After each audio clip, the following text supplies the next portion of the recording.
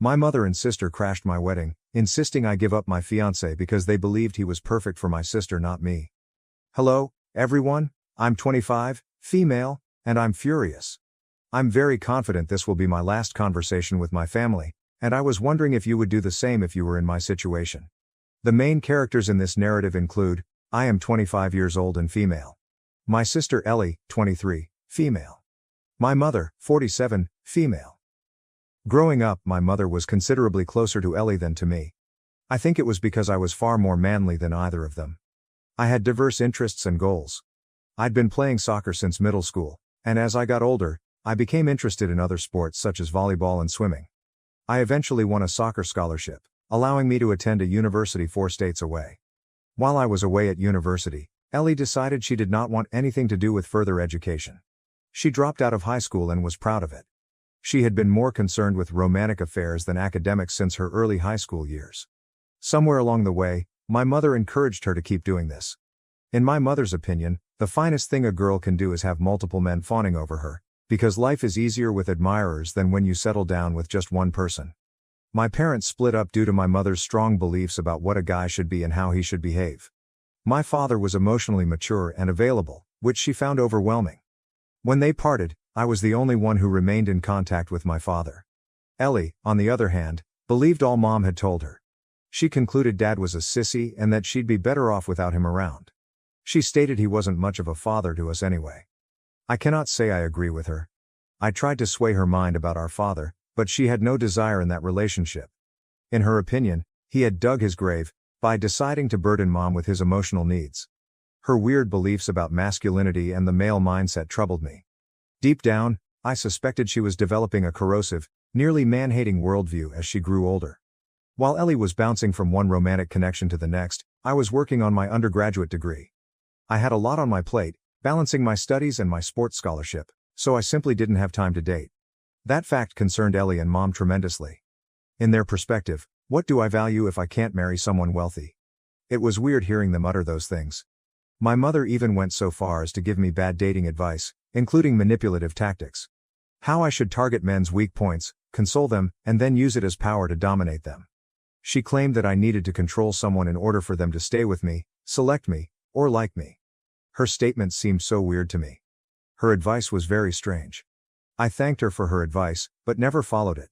When I was 22, I met someone through my master's program. We began dating, and when I was 24, we became engaged. Because of my mother's weird beliefs about what a woman must do to keep a man, I believed it would be best to conceal my boyfriend's presence until we were engaged. My father, however, was completely aware of my relationship. He had met my fiancée several times before our engagement. After alerting my father of our engagement, I felt it was time to present my fiancée to my mother. So I did. The meeting did not proceed as anticipated. When I initially brought him home, my mother was overjoyed, but not because he was my fiancé. Oh no. Mom did not even allow me to finish introducing him. I had hardly mentioned his name when she interrupted and stated that I had finally come around as a sister, because he was the ideal man for Ellie. She said I should have told her and Ellie about him sooner. I was too astonished to speak. So was my fiancé. We both sat there, watching Ellie parade around in tight clothing, not even attempting to conceal the fact that I was right there. This was incredibly unacceptable behavior, even if my fiancé was not my fiancé and was simply a buddy. After 5 minutes of watching this drama develop, I snapped out of my amazement and resolved to correct the record. I introduced him as my fiancé and showed them my ring. And for once, I'd appreciate it if you cared about my happiness rather than Ellie's. Hearing this, my mother finally took a good look at my fiancé's face. After glancing at him for a few moments, she announced that she could not offer her blessing to this marriage. I couldn't believe what I heard. I was shocked. I got hurt. I was experiencing too many emotions at once. Instead of disputing, I accepted her opinion, grabbed my fiancé's hand, and left the house. Later, my fiancé asked if I still wanted to marry him, knowing how important my mother's comments were to me. I said, I love you. I see a future with you. And if I want to marry, it will be with you and no one else. With that, we continued with our wedding planning. After nearly 2 months of planning, my wedding day finally arrived. I was in my wedding gown, feeling on top of the world. Everything was perfect. My father came to escort me down the aisle, but then, a disturbance. My mother and Ellie barged in, disregarding the security. Ellie was wearing a wedding gown that had belonged to my mother. My mother called out to me, asking that I cancel the wedding. She said, "You should not marry your fiancé." And why? Because Ellie deserves it more than I do. My mother believed Ellie deserved a good-paying husband who could care for her while she pursued her dream of becoming a homemaker. Unlike me. Unlike the masculine woman that I am. My mother suggested that the outfit would look better on Ellie because she has developed biceps and triceps, and the only thing preventing her from being a male is a lack of facial hair. Mom asked my fiancé, "What type of woman do you want in your arms? A lady who is obedient or a woman who would rather spend her leisure time chasing a ball?" It wounded, embarrassed, and humiliated me to hear such comments from my own mother. I could not even defend myself. My mother viewed my silence as a show of submission and ordered me to step down from the altar, allowing Ellie to take my place. That's when my fiancé stretched out and took my hand. He turned to my mother and urged her to go, as she and Ellie were not welcome here. He stated he wanted to spend the rest of his life with me, a lady he could play soccer with, rather than Ellie, whom he didn't know and didn't like. Mom's face fell. She turned to me and asked me to say something. All I could say was, "Leave." My mother walked out of the event with a nasty smile on her face, barely covering her disdain for me. Ellie trailed behind her, clearly unhappy. I could barely concentrate on the ceremony after that. The wedding was postponed for half an hour while I attempted to settle myself. Once I felt better, I was finally able to marry the love of my life. When I was alone after the wedding, I burst into tears. I don't understand why my mother did what she did. Is it improper for me to want to marry despite being a manly person? I do not comprehend. Update 1. Hello, everyone. Thank you for all your kind sentiments in my DMs and comments. I haven't had time to respond to everyone, but I assure you that I have read them all, and I thank you all for taking the time to read my tale. Yes, my mother and I were never close due to my passion in athletics. Ellie and Mom look a lot more alike than I do. I resemble my father. After my parents parted, Mom attempted to poison us against Dad. She succeeded with Ellie but not with me. Mom also saw Dad was present during the ceremony, which I don't think she was pleased about. I've received a few texts from my mother, but I haven't had the confidence to open them. Update 2. I opened the messages. My mother laments the fact that I married someone who should have been perfect for Ellie. In her perspective, I ruined Ellie's chance to live the dream life she had always desired by marrying him. I'm not sure why she just cares about Ellie's happiness, not mine. When I challenged my mother about this, she responded, "I did not raise you to be such a hateful person who enjoys being envious of others." I couldn't make much sense of what she said, but I knew it was meant to harm me. I had no reason to sit and suffer what she was spewing at me, so I chose to block her. I've never considered taking such dramatic measures. However, standing where I am today, I believe that is the best course of action. I have temporarily blocked my mother. Update 3. Since I blocked my mother, Ellie has decided to trash me on the internet. She made multiple posts portraying me as the villain who took her lover, which was not the case. Fortunately, my father and his side of the family were aware of my continuous relationship with my husband, so they did not accept her words. My mother's side of the family was a very different story, but that's okay. I am not too concerned about it. I've blocked her as well, and I have no plans to unblock her. Mom's family contacted me, and I described the issue to several of them. Those who believed me were unblocked, while those who did not believe me were blocked. I have no regrets, and that is it. I want to have a good life with my husband, and I'm not going to allow my toxic family spoil it. Wow, your mother has some very antiquated and harmful values. You deserve so much more. I can't comprehend why she thought it was right to do what she did. You are NTA for blocking her, by the way. NTA. You should block your mother, Ellie, and anyone else who believes what they did is acceptable, because it is not at all.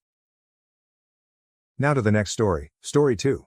I suffocated by the way, my girlfriend turns everyday life into a fairy tale. How can I tell her the truth without breaking her heart? Throwaway because my main topic can be connected to my girlfriend's blog. I have been with my girlfriend for about 5 months, we've been casual friends since college, but only began dating after she graduated. We get along really well. When I say princess syndrome, I don't mean that she is spoiled or entitled, because she isn't. Her clothes seem to take over her life. She dresses like a sort of fairy tale princess on a near daily basis, excluding at work. Long, frilly skirts, lacy blouses, things like that. It works for her because she is very pretty and can pull it off. At first I found it to be very endearing, but then I became aware of how much time she spends on her outfits. She runs a blog that has a sizable amount of followers, And she is constantly posting outfit pictures, links to clothing items, and whatnot. She spends a few hours a day on her blog, at least. Then she spends time sewing items for new outfits or for her Etsy store. When we go out, we get a lot of stares at what she's wearing. I've also caught people sneaking pictures of her on their cell phones. This attention makes me uncomfortable. I have asked her to tone it down a bit, but she took that to mean not wearing anything in her hair when we're out together. I have told her several times that I love her just the way she is, but she seems to brush it off. I had hoped when she started her new job in the career of her choice that she would become more serious, but her new boss and coworkers encouraged her. I worry that people won't take her seriously, or miss how kind and intelligent she is. How can I talk to her about dressing more appropriately without hurting her feelings? Update 1. Too long, didn't read, girlfriend dresses like a princess? How do I talk to her about it? Relevant comments. Commenter, sounds like you have to get over your insecurities. This is her hobby, her interest, and she's getting positive reactions. You shouldn't be trying to change her, especially when it was something that initially drew you to her. Oop. I guess I'm having trouble seeing clothing as a hobby. I play video games as a hobby, but that doesn't cause strangers to take pictures of me when I'm trying to shop at the supermarket. I get your point that it initially drew me to her, because it did. That's fair. I guess I didn't think that it would be such a constant thing in her life, especially after she graduated. Commenter. So, you love her just the way she is, but you're assuming she'll take that to mean she should change how she is? That doesn't make sense. This is how she is. She enjoys dressing up like this. Shit, she posts outfit photos online because she enjoys it so much. Other people encourage her because they do like how she is. If you don't like the attention, ask her sometime to just go out with you while she's wearing a casual outfit, but keep in mind that she already loves what she's normally wearing. Oop, this is my problem. How do I ask her to dress more casually around me without her misinterpreting what I mean again, and also not hurting her feelings? I can think of ways to say one half of that, but it doesn't work with the other half. Commenter. If you love her the way she is, why do you want her to change? Just curious. Oop. She doesn't need all the frilly stuff, she'd still look like a princess. And it's one thing for an artsy college student to dress alternatively, but she's a 23-year-old woman now. I feel like her clothing masks how smart she is and makes her appear shallow. Is it for attention? I do think it's an attention thing. She says she doesn't care about what people think about her, but she spends so much time on her blog, replying to comments and such, I kind of doubt it.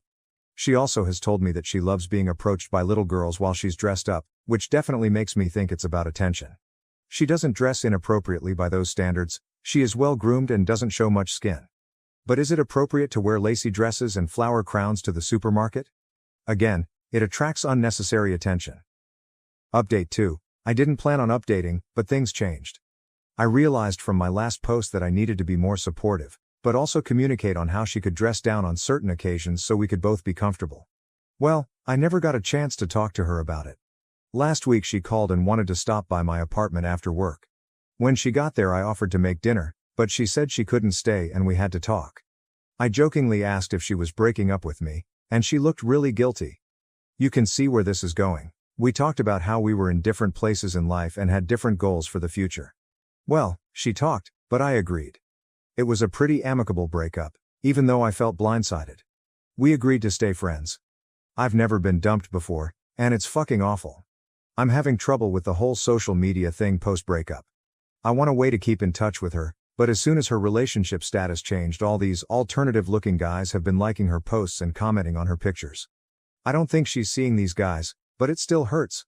My friend wants to set me up on a date, but I don't know if it's a good idea. Relevant comments. Commenter. Fickle is the head that wears the flowered lace crown. It was never going to work out anyway. You had some laughs and some good times, enjoy that and move on. OP. I understood some of her reasoning. Mainly, I want to move out of the city once my lease is up, and I wanted her to move in with me. I was worried about the long distance. She didn't want to leave the city, though. She said something about me being controlling too, but I don't think that's the case at all. Block her. We agreed to stay friends, so I don't want to block her. Update 3. 9 years, 8 months later, I was going through an old email and found this account again. I was surprised I could still log in, and even more by the amount of people who had reached out to me. It's a bit embarrassing to relive this breakup from almost 10 years ago. In retrospect, it wasn't meant to be, and I think I was reeling more from getting dumped than the loss of the relationship. I am 33 now and married to a wonderful woman, 31 female, For 4 years. I learned my lesson about supporting my significant other's hobbies. My wife loves running and baking. We have a daughter who is turning 3 this year. I want her to be free to express herself how she likes, as long as it is safe, of course. I would do anything for them. I am still friends with my ex-boyfriend on social media. We don't talk but we'll like each other's posts. She is married to another woman now who also dresses differently. It's not as frilly as she used to dress, but still unusual. Her pictures look like something out of Anne of Green Gables. She seems very happy on their farm together. Too long, didn't read, was dumb in my early 20s. Got over an old breakup and now I am married and happily supporting my wife's hobbies. Relevant comment. Commenter. Can we expect an update in 10 years when your daughter has become a teenager and developed princess syndrome? Also congratulations on your life. Oop. Well, she does love pink and purple. Now to the next story, story 3. I was harassed by my coworkers for suddenly losing weight after undergoing emergency surgery to remove an 18-pound tumor. I just came back to work after a month-long emergency medical leave. The TLDR is that after a decade of medical gaslighting, a new doctor ordered an emergency MRI during a routine visit and discovered a mass in my abdomen. I was rushed into surgery within 24 hours. I ended up having an 18-pound benign tumor pressing on my vital organs and I was about a week away from multiple organ failure. I'm lucky to be alive and time will tell if I have any lasting organ damage, but right now everything is fine. Mentally I'm struggling with a few things, but the only outwardly noticeable impact is that I've gone from a size 20 to a size 8. Nobody on my medical team anticipated a change this drastic, but I'm healthy and lucky. I was expecting to get a lot of questions from my coworkers because curiosity exists.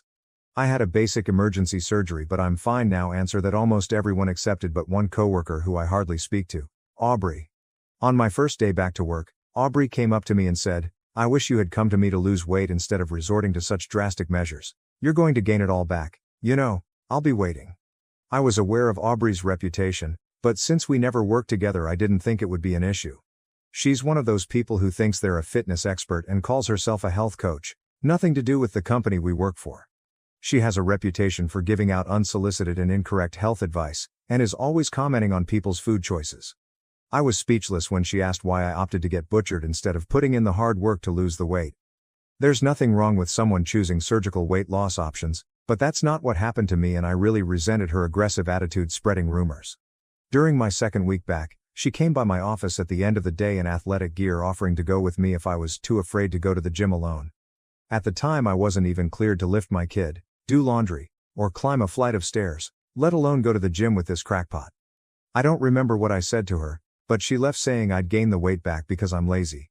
The next day Aubrey ranted angrily about me in a meeting I wasn't in, missed it for a follow-up, ironically. I don't know everything that was said, but the gist was that if I can't dedicate myself to weight loss, I obviously can't see my work obligations through. HR called for a red flag mediation. At our company, mediation can go against your bonus opportunities for the year. I have no idea why I'm in mediation when she's the one being an asshat.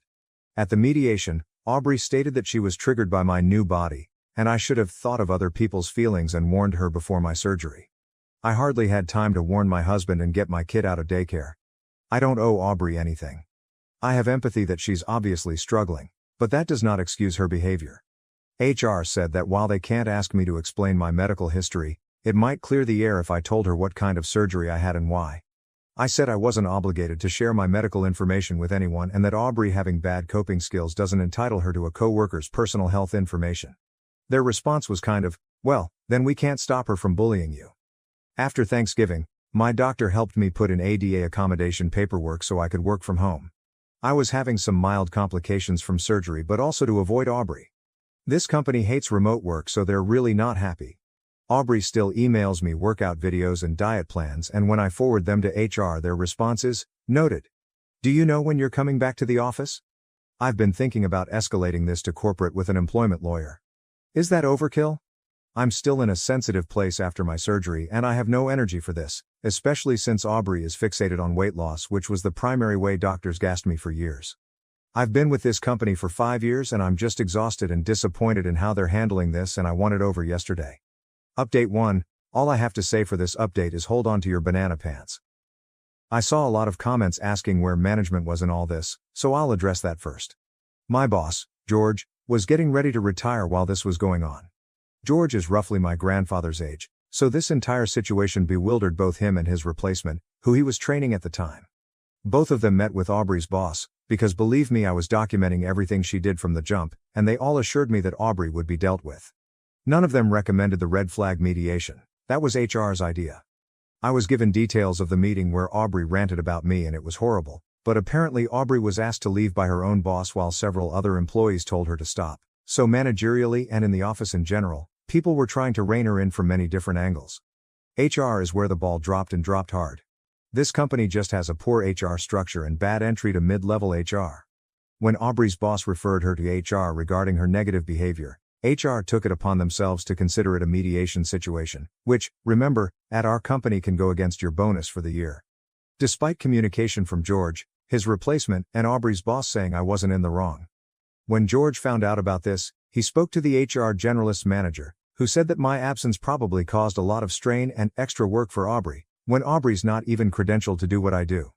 Management made a point to tell me how baffled and upset they were with HR's handling of the situation every time something came up.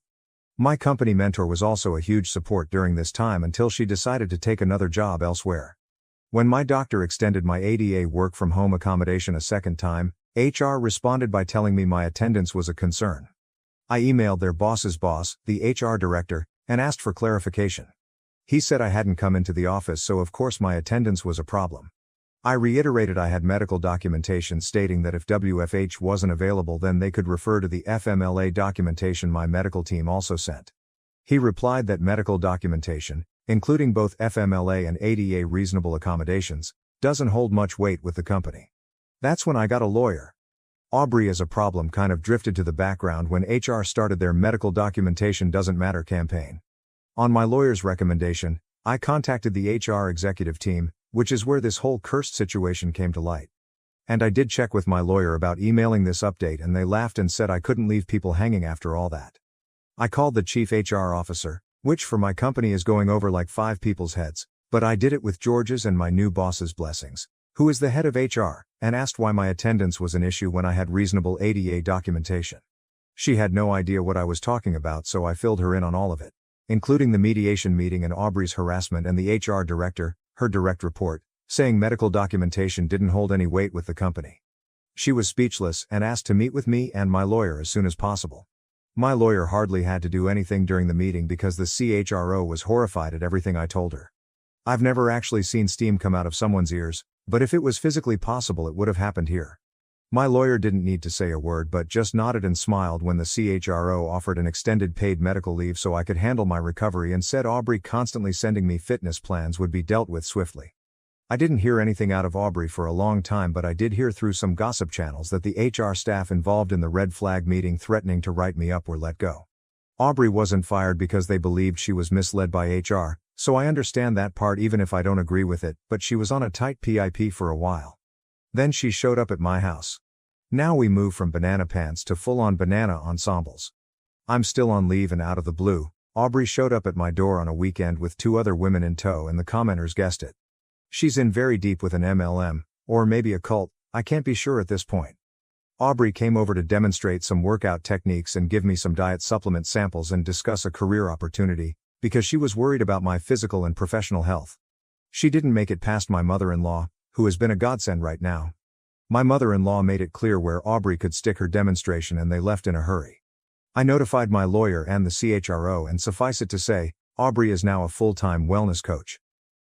I'm happy I went with my gut and got a lawyer because the company has changed so drastically over the last year with the toxic HR department encouraging behavior like Aubrey's and spreading false information about medical leave and time off. The company is almost unrecognizable. Also with my boss and mentor both gone, I don't know if I'm going to go back once I'm medically cleared. The company is also undergoing a restructuring right now and my department may end up distributed between other parts of the company or even other parts of the state.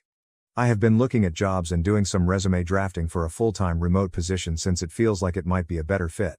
But many thanks to the comment section and all the support.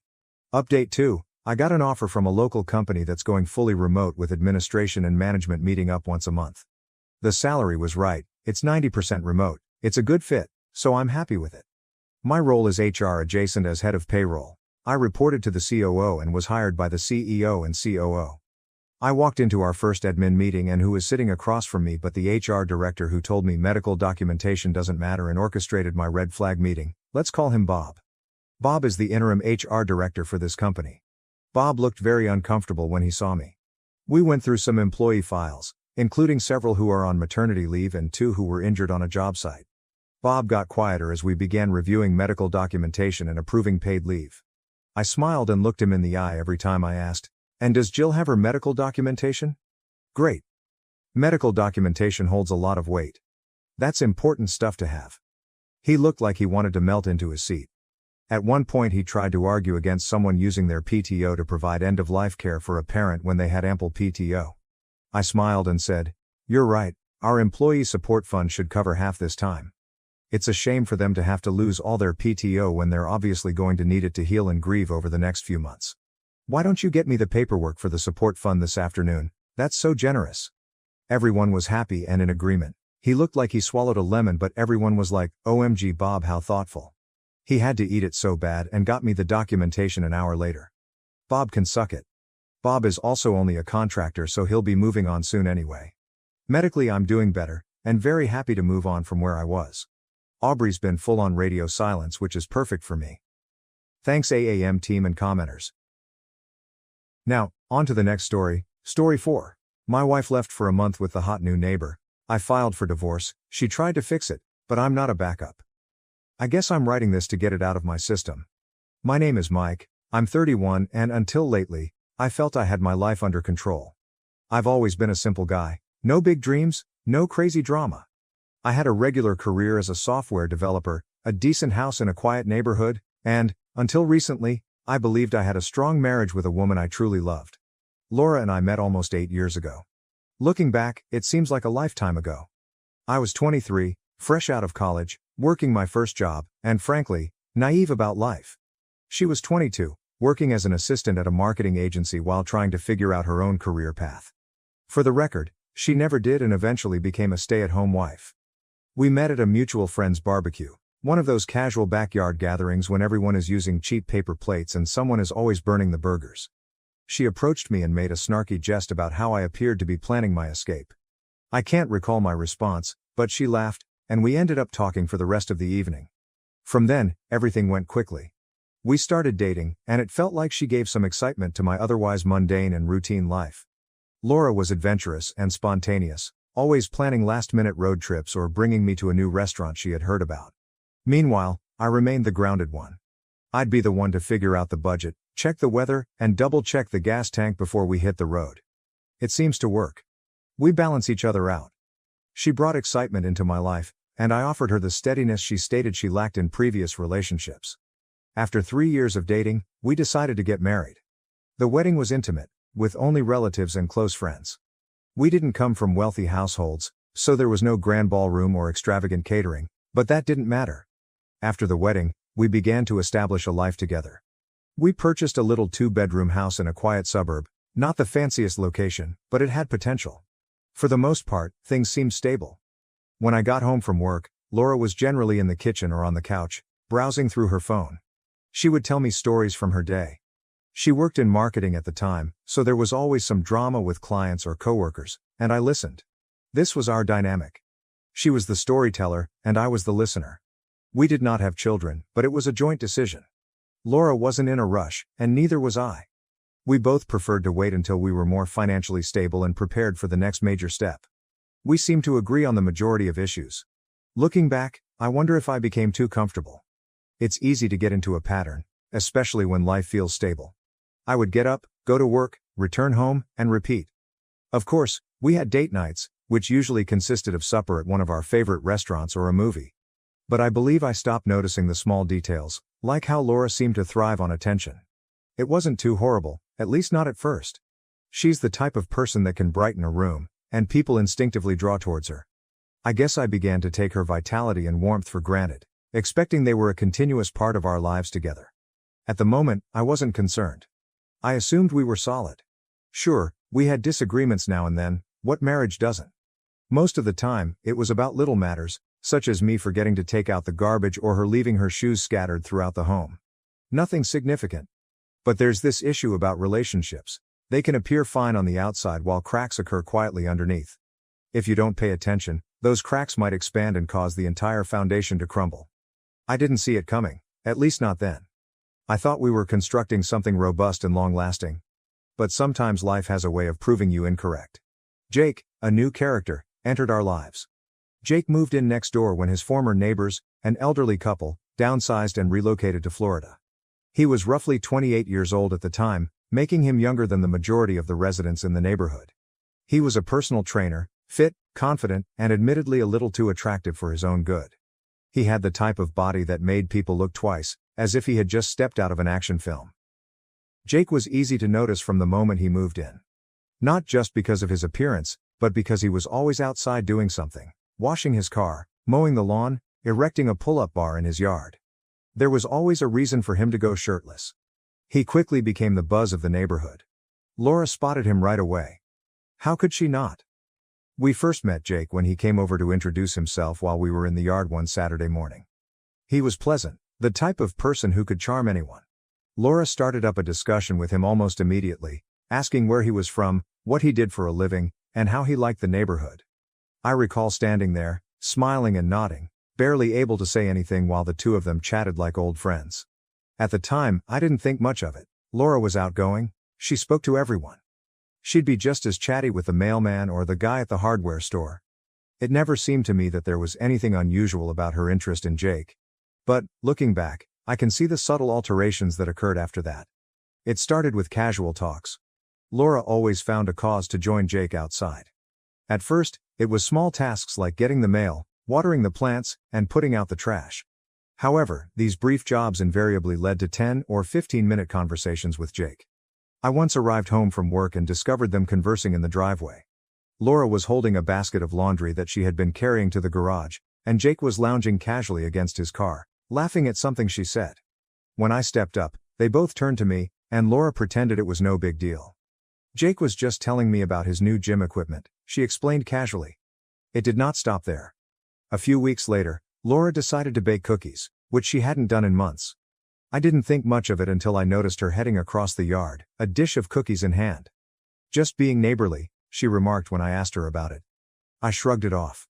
Laura's behavior in this regard was not unique. She had previously brought brownies to other neighbors. But then there was the time she purchased a new set of training clothes. Bright, fitted leggings and a matching top, which was not something she would ordinarily wear. When I asked her about it, she said she was thinking about starting to jog again. You know, to get back into shape, she explained. I did not question it. Laura had previously gone through fitness phases in which she would become thrilled about working out for a month or two before losing interest. But this time, her timing was ideal. Jake jogged virtually every morning. I'd see him out there, headphones in, doing laps around the street. Laura determined her new jogging program would begin at the same time Jake was out there. I noticed them speaking on the sidewalk one morning as I was going for work. Laura was stretching, and Jake was showing her a way to avoid shin splints. I didn't say anything, just a short wave and drove away. But something in the scene stuck with me. Around this time, I saw Laura's phone habits change as well. She'd always been on her phone, reading around social media and contacting her buddies. But now she appeared wary. When I stepped into the room, she would swiftly lock her screen or flip her phone over, as if she didn't want me to see anything. One night, I observed her scrolling through Instagram, and when I looked over, I saw Jake's name at the top. She hastily swiped past it, but I saw enough to know she was looking at his profile. When I asked her about it, she brushed it aside. I was just checking out his fitness posts, she told me. He has some good workout advice. I wanted to believe her, so I let it go. But the small things kept stacking up. Another day, I was working in the garage and heard laughter coming from the backyard. I stepped outside to see Laura and Jake standing near the fence, laughing about something. Laura was holding an iced tea, and Jake was waving animatedly while telling a story. Laura waved at me as if nothing unusual had occurred. Jake was just telling me about this funny thing that happened at his gym, she explained later when I questioned about it. It was beginning to feel uncomfortable. I don't want to sound paranoid, but you can know when something is wrong. Laura's conversation about Jake had a new energy to it. She'd casually mention things he'd said or done, such as Jake's thinking about getting a dog, or Jake recommended this great protein shake. It wasn't what she was saying, but how she said it. Then there were the glances. You know what I mean. When we went outside and Jake was nearby, I noticed Laura take small glances in his direction. It was subtle, but once you notice it, you can't ignore it. At this moment I had yet to say anything. Part of me refused to think there was anything to worry about. Laura was someone I trusted. We had been together for years, and I thought we had a good relationship. But another part of me, the one that couldn't ignore the pattern, began to question. I chose to be quiet for now, but I began to pay closer attention. If something was happening, I had to witness it for myself. It was a Saturday morning, and I remember it vividly because it began off so typical. I got up early, as I always do, made myself a cup of coffee, and sat at the kitchen table, browsing through the news on my phone. Laura was still in bed, which was not surprising. She enjoyed her slow mornings, particularly on weekends. The house was silent, with only the humming of the coffee machine in the background, and for a brief minute I felt peaceful. Funny how that works. You think everything is fine because you have no idea what's going to happen.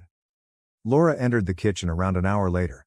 She was in her pajamas, her hair all tangled from sleeping, holding her phone in one hand and massaging her eyes with the other.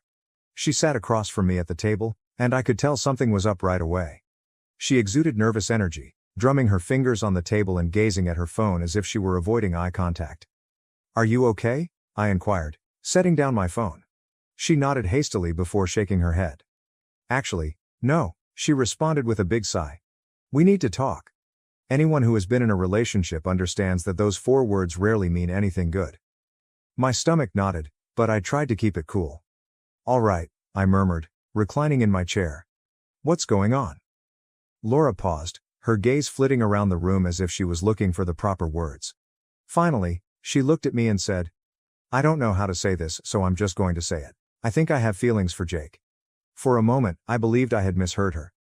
"What?" I asked, leaning forward as if being closer would make the words more clear. She bit her lip, appearing really uncomfortable. "I didn't mean for it to happen," she said hurriedly, as if she wanted to avoid the response. "It just happened. I've been spending time with Jake, and I feel this connection, and now I'm confused." Confused. That word struck me more than anything else. She did not just express her guilt or admit that she had made a mistake. She expressed her confusion, as if she was trying to solve a puzzle. I stared at her, trying to understand what she was saying. My thoughts raced. Did she mention she wanted to leave? Is she asking for a divorce? Was she trying to confess and move on? I couldn't tell, and that made things worse. "So, what does this mean?" I inquired finally. "Are you saying you're done with us?" Laura shook her head rapidly. "No, not necessarily," she replied. I don't know what I want right now. I love you, Mike. I do, but I can't stop thinking about him, and I need to figure out what these feelings mean." I felt as if the floor had been torn out from beneath me. We'd been together for years, had established a life together, and now she said she wasn't sure she wanted to be with me anymore. It was surreal. I took a deep breath and tried to hold my voice steady. "So, what are you saying? You want to take a break?" She hesitated and then nodded. "Kind of," she responded. "I need time to figure things out. I was thinking maybe I could take a month to spend some time with Jake and see if there's something real there. If it doesn't work out, then we can focus on ourselves." I blinked, astounded by her audacity. "You're serious?" I asked, without even framing it as a question. Laura nodded, her gaze begging. "I know it sounds crazy, but I don't want to throw away what we have without being sure. I don't want to live with regrets, you know?" Regrets. The phrase lingered in my head like a splinter. She was talking about regrets as if she was the one putting everything on the line, as if my feelings were secondary to her life-changing decisions. I sat there, staring at her, a combination of rage and incredulity boiling beneath the surface. Part of me wanted to yell at her for being so selfish. But another part of me, perhaps the calmer, more calculated side, chose to remain silent and let her dig her own hole. "All right," I murmured, reclining back in my chair. Laura blinked, apparently taken off guard. "Wait, really?" "Sure," I replied, shrugging as if it were no great issue. "If you think that's what you need, go ahead." Her look flickered, as if she didn't know whether I was being real or mocking. "I just think it's the best way to figure out where my heart is," she admitted cautiously. "Sure," I replied. "Do what you need to do." Inside, I was already finished. When she mentioned she wanted to spend a month with another man, my brain flicked a switch. But I didn't want to show my cards yet. If she was willing to abandon our marriage for a dream with a neighbor, I was curious to see how far she would go. Laura let out a relieved sigh, as if she had just been given permission to accomplish something heroic. "Thank you," she replied, reaching across the table to touch my hand. "I know this is a lot to ask, but I really believe it's the right thing for us." I stood up and grabbed my coffee mug, pulling my hand away. "Sure," I repeated, my voice flat. "If that's what you need." She said nothing after that, simply sat there, most likely contemplating the fact that I wasn't arguing or fighting. But within, I was already planning. Laura spent the following few days packing a modest bag. She informed me she'd be staying with Jake, and she made it sound casual, as if it was simply a temporary arrangement. She didn't appear to realize that I wasn't asking inquiries or expressing any resistance. When Laura went, the house felt different. Not empty, but quieter, as if someone had turned down the volume on my life. I stood in the living room after she left, her duffel bag slung over her shoulder, and stared at the door. I expected to feel angry or heartbroken, but all I felt was a peculiar peace, as if the weight of pretending everything was fine had finally been lifted. I strolled into the kitchen, poured myself a drink of water, and stood there, trying to figure out what had just happened. My wife, whom I had been with for years and expected to spend my life with, had departed to figure things out with the guy next door. If it hadn't been my life, I would have assumed it was some insane TV drama. The first several days felt odd. I started noticing the little things she'd left behind. Her favorite cup on the kitchen counter, a pair of shoes near the entrance, and a blanket thrown over the back of the couch. I considered relocating them, but ultimately chose to leave them where they were, not because I missed her, but because I didn't want to waste energy. I poured myself into work, taking on extra assignments to fill my schedule. I stayed late at work not because I had to, but because I didn't want to return home to an empty house. When I wasn't working, I went to the gym frequently. I had never been a regular gym goer before, but there was something fulfilling about pushing myself physically, as if I could sweat out all of my stress. Friends began to realize that something was amiss. A few of them inquired as to why Laura was not present, and I responded vaguely. "She's staying with a friend for a while," I explained, attempting to sound casual. I wasn't ready to dive into the real tale yet. My father was the only one I spoke the truth to. I contacted him a few days after Laura left, and the first thing he asked was, "What's wrong?" He's always been able to read me, even over the phone. When I informed him what had happened, there was a prolonged delay on the other end of the call. Then he added, "Well, son, I hate to say it, but it sounds like you're better off without her." At first, I wasn't sure what to reply. I anticipated him to be more furious or ask more questions. But then he said something that remained with me. "If she doesn't know your worth, why should you wait around for her to figure it out?" He was correct. I'd spent so much time trying to understand Laura's decision and find out where I went wrong that I hadn't considered what I deserved. I wasn't just a backup plan in case her affair with Jake didn't work out. That night, I sat in the darkened living room, staring at the wedding photo on the mantel. We seemed so pleased in that image, so certain in our future. But now it simply felt like a reminder of all that had gone wrong. By the end of the week, I had made my decision. I was not going to sit around and wait for Laura to make her big decision. I was planning to make my own. The next day, I called a divorce attorney. Sitting in that lawyer's office felt weird. I detailed the scenario, attempting to maintain a steady voice, even though a part of me still couldn't believe it was true. The lawyer listened intently, nodding as I spoke, and when I finished, he replied, "You are well within your rights to file for divorce. This type of situation falls under irreconcilable differences." Hearing those words made things click in my head. Irreconcilable differences. This is what we would become. Laura and I weren't on the same page anymore, and perhaps we never had been. The lawyer guided me through the process, outlining what I needed to do and what I could expect. By the time I left his office, I had a strange sense of satisfaction, as if I had finally taken charge of my life. Back home, I began taking little efforts to prepare for the inevitable. I transferred some money to a second account in case things became ugly later. I walked through the house and began mentally partitioning what was mine and what was hers. I didn't touch her belongings yet. I figured I'd wait until things were official, but in my head, I was already planning how the house would look without her. The days stretched into weeks, and I grew accustomed to the stillness. It wasn't as horrible as I expected. In fact, it felt really tranquil. I didn't have to deal with Laura's continual chatter or the minor disagreements over trivial matters like whose turn it was to do the dishes. Meanwhile, I started hearing stuff through the grapevine. A neighbor reported seeing Laura and Jake at the park, looking cozy. Another person claimed to have seen them at a cafe downtown. I nodded and smiled, as if nothing bothered me, but inside I was filled with rage and pity. Anger because she had thrown away everything we owned for a fling with a boy who was unlikely to stick around. Pity, because I knew it wouldn't go well for her. Jake did not strike me as the sort to settle down, and Laura was about to find out the hard way. By the third week, I had stopped checking my phone for Laura's texts. I assumed if she wanted to communicate, she'd reach out, but I wasn't holding my breath. I was finished waiting for her. One night, while cleaning out the garage, I came upon a box of old photos from when Laura and I first met. For a brief period, I felt a stab of sadness as I remembered how happy we had been back then. But then I remembered all the subtle red signs I'd disregarded over the years, all the times I'd prioritized her demands over mine without even recognizing it. I closed and moved the box away. I didn't need those memories.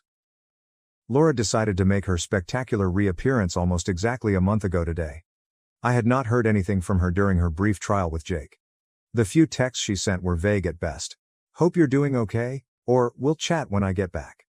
She didn't even try to keep me updated or pretend she was torn about her decision.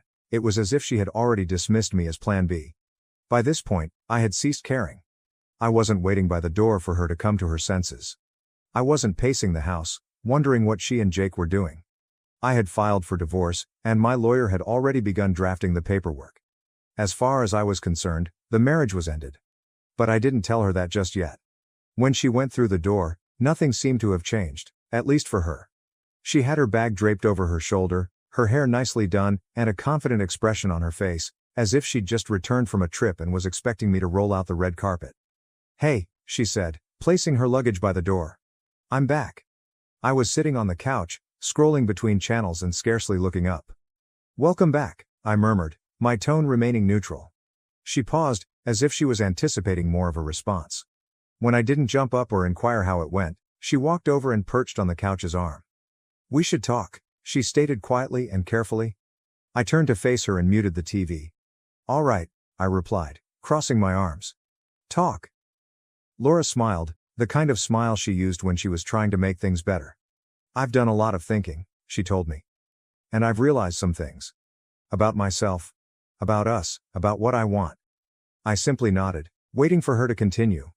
She took a big breath, as if she were ready to give an impassioned statement. "I care about you, Mike. I really do. And I think we can work through this. I think we can rebuild what we have." Rebuild. She stated it as if it were as simple as repairing a leaking faucet. I didn't say anything, simply looked at her, allowing her to fill the silence. She was perplexed by my silence, but she persisted. "Jake's a great guy," she remarked, and I had to bite my tongue to stop giggling at how casually she mentioned him. "But I realized he's not what I need. He's fun, sure, but he's immature. He doesn't have the stability that you have, and I think I was just caught up in the excitement of it all." There it was. Her big revelation. She tried out the shiny new toy and decided she liked the old one more. "Uh-huh," I replied, my voice cool. Laura blinked, as if she expected a more intense reply. "I know I've hurt you," she murmured, reaching out and touching my arm. "But I really believe we can get past this. We've been through so much together, Mike. We have history. That's not something you just throw away." I let her continue. I let her unload all of her perfectly practiced phrases about love, forgiveness, and beginning over. When she finished talking, I rose up and walked over to the kitchen counter. I unlocked a drawer, pulled out the divorce papers my lawyer had sent over, and placed them on the table in front of her. "What's this?" she inquired, her smile fading. "Divorce papers," I explained simply. Her face turned pallid. "You're kidding," she exclaimed, releasing a frightened laugh. "Nope," I replied, leaning against the counter, arms folded. "I'm not kidding." For a time, she stared at the papers, as if she couldn't believe what she saw. Then she glanced up at me with big eyes. "You're divorcing me?" "Yeah," I said, my voice steady. "I'm not interested in being your second choice, Laura." Her face went from shock to angry in an instant. "Second choice?" she demanded. "That's not what this is." I was confused, Mike. I needed time to figure things out. "And in the process, you decided to test the waters with another man," I added calmly. "You left. You walked out on our marriage. And now you're back because it didn't work out with him. Do you honestly think I'm just going to take you back like nothing happened?" Laura opened her mouth to argue before closing it again, her face growing red. "It's not like that," she responded, her voice quivering. "I was trying to do the right thing. I didn't want to stay and resent you.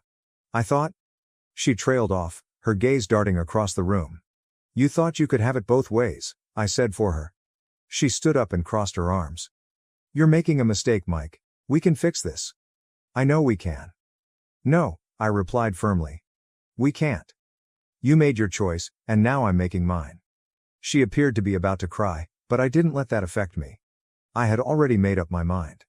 The remainder of the conversation was a haze. She tried to argue and guilt me into altering my mind. She discussed our history, our home, and even the possibility of starting a family someday. But nothing worked. Finally, she stormed out of the house. I stood there for a time, staring at the empty area where she had been, without feeling anything. No sadness, no regret, no second thoughts, only relief. Later that night, I called my lawyer to inform him that Laura had seen the paperwork. He said, "How'd she take it?" "Not great," I remarked, smirking. "Do you want to give her time to process, or should we move forward?" "Move forward," I instructed without hesitation. It wasn't easy standing up to Laura, but it was ultimately the correct thing to do. She viewed me as a backup plan in case her fling didn't work out. And if she believed I'd take it, she obviously didn't know me as well as she imagined. I knew she would not give up easily. Laura was not the sort to simply walk away from a confrontation, especially one in which she thought she was losing. I'd hardly sat down when my phone buzzed with a text from her. "This isn't over." I gazed at the message for a second before locking my phone and throwing it on the couch. She was correct, it was not over. Not yet. But it would happen soon enough. The following several days were eventful, to say the least. Laura arrived unannounced the next evening, beating on the door as if she were attempting to break it down. "Mike, open the door," she exclaimed. I opened it, keeping a bland attitude. "What do you want, Laura?" She rushed by me and stormed into the living room, as if she still lived there. "We need to talk," she stated, pacing back and forth. "You can't just file for divorce without giving me a chance to fix things." I leaned against the doorframe and crossed my arms. "You had your chance," I replied quietly. "You made your decision when you left." "That's not fair," she responded, her voice rising. "I didn't leave to end our marriage, I left to figure things out, to make sure I wasn't making a mistake by staying." I could not help but laugh dryly. "And in doing that, you proved you didn't value what we had. You don't test a marriage by running off to someone else, Laura. That's not how it works." She paused pacing and turned to face me, her eyes blazing with frustration. "I was confused," she remarked, her voice shaking. "I didn't know what I wanted, but I know now. I want us, Mike. I want to fix this." "Too late," I replied, my tone strong. "You don't get to come back now just because things didn't work out with Jake." Her face contorted in rage, and she aimed a finger at me. "You're being petty," she said. "You're throwing away everything we built over one mistake." I shook my head, maintaining my composure. "It wasn't just one mistake, Laura. It was a series of choices. You chose to flirt with Jake. You chose to prioritize your feelings for him over our marriage. And then you chose to leave. Those weren't accidents, they were decisions." She opened her lips to argue, but then stopped, her shoulders sagging. For the first time, she appeared defeated. "What am I supposed to do now?" she inquired quietly. I sighed, feeling pity for her, despite everything she had done. "That's not my problem anymore," I explained. "You made your choices. Now you have to live with them." She waited for another minute, looking as if she wanted to say anything else, but then she walked out without saying anything. Following that, the divorce proceedings went fast. Laura attempted to drag things out at first, perhaps expecting I would change my mind. She even tried to play the victim in front of our mutual acquaintances, accusing me of being cold and cruel. My father, on the other hand, was completely on my side. When I told him about the scenario, he let out a low whistle. "She's got some nerve," he commented. "But I'm proud of you, son. Standing your ground isn't easy, but it's the right thing to do." Laura's stalling tactics proved ineffective. My lawyer was sharp, and the proof of her leaving for Jake made things quite clear. She attempted to plead for spousal support, stating she had given up her profession for the marriage, but the judge did not buy it. Finally, we reached a reasonable deal. She received a modest sum of money and some of the furniture she'd chosen, but I kept the house and the most of my savings. It was not ideal, but it was better than I had anticipated. The final hearing was bittersweet. Sitting in that courtroom, signing the documents that would officially end our marriage, felt strange. I glanced across at Laura a few times. She appeared exhausted, as if she hadn't slept in days. Her lawyer handed her a pen, and for a brief minute, I assumed she was not going to sign.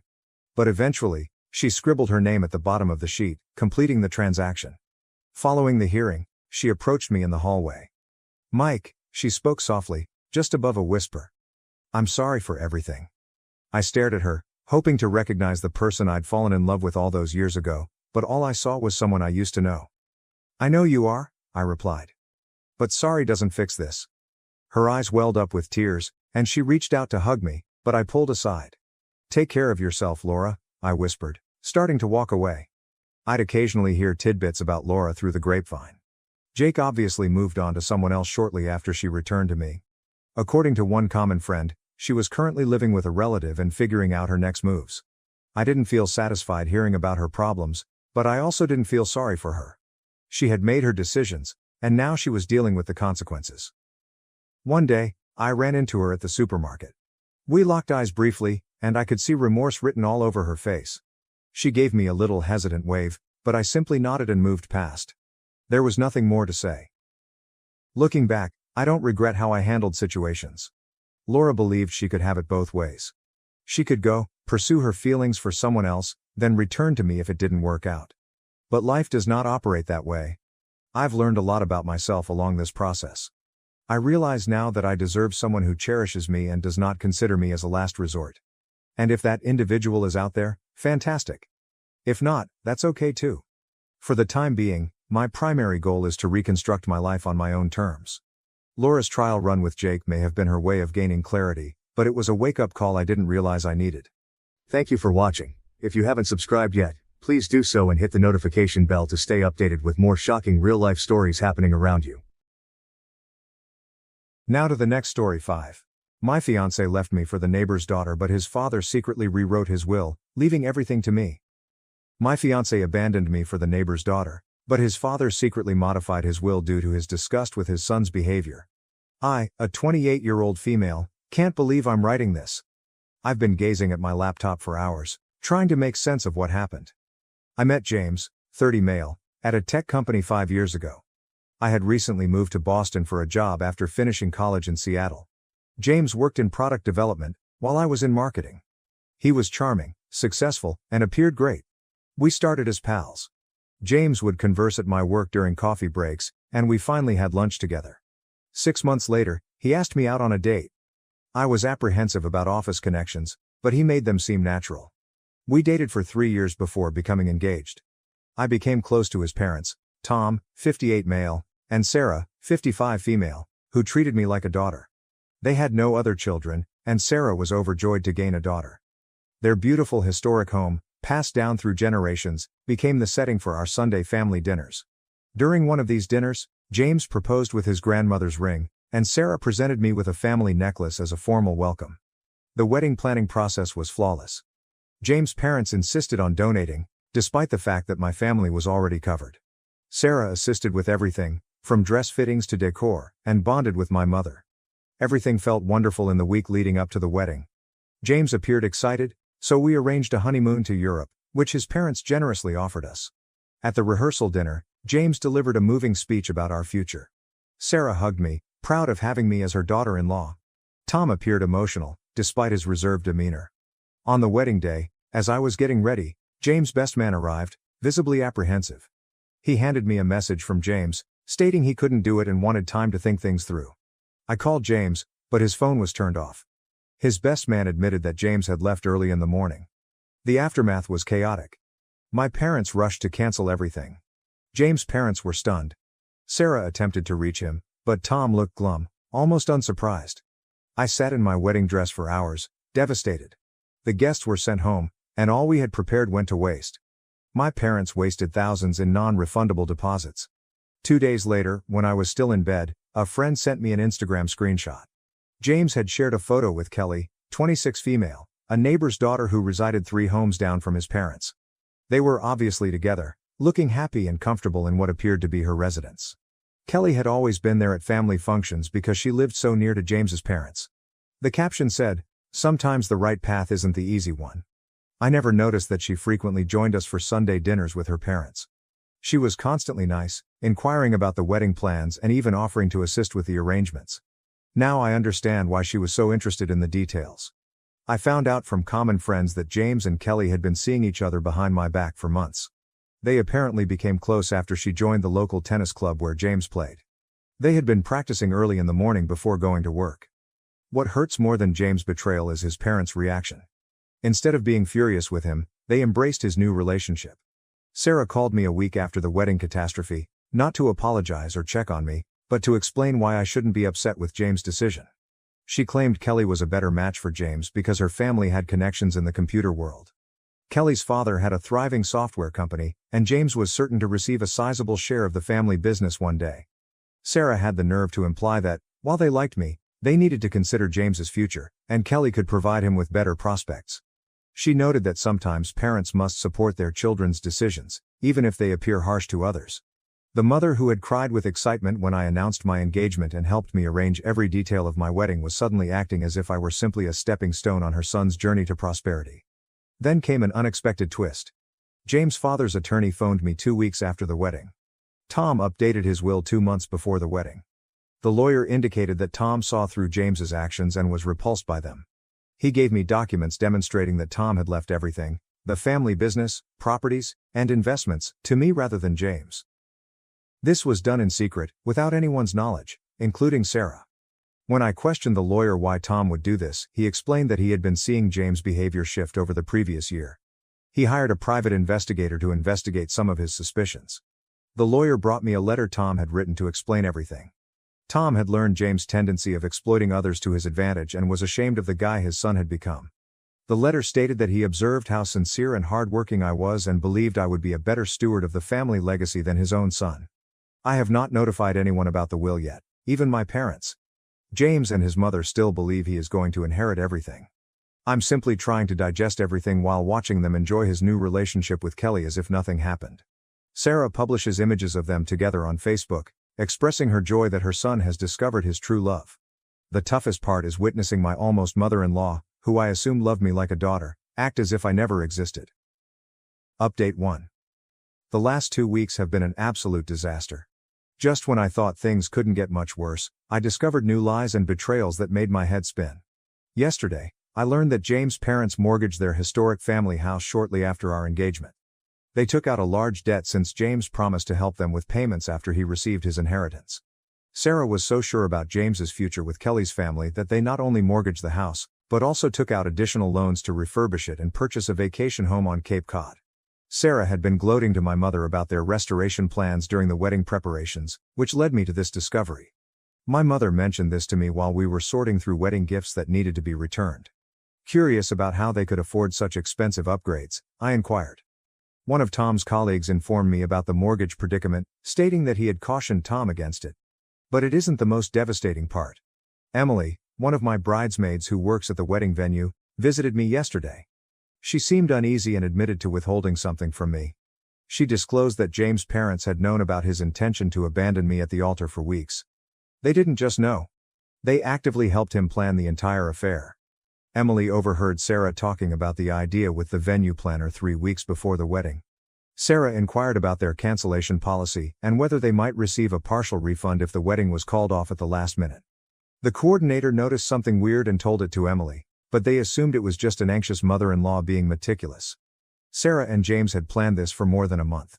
They continued to encourage me to spend more on deposits that they knew would be lost.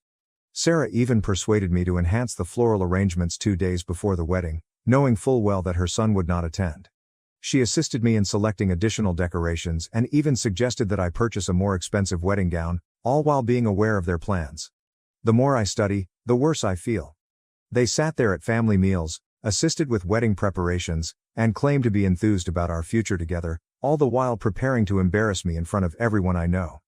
I visited with Tom's lawyer again yesterday, and he revealed even more frightening details concerning James. This was not his first experience doing something like this. The lawyer provided me documentation of James's previous engagements to 2 other women. Both engagements ended in identical ways, with James leaving for someone he believed would be more advantageous to his future. The first was Rachel, his college sweetheart. They were engaged during their senior year until James met a tech executive's daughter at a career fair. He ended their engagement by email and began dating the executive's daughter a week later. That romance ended when he found she was not as close to her father as he had imagined. The second person was Amanda, who worked at his first job. They were engaged for 6 months until James learned that her family's business was faltering. He left her for a woman whose father served on the board of a major firm. That romance also failed when the woman's father expressed his disapproval of James. Tom had been gathering this material for several months. He engaged a private investigator, who discovered James' practice of exploiting women for social and financial benefit. This research is what prompted Tom to change his will. The lawyer showed me images, emails, and text messages proving James had been plotting to leave me since he met Kelly at the tennis club. But today provided the biggest surprise. Kelly arrived at my apartment crying. She discovered messages on James' phone while he was showering.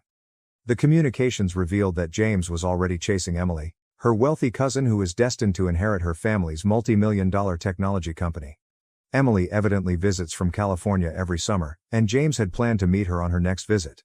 Kelly was devastated. She showed me all of the texts, including talks between James and Sarah that criticized Kelly and myself. They referred to us as stepping stones along James' route to achievement. Sarah even recommended specific strategies for James to acquire Emily's trust, such as using his friendship with Kelly. The communications also revealed that Sarah had suggested James join the tennis club where Kelly played, knowing they'd meet there. She had planned the entire event, from fostering their friendship to arranging early morning practice sessions where they could meet without my knowledge. Since Kelly left James, Sarah has been phoning me non-stop. She's probably hoping to persuade me to accept James back after his plan with Kelly went through. Every time she called, I let it go to voicemail. Her texts have shifted from nasty to desperate, imploring me to speak with her. She has no idea about the will, nor do I know about their role in destroying my wedding day. The lawyer recommended that I keep my fortune a secret for the time being. There are still some legal steps to go through, and he believes it is best if James and Sarah are unaware of the will until it is finalized. He's scared they'll try to contest it if they find out too soon. Kelly and I talked for hours today. She profusely apologized for her role in everything, claiming she had no knowledge of James's background or plans to pursue her cousin. She believed he had fallen in love with her and abandoned me because of his sentiments. Finding those notes made her realize she was merely a piece in his game. I am still processing all of this information. Every day seems to reveal something new about the folks I thought I knew and trusted.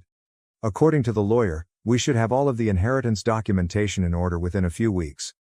Until then, I'm simply trying to keep my head above water while resisting the impulse to reveal everything I know about James and his mother. Update. This week, everything detonated in the worst conceivable way. James' parents learned about the inheritance predicament during a meeting with their bank. They were attempting to obtain another loan using the family business as collateral for further house upgrades. The bank notified them that they no longer possessed any rights to the company or its assets. Sarah appears to have had a total collapse right in the bank.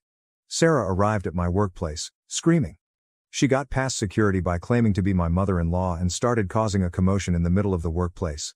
She raged at me for manipulating Tom and stealing their family legacy. My coworkers had to summon security to remove her, but not before she informed everyone that James had abandoned me at the altar.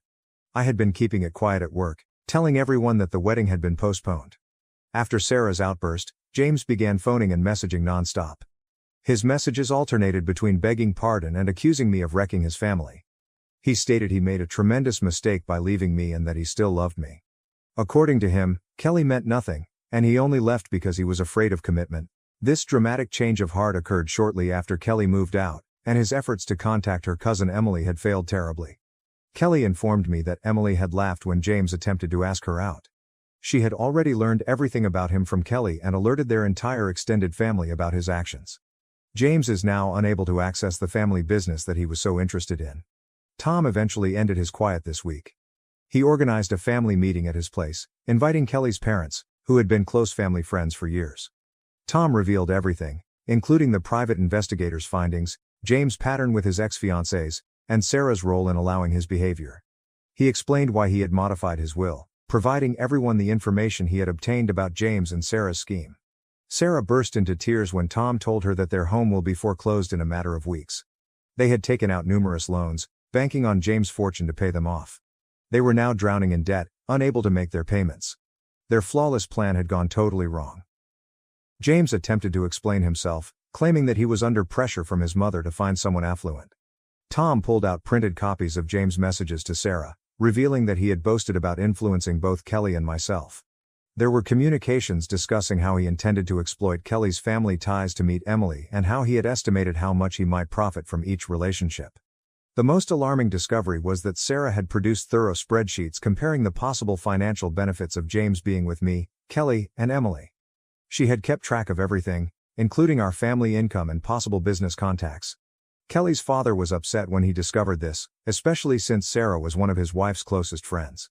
James' parents had been pleading with me for forgiveness since the bank began the foreclosure process. Sarah sends lengthy emails describing how she was simply trying to be a good mother and got carried away with wanting the best for her baby. She promised a public apology and even proposed revealing everything to my parents. James took a different strategy. He came up at my place last night with his grandmother's ring, which I had returned following the botched wedding. He urged that we get back together and solve things. He suggested we operate the family business jointly and help his parents keep their home. He appeared to have entirely forgotten that he had humiliated me and plotted everything with his mother. I did not let him in. I spoke with him through the door and warned him to leave before I called the police. He became enraged, accusing me of being cruel and heartless, of ripping his family apart over a single mistake, one that he and his mother had planned months in advance. It had cost my family thousands of dollars in wedding deposits while also humiliating me in front of everyone I knew. Tom called me thereafter to apologize for James' appearance. He stated that he is working with his lawyer to obtain a restraining order against both James and Sarah to protect me. Kelly's father is also assisting, using his contacts to ensure James cannot find another job in the IT business in our area. It's a tiny consolation to know that there are still nice people in this mess. Update 2. After months of legal back and forth, the inheritance has finally been settled. I used a portion of it to launch a profitable branch of the family firm focused on sustainable technology solutions, which Tom had always wanted to pursue but Sarah and James had resisted. Tom has been a great mentor throughout this process, teaching me everything I need to know about the business and connecting me to all of his industry contacts. James attempted to dispute the will in court, saying that I misled his father when he was mentally sick. That backfired dramatically when all of his previous actions were used as proof. The private investigator Tom hired testified about James' pattern with his ex-fiancées, and Rachel and Amanda stepped forward to tell their stories. The judge not only dismissed James' claim, but also ordered him to pay all legal costs. James' parents had to leave their family home last month. They now reside in a small rental flat on the outskirts of the city. Sarah still attempts to reach out on occasion, usually after drinking too much. Her messages alternate between asking pardon and accusing me for wrecking their life. I've blocked her phone number, but she keeps using new email addresses to reach me. James struck rock bottom when Kelly's father exposed his actions to the whole IT world. He had to take an entry-level customer service position at a tiny company outside of town. Last I heard, he was still living with a roommate and working for Uber on weekends to make ends meet. He attempted to apologize to Kelly's family in the hopes of re-establishing those links, but they refused to speak with him. The karma did not end there. Emily, Kelly's cousin, whom James attempted to pursue, ended up dating and just became engaged to Kelly's brother Mark. They now operate the IT firm that James was so interested in, and it is more prosperous than before. Kelly has become a good friend. We meet for coffee on a regular basis and occasionally joke at how we both manage to avoid James' manipulation. Tom has been my staunchest supporter throughout this entire process. He believes that watching me succeed with the company has helped him deal with his disappointment in James. We've grown the business by 40% in just 6 months, and our new sustainable tech segment is attracting the attention of major investors. Tom recently told me that revising his will was the best decision he'd ever made. I've utilized a portion of my fortune to establish a foundation that assists those who have been financially harmed by broken engagements. We reimburse lost wedding deposits and give legal assistance when needed. Rachel and Amanda now work with the foundation, sharing their story to help others recognize the warning signs we all overlooked with James. Following James's unsuccessful challenge to the will, the court issued an order prohibiting him from having any involvement in the family firm or charity indefinitely. He tried to argue that this was unfair, but given the evidence of his previous actions, the judge was unimpressed. My personal life is currently better than it would have been if I had married James.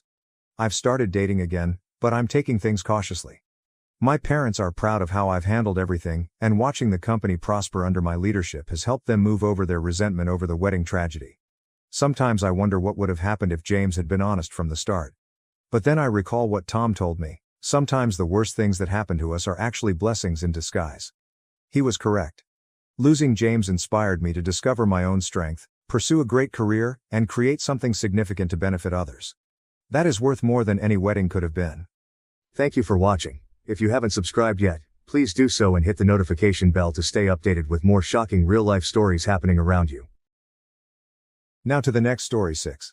After 2 months selling home to travel, my sister and her husband want to live with me rent-free for 10 months. Am I the asshole for refusing them? So, I, 32 male, own a modest 3-bedroom house that I've been paying off for the last 10 years.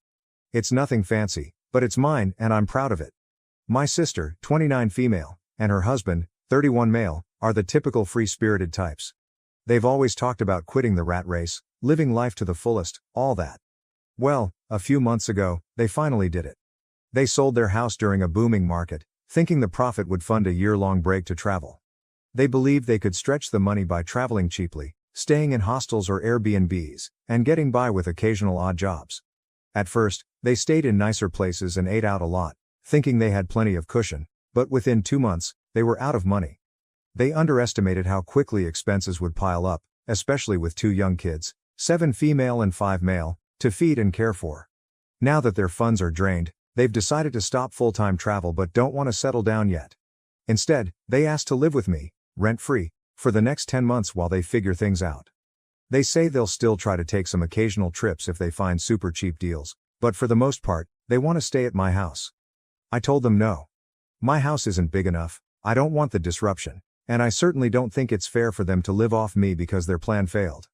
I offered to help them find an affordable rental or even cover part of their expenses for a couple of months so they could get back on their feet, but that wasn't enough.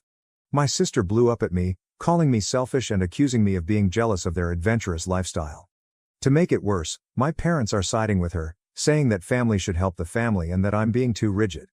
The thing is, my parents live in a small apartment and can't take in my sister's family, which is probably why they're pushing it on me. They say I don't understand the value of experiences, and that I should be more supportive. Some of our mutual friends are also saying I should be more understanding, but I think it's completely unreasonable to expect me to house their whole family for nearly a year just because they didn't plan properly. Am I an asshole? Now to the next story 7.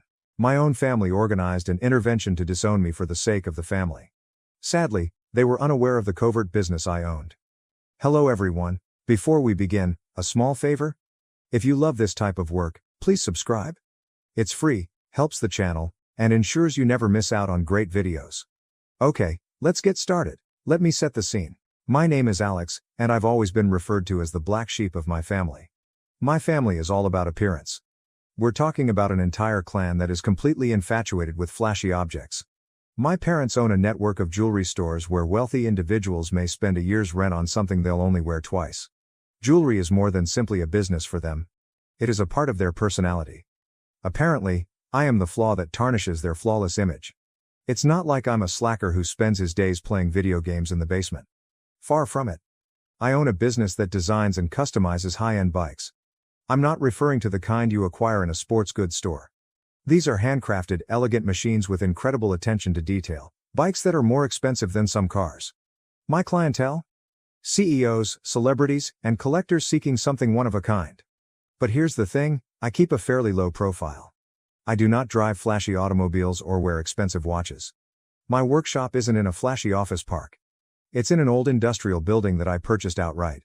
My company is small, only a few individuals I trust, and we produce bikes with a 6-month waitlist. My family? They are not aware of any of this. To them, I'm just the guy who prioritized his hobby over the family business.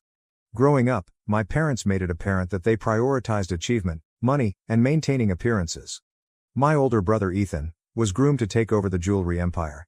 He has the firstborn golden child idea down to a science. My sister, Vanessa, is their pride and delight since she married into money. And then there's Daniel, the family baby who can't do anything wrong, despite the fact that he lives off the family name. I guess I was doomed from the beginning. I did not want what they wanted. They enjoyed the limelight, the continual desire to network, and the pressure to project the picture of a perfect family. I despised it. When I was younger, I'd sneak away from their silly galas and charity dinners to tinker with everything I could get my hands on. Broken radios, old motorcycles, anything mechanical.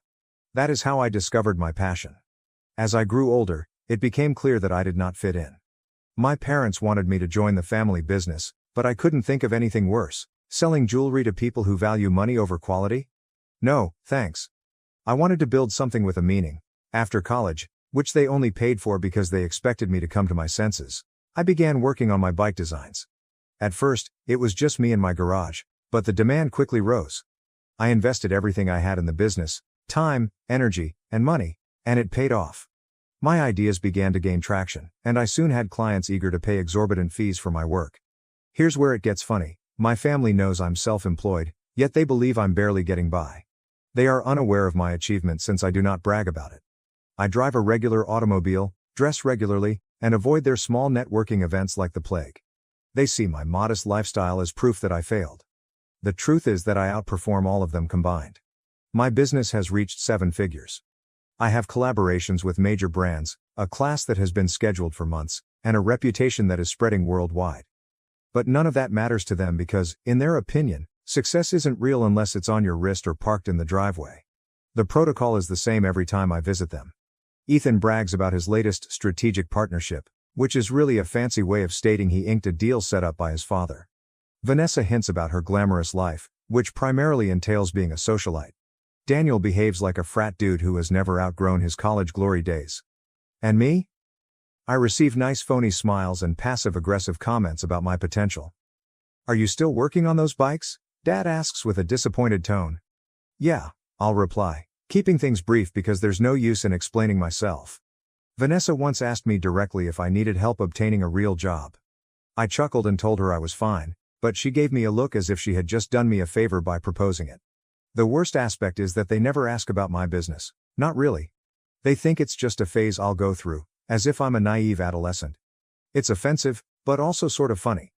They're so caught up in their own world, so persuaded that their way is the only way, that they don't notice what's in front of them. I kept my success to myself for a reason. I'm not hiding it. I simply don't feel the need to prove anything. My work speaks for itself, and those who matter understand the reality. My clients value what I do, my staff is fantastic, and I've created something that I'm truly proud of. I don't need their affirmation or approval, but the truth is that they aren't content to let me live my life. They've been dropping hints and subtle statements about how my actions affect the family. Not being involved in the jewelry business appears to be a form of betrayal. They act as if I owe them something, as if I'm failing to meet their expectations by not following along. Ethan cornered me at one of Mom's dinner gatherings and began lecturing me on family legacy. He literally said, "You're either with us or against us." I nearly choked on my drink. Against you? Dude, I am just trying to live my life. And then, here we are, a brief and quick text from Dad. Family meeting, 8 p.m., be there? So I went to the family meeting expecting a lecture, maybe even a fight. I was unprepared for the circus that awaited me. I could feel the tension in the air from the moment I came in. It was like walking onto a stage with the screenplay fully written and I was the only one who hadn't read it. My father answered the door and gave me a disapproving once-over, as if he was already upset by my existence. He did not even say hi. Instead, he simply mumbled, "You're late," and moved aside to allow me in. For context, my father defines late as anything less than 10 minutes early. So, while I was technically on time, he thought I was an hour late. I didn't bother arguing. There was no point. I just shrugged and stepped inside. The house looked precisely the same as it always did. Immaculate, expensive and soulless. Everything in it screamed, "Look how much money we have," from the huge crystal chandelier in the entrance to the immaculately set living room that nobody ever used. It was all simply a big spectacle. And speaking of the living room, that's where everyone was assembled, arranged in a beautiful little semicircle as if they were holding a press conference. Ethan stood on one side, dressed in his regular business casual attire, as if he had just returned from a board meeting. Vanessa was sitting next to him, browsing through her phone and probably appearing to be busy. Daniel was splayed out on a chair, as if he didn't care about anything, but I knew he was enjoying whatever drama was going to develop. Then there was my mother, sitting off to the side like a worried referee, wringing her hands and giving me that tight smile she always gave when things were about to get awkward.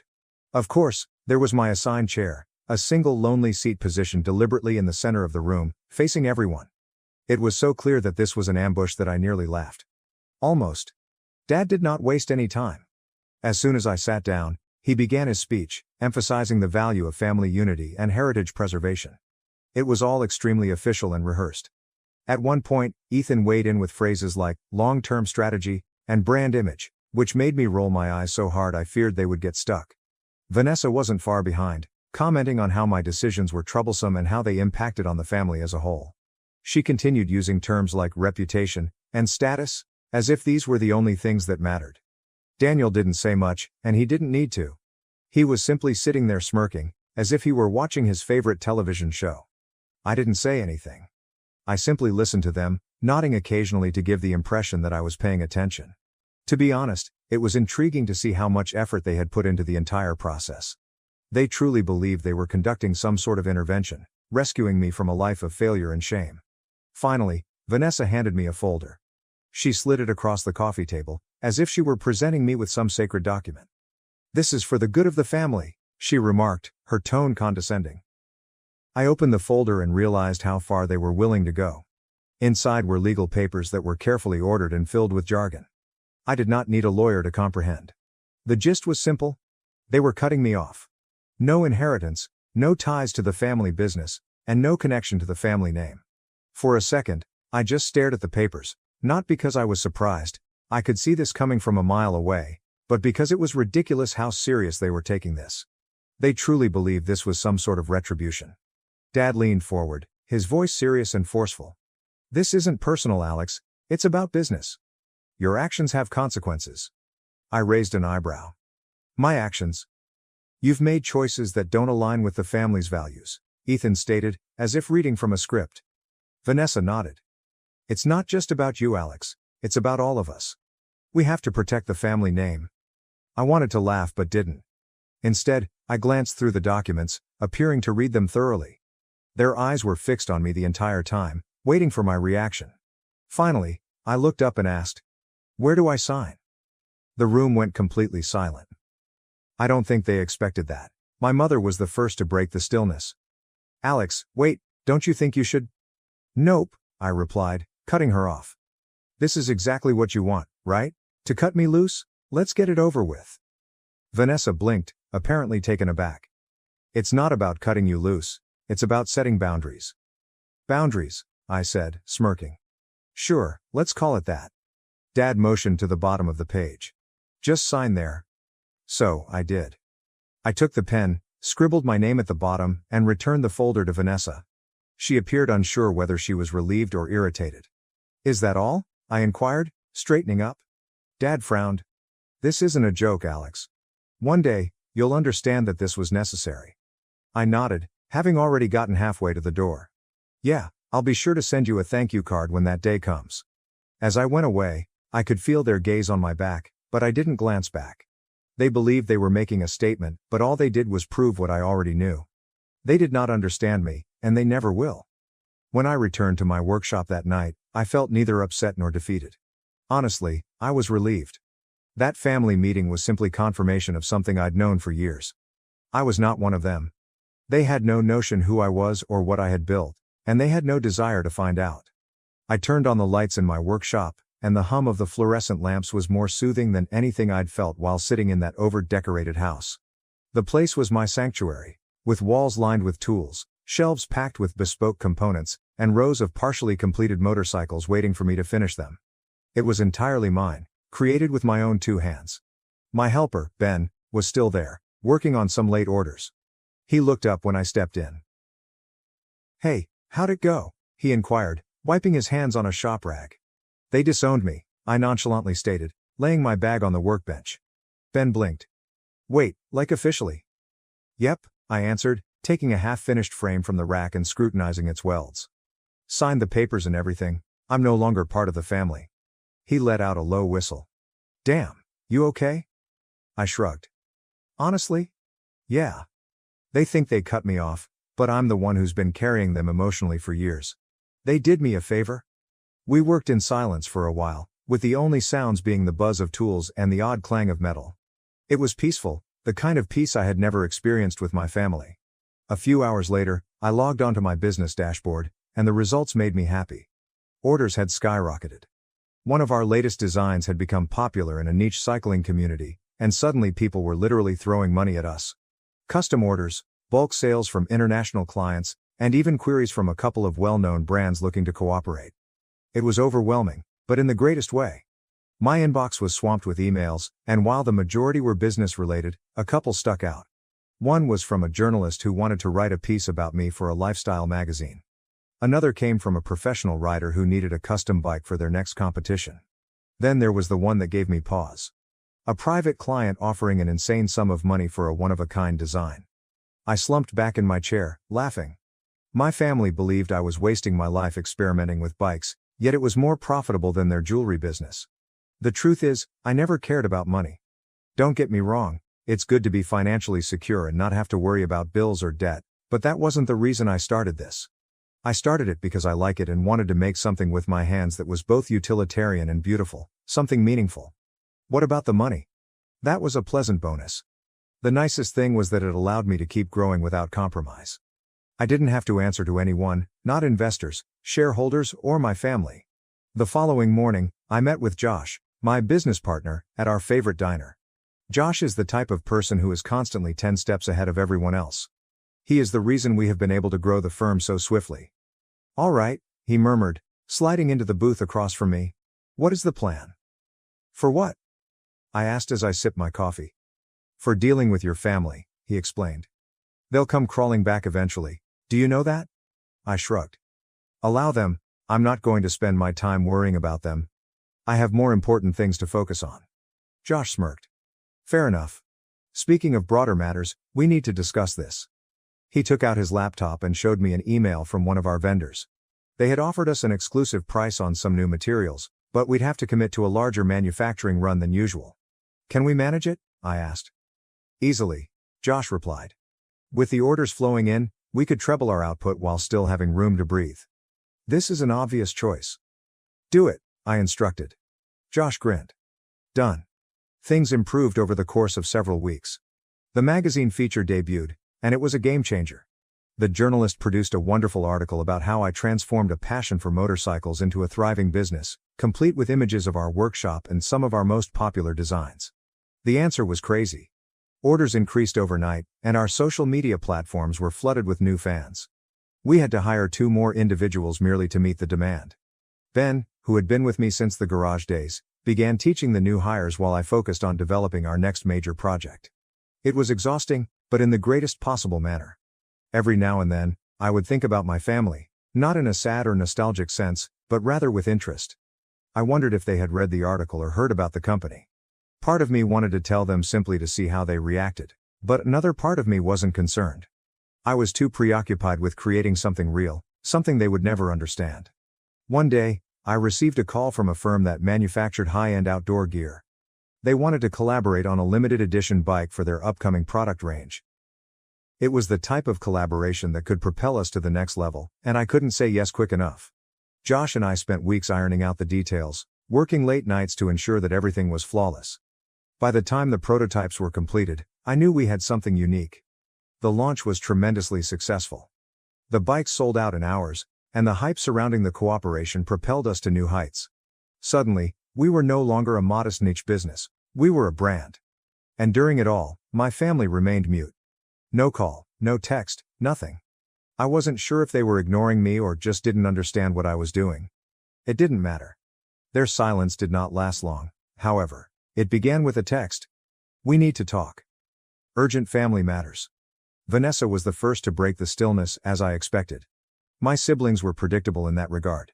She enjoyed being the mediator when things got tense, but her vision of peace usually entailed ensuring that everyone regarded her as the voice of reason. I ignored it. Then came another one, this time from Ethan. Alex, let's meet. I think there's been a misunderstanding. I laughed out loud. Is there a misunderstanding? The same guy who sat there with his impeccable posture, watching me sign away my fortune, suddenly thought we had a slight misunderstanding? Yes, sure, I did not respond to him either. The texts kept coming in over the next 2 days, each one more urgent than the last. Daniel's finally arrived, but he was just as sluggish as he was. Yo, you around? Stuff's happening. Very lyrical, that one. But the one that made me pause was from my father. Come home, we need you. That's when I realized things had changed. Dad didn't ask for anything, he ordered, expected, and demanded. Come home was the closest he'd ever come to pleading. At first, I was unsure whether I wanted to answer. A part of me wanted to see how far they would go. But another part of me knew things would inevitably escalate. It was not in their habit to let things go. They required control, and I wasn't following their rules anymore. A week later, as Josh and I were at the workshop, I received a call from an unknown number. "Hello, Alex," a familiar voice said, sounding unnecessarily polite. "It was Ethan? We need to talk." I rolled my eyes. "I got your texts. What do you want?" He paused for a second, revealing everything I needed to know. "It's about the family business." "Ah, there it was? The family company, of course. We're having some challenges," he said, and I could almost hear the pain in his voice as he said it. "It's not a great time for us, and we think you could help." "I could help?" I inquired, leaning back in my chair and smiled. "That's interesting. Last time we talked, I was an embarrassment to the family. My choices didn't align with your values, remember?" "Alex," Ethan murmured, changing into his favorite condescending elder brother voice. "Let's not dwell on the past. This is bigger than all of us." I laughed.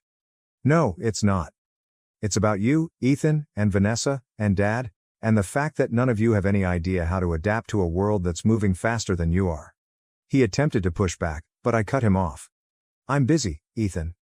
If the business is struggling, maybe you should have thought about that before you decided I wasn't good enough to be part of the family." I hung up before he could reply.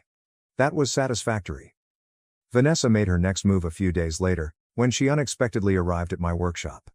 I was in the process of fine-tuning a bespoke build for a new client when I noticed her car pull into the parking lot. She stepped out in her luxury heels and sunglasses, as if she were walking into a nice boutique, not one where grease and metal were the major decor. I met her at the door, not trying to hide my irritation. "What are you doing here?" She flashed me one of her excessively polished smiles. "Alex, we need to talk." "I'm working," I explained, crossing my arms.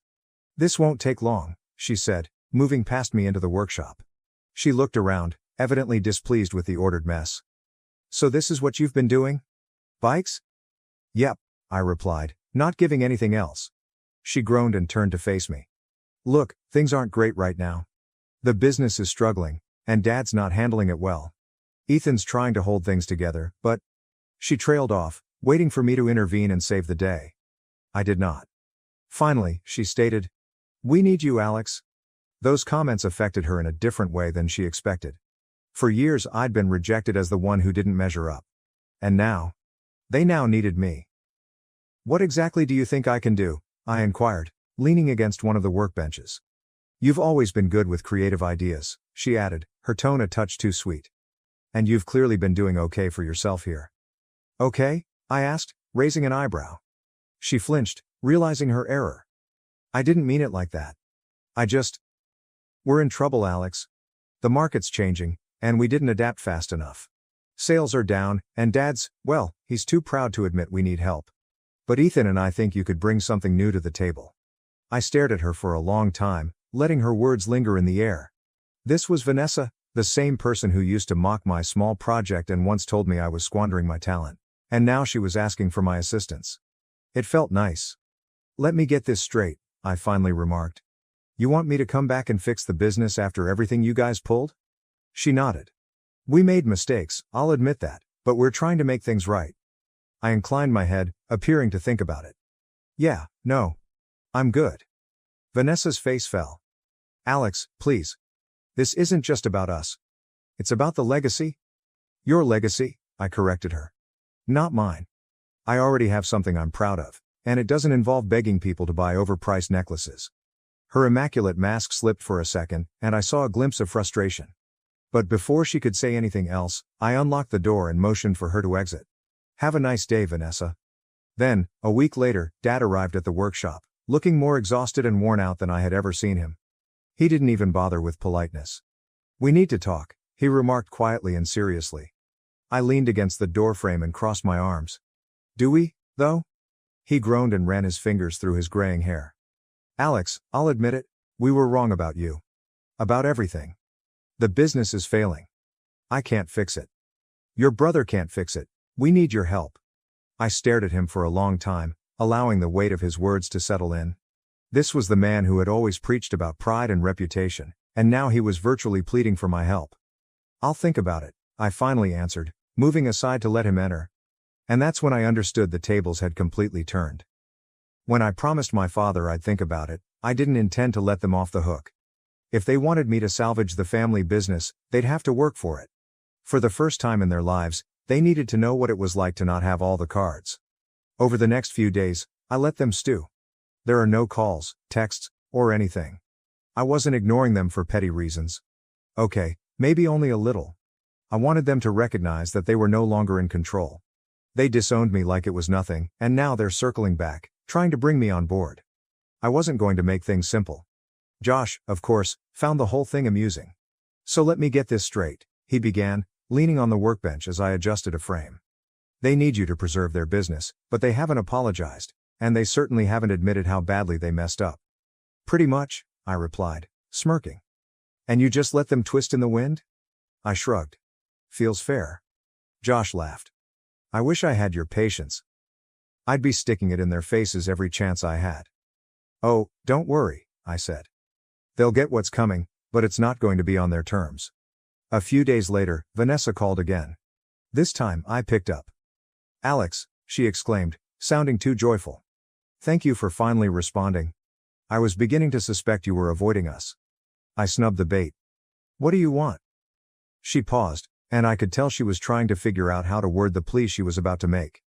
I wanted to check in, see if you've given any more thought to, helping out with the family business. I have thought about it, I said. And I have a few conditions. She was silent for a moment. Okay, what types of conditions? I want full control, I murmured, relishing the moment. Here's the plan. I'll take over the business. You will continue to work as employees, with no titles or power. You will respond to me. Vanessa almost choked. Wait, complete control? Alex, that is not negotiable. I shut her off. If you don't like it, find someone else to fix your mess. She stuttered, trying to argue, but I stood strong. She eventually promised to talk to Dad and Ethan and get back to me. My dad returned to the workshop the following day. He appeared more put together this time, but the despair in his eyes was still evident. Vanessa told me about your conditions, he began as soon as he got in. He exhaled. That's a hefty ask, Alex. You're asking us to hand over the firm your mother and I started from the ground up. I leaned on the workbench, crossing my arms.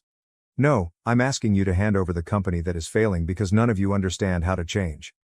If you want me to save it, you must let me do it my way. Otherwise, what is the point?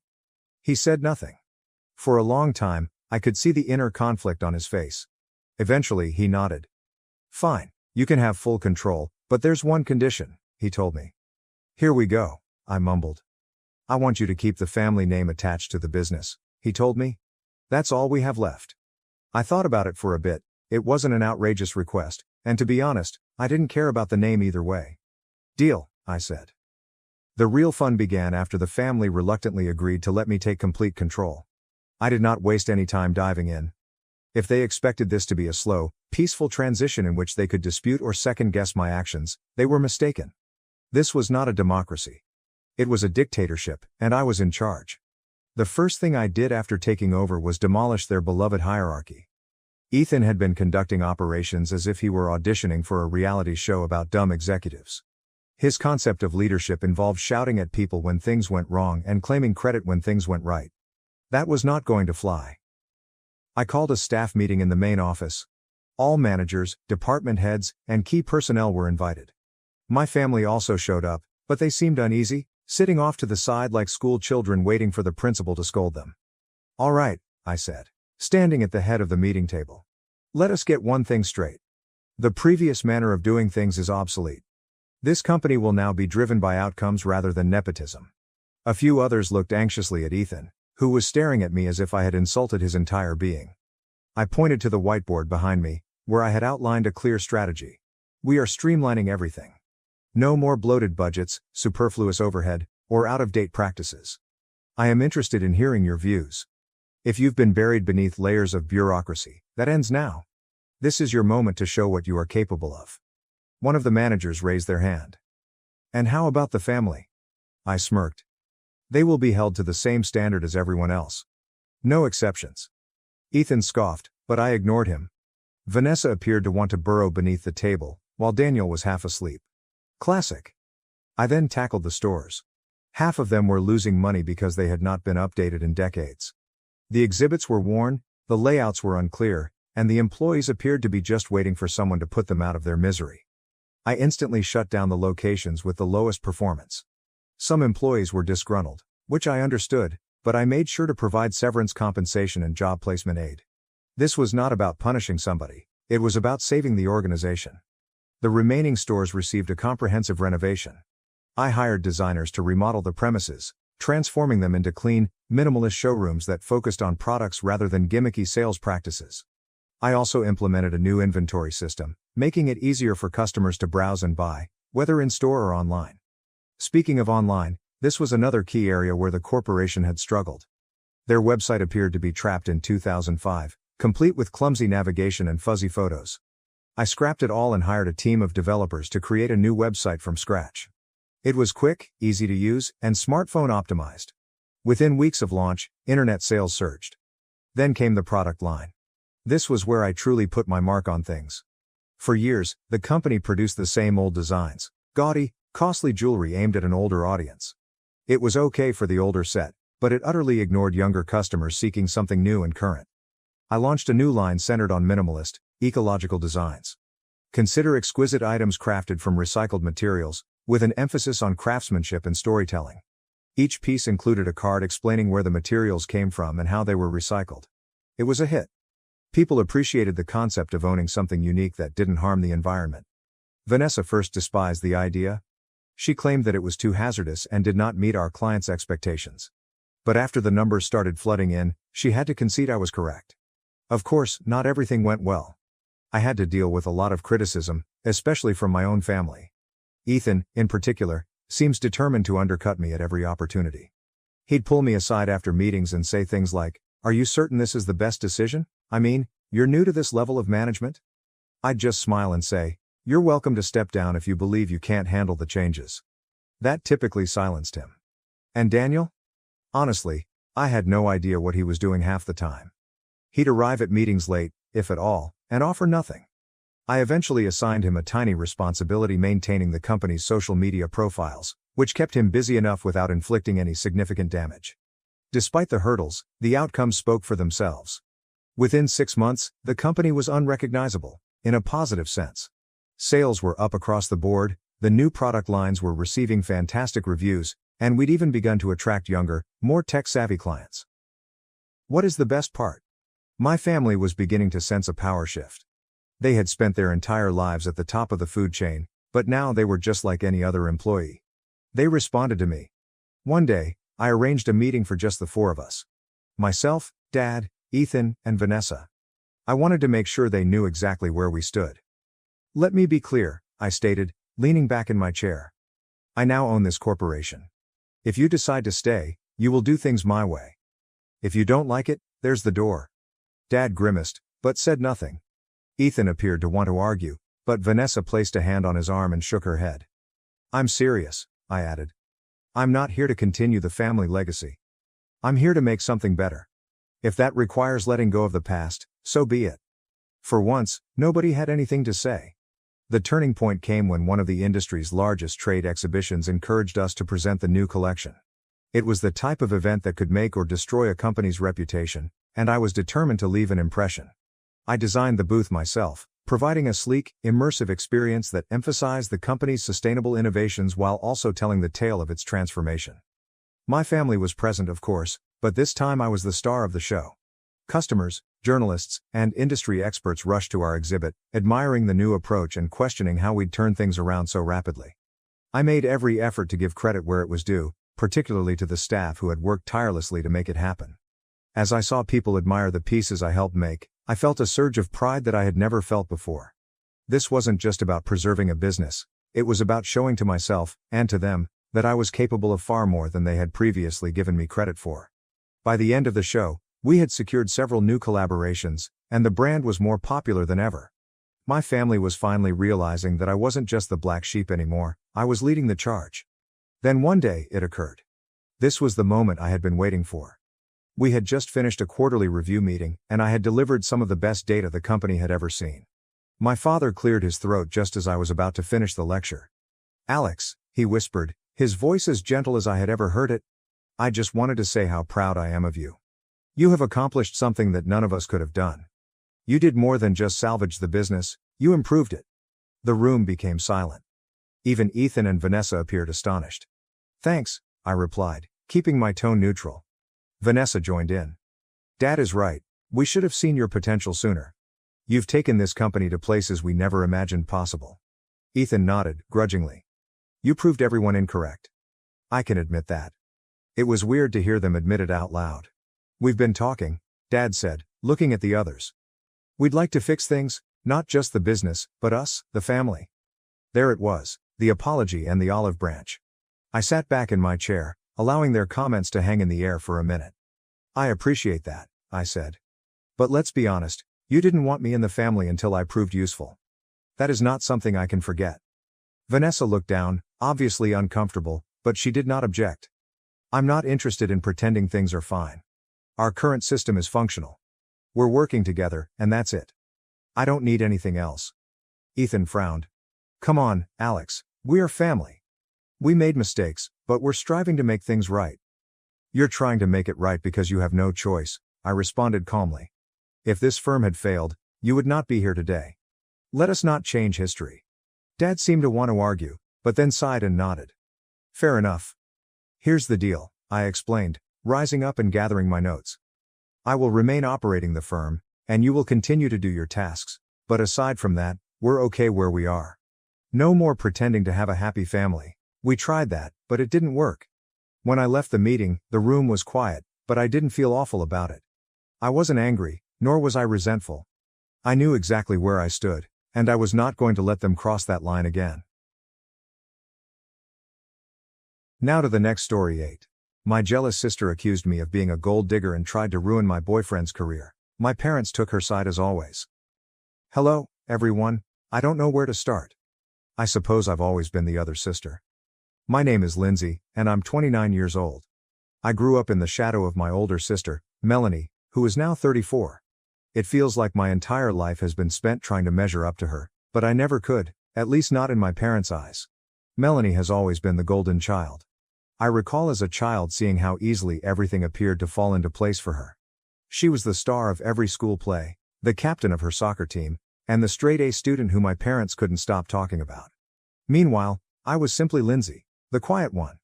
The girl who enjoyed drawing in her sketchbook but did not shine in the ways that mattered to them. It wasn't as if I hadn't tried. I put myself into art because it was the one thing I thought I was good at. But even that wasn't enough. I recall one particular day well. During a parent-teacher conference, my middle school art instructor informed my mother that I had true talent and that if I worked hard enough, I might be able to receive a college scholarship. I felt very proud and excited. But when we arrived home, my mother replied, "That's nice, honey, but it's not like art is a real career. Melanie's already studying for the SATs. Maybe focus on something practical." This shattered me. I was 12. I did not wish to be practical. I wanted them to be proud of me, even if it was for reasons other than Melanie. But the favoritism did not end there. My parents gave Melanie every possible benefit. They paid for her piano lessons, individual tutoring, and pricey summer camps, which she didn't appear to like. When it came to me, however, the funding was tight, or so they claimed. I asked for painting lessons, even cheap ones at the community center, but they always answered, "No, we just can't afford it right now, Lindsay." They did, however, manage to finance a new car for Melanie when she reached 16. Regarding that car, here's a story that still makes my blood boil. On my 16th birthday, I convinced myself that this was finally my time. If Melanie gets a car, maybe they'll surprise me with one as well. Instead, I received a sweater. A sweater. I'm not ungrateful, I understand not every child gets a car. But what about the kicker? Melanie arrived home from college with a flat tire. And guess who got to wait and watch my father spend hours mending it while my birthday cake lay untouched on the counter? Happy birthday to me. And it's not simply the material aspects that sting, it's the emotional neglect. My mother constantly praised Melanie, saying things like, "You're so beautiful, you're so smart, and you're going to do amazing things."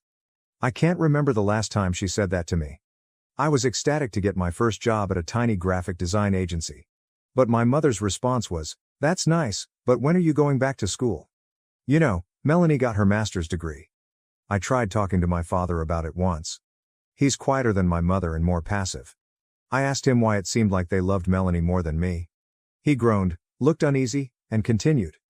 We don't love her more, Lindsay? She just needs us more. What the heck does that even mean? Is she in more need of them? She had everything handed to her. If anyone required assistance, it was me. As I became older, the gap between us widened. Melanie went on to greater and better things: an Ivy League degree, a high-paying job in finance, and a sparkling engagement ring from her equally beautiful fiancé. And me, I felt stuck.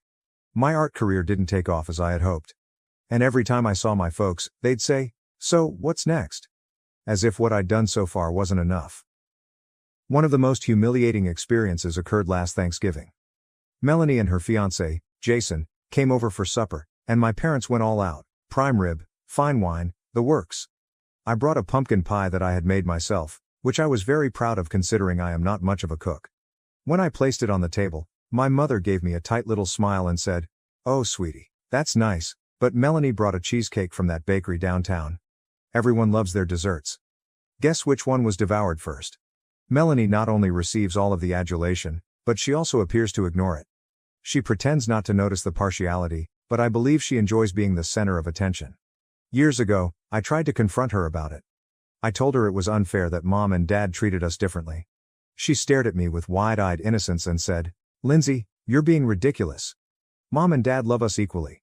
Then she turned around and uploaded a picture on Instagram with the remark, "My parents are the best," over a shot of the new watch they bought her just because. I feel as if I've been gaslit my entire life. Every time I try to express my feelings, I am met with either denial or sympathy. "You're overreacting, Lindsay," or, "Oh, you poor thing," as if I were a frail little flower incapable of handling her feelings. It is exhausting. I've been growing increasingly distant from my family. I stopped coming to family gatherings and called my mother solely to learn about Melanie's recent successes. I've been focusing on my painting again, attempting to rekindle the passion I had as a child before their relentless comparison drained everything from me. But it's hard. No matter how much I try to remove myself, that voice in the back of my head continually screams, "You'll never be good enough." I guess what I'm wondering is, am I crazy for feeling this way? Is it inappropriate to want my parents to see me for who I am, rather than who I am not? Or am I doomed to live the rest of my life in Melanie's shadow? After years of feeling stuck, I eventually discovered what I considered to be a nice place. I'd been working as a freelance graphic designer, gradually developing a portfolio that I was proud of. It wasn't a glamorous job, but I adored it. For once, I felt in charge of my life, free from incessant comparisons to Melanie. That's when I met Zach. It was a random meeting at a small business exhibition that I attended to network. I was standing awkwardly near a kiosk, browsing through leaflets, when he approached me. He was tall, with dark hair that had just the proper amount of gray at the temples, and he exuded effortless confidence, which I noticed straight away. "You look like you'd rather be anywhere else," he replied, smirking. I laughed, slightly ashamed. "Is it that obvious?" He presented himself as Zach, the founder of a modest but thriving technology startup that creates software for small businesses. As we talked, I discovered that he was 36, self-employed, and had created his business from the ground up. Zach, unlike many of the folks I'd met at these occasions, was neither pretentious or overbearing. When I explained about my business, he listened and asked questions about my design process and the types of clients I dealt with. It felt refreshing. We kept in touch for a few weeks. Zach was more than just nice and charming. He was intelligent, ambitious, and truly interested in what I had to say. He asked me to create some branding materials for his company, and working with him was fantastic. He treated me as an equal, which was unusual for me after being dominated by Melanie for so long. When Zach and I started dating, it felt like a breath of fresh air. For the first time, I felt recognized, not as Melanie's sister or the less successful daughter, but as Lindsay. He wasn't concerned about my family dynamics or the baggage I carried. He cared for me. Of course, Melanie had to spoil it. At first, my parents appeared cautiously enthusiastic about Zach. They loved his success, though my mother couldn't help but make snarky remarks like, "Well, he's a bit older, isn't he?" Or, "I hope he's serious about you." Melanie, on the other hand, despised him from the start. I should have seen it coming. Melanie delights on being the center of attention, the one everyone envies. Zach's accomplishments made her feel threatened. She couldn't believe I'd found someone who was not only nice and helpful, but also extremely accomplished in his own right. So, in classic Melanie flair, she sought to instigate drama. It began quietly. Melanie mentioned during a family meal how handy it was that I met Zach while working on a project for him. "So, did you land the guy and the client?" she joked, Loud enough for everyone to hear. I attempted to shrug it off, but the inference was clear. She assumed I was just dating Zach for his money. Things swiftly escalated after that. Melanie began spreading tales throughout our family, claiming that Zach was some type of sugar daddy. She even told my parents that I was exploiting him to escape my dismal career. "I just think Lindsay's rushing into things," she'd say, pretending to worry. "It's not like she's ever dated someone like Zach before. You have to admit, it's a big step up." What is the worst part? My parents believed her. My mother confronted me one night after dinner. "Lindsay," she asked, her tone concerned. "Are you sure Zach is the right man for you? He's so established. I just don't want you to get hurt if this doesn't work out." "What are you talking about?" I demanded. "Zach and I are happy. Why can't you just let me have this?" Mom hesitated. "It's just..." Melanie mentioned some things. "Of course, she did," I added. "Because Melanie can't stand it when the attention isn't on her." I stormed out that night, but the damage had already been done. The seeds of mistrust had been sowed, and no matter how much I defended myself, it seemed as if my family had already made up their minds.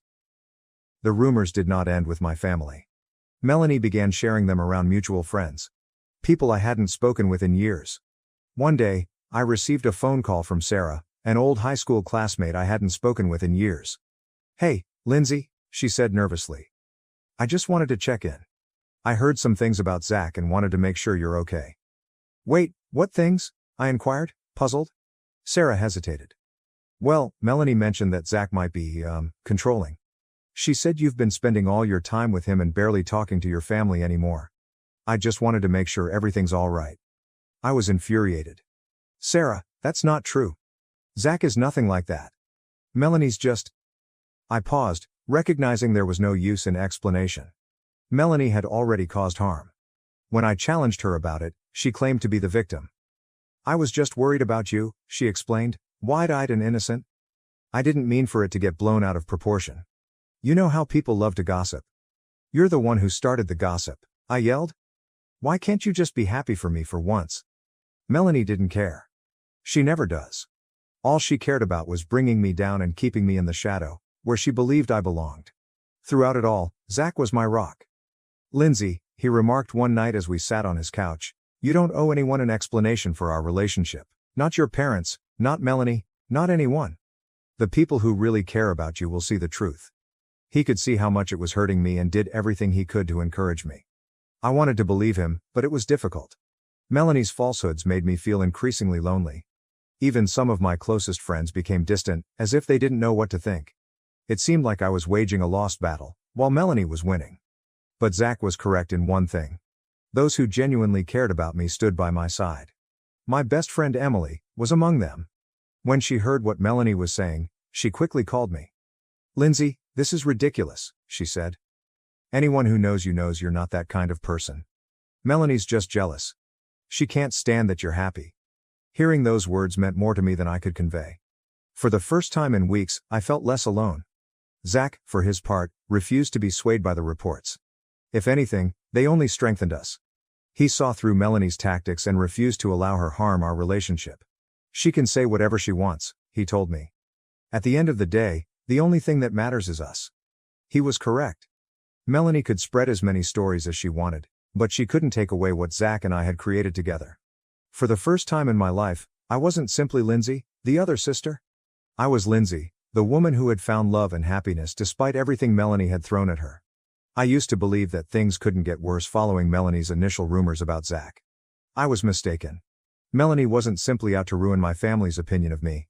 She launched her campaign on social media, dragging my name through the mud for all to see. It began softly, as many of Melanie's shenanigans did. She shared a photo of herself and her husband Jason, in front of their huge suburban home. The headline read, "It's amazing what you can achieve with hard work and dedication. Some of us don't need shortcuts." I realized it was about me. The timing was absolutely great. Zach and I had just shared photos from a weekend trip to Napa Valley, which Melanie would have undoubtedly seen. I attempted to ignore her posts, but they got more pointed. A few days later, another photo showed her holding an expensive handbag with the message, "Bought this with my own money, because, you know, some of us don't rely on others to fund our lifestyles." The worst one, however, was a photo of her standing in her garden with a smug smile, holding a coffee cup that read "Girl Boss." The caption, It's amazing how some people will do anything for a free life. Her friends and acquaintances chimed in, some even tagging me directly in their replies. I was upset, but I wasn't sure what to do. Part of me wanted to confront her publicly in order to defend myself, but Zach urged me otherwise. She's baiting you, he remarked.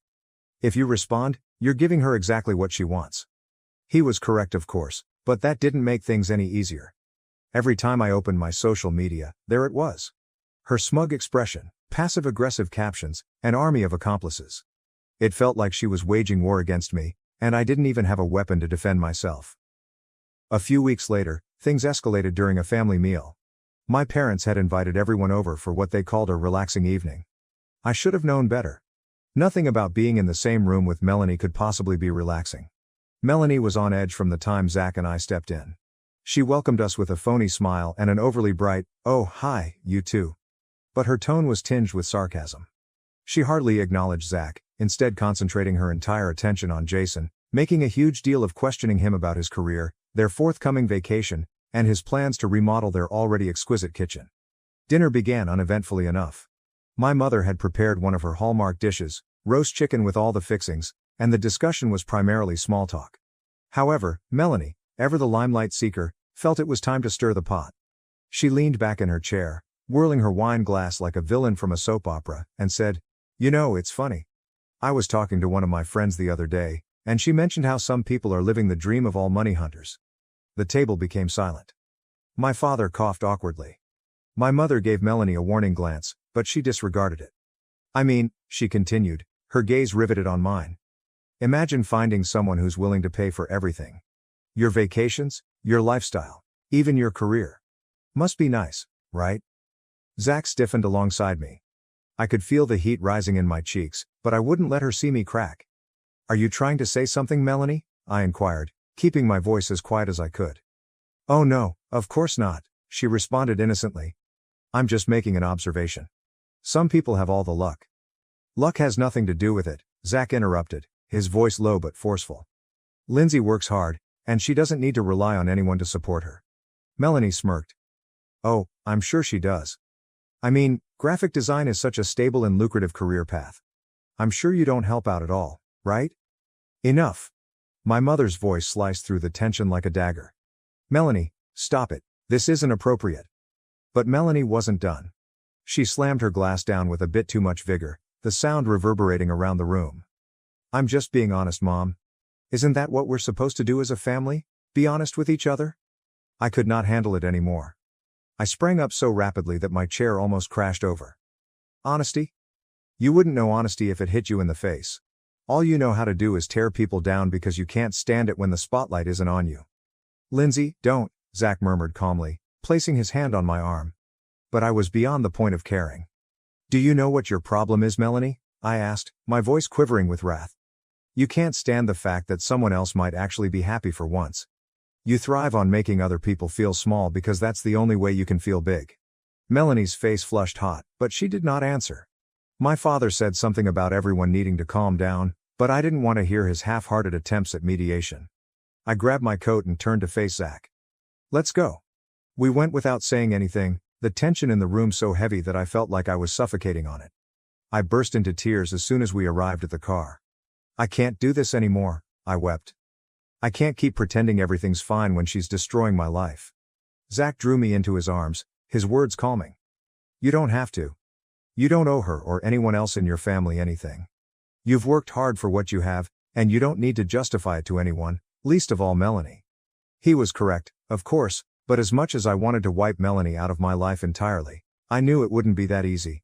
She was more than just my sister. She was my parents' darling, the golden child. Cutting her out would also mean cutting them out, which I wasn't sure I was prepared for. The next few days were a jumble of emotions: rage, despair, and frustration. I blocked Melanie on all social media platforms, not wanting to see any more of her passive-aggressive posts, but the damage had already been done. Friends and acquaintances who had seen her posts were immediately asking questions, their tone tinged with thinly veiled condemnation. "You're not actually dating him for his money, are you?" One of them questioned me directly. "No," I snapped. "I'm not." But the stories lingered, and Melanie's shadow became larger than ever. No matter how hard I tried to get away, it felt like she was always one step ahead, ready to drag me down. After that horrible family meal, I knew I couldn't keep putting myself through Melanie's games.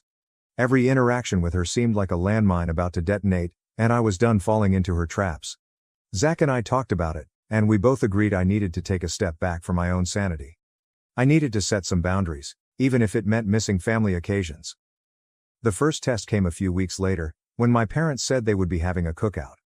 "It'll be fun," my mother stated over the phone, her tone far too enthusiastic. "Jason and Melanie are coming, and you can bring Zach. We haven't seen you two in ages." I paused. "I don't think that's a good idea, Mom." She heaved an impatient sigh that made me feel like a troublesome child. "Oh, Lindsay, don't be like this. It's just a little barbecue. You're not still upset about what Melanie said, are you?" "Are you still upset?" I asked incredulously.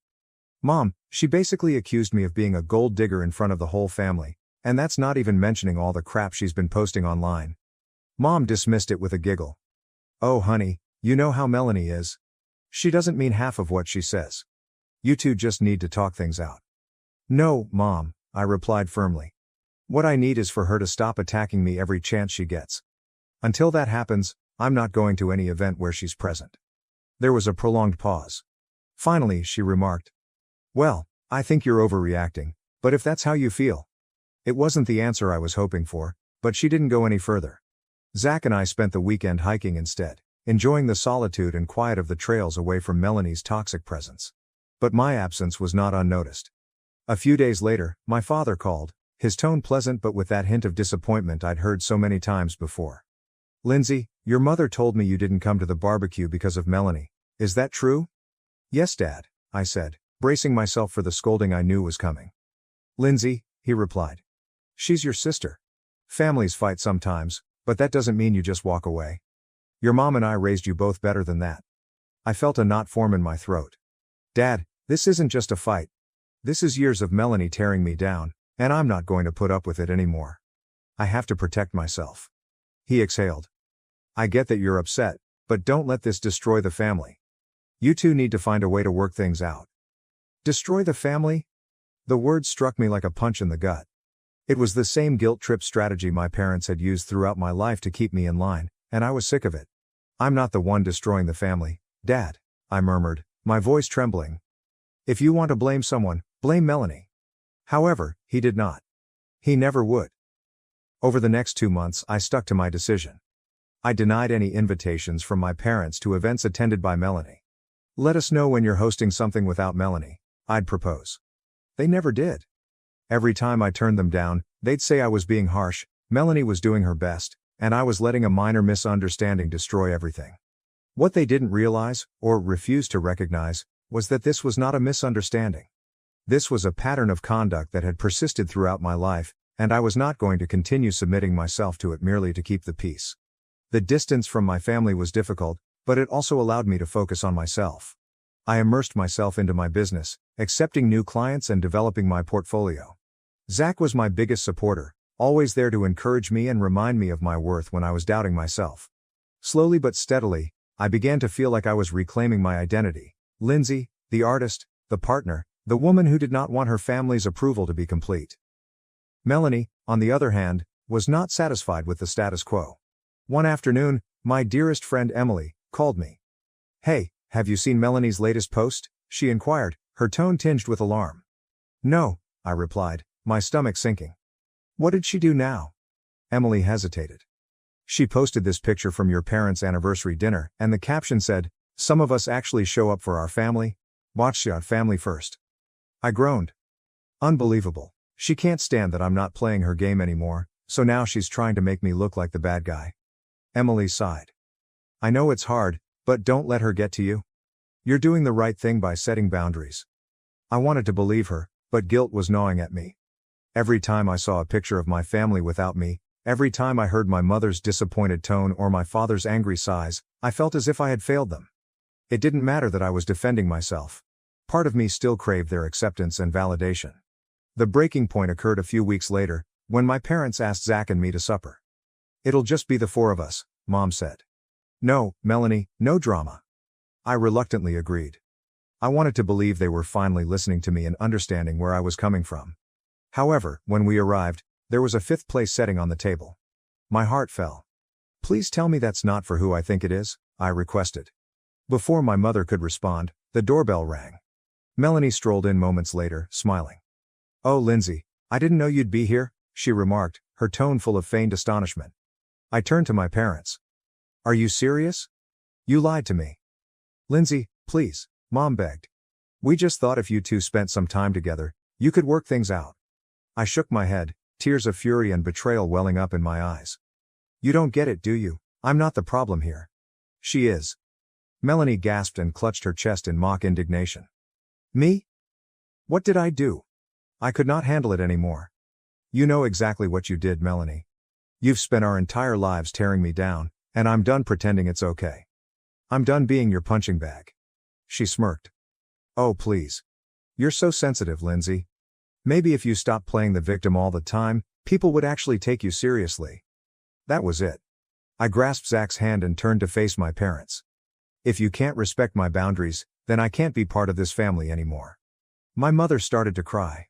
My father seemed to want to say something but didn't know what. Melanie simply stood there, looking as smug as ever. As we walked out, Zach squeezed my hand. "You did the right thing," he replied. I wanted to believe him, but all I could feel was grief. For the first time in what seemed like an eternity, life was peaceful. Zach and I had discovered a rhythm together, a kind of sanctuary away from the drama that my family was continually causing. I was still separated from my parents and Melanie, but I felt no remorse. I'd spent too much of my life bending over backwards to please them. I was now focused on my own happiness. When Zach proposed, their happiness increased tenfold. We were on vacation and stayed at a beautiful home on a remote island. It was the kind of paradise I could only imagine: pristine beaches, lush foliage, and a villa straight out of a tourist brochure. Zach planned the entire vacation as a surprise for our 2-year anniversary. He urged me to pack my luggage but didn't tell where we were going, just that it would be exceptional. The proposal took place on the second night, following a romantic dinner on the balcony facing the ocean. As the sun sank, the sky turned orange and purple, and the sound of waves breaking against the shore provided the ideal backdrop. I was savoring the scenery when Zach abruptly dropped to one knee, clutching a little velvet box in his palm.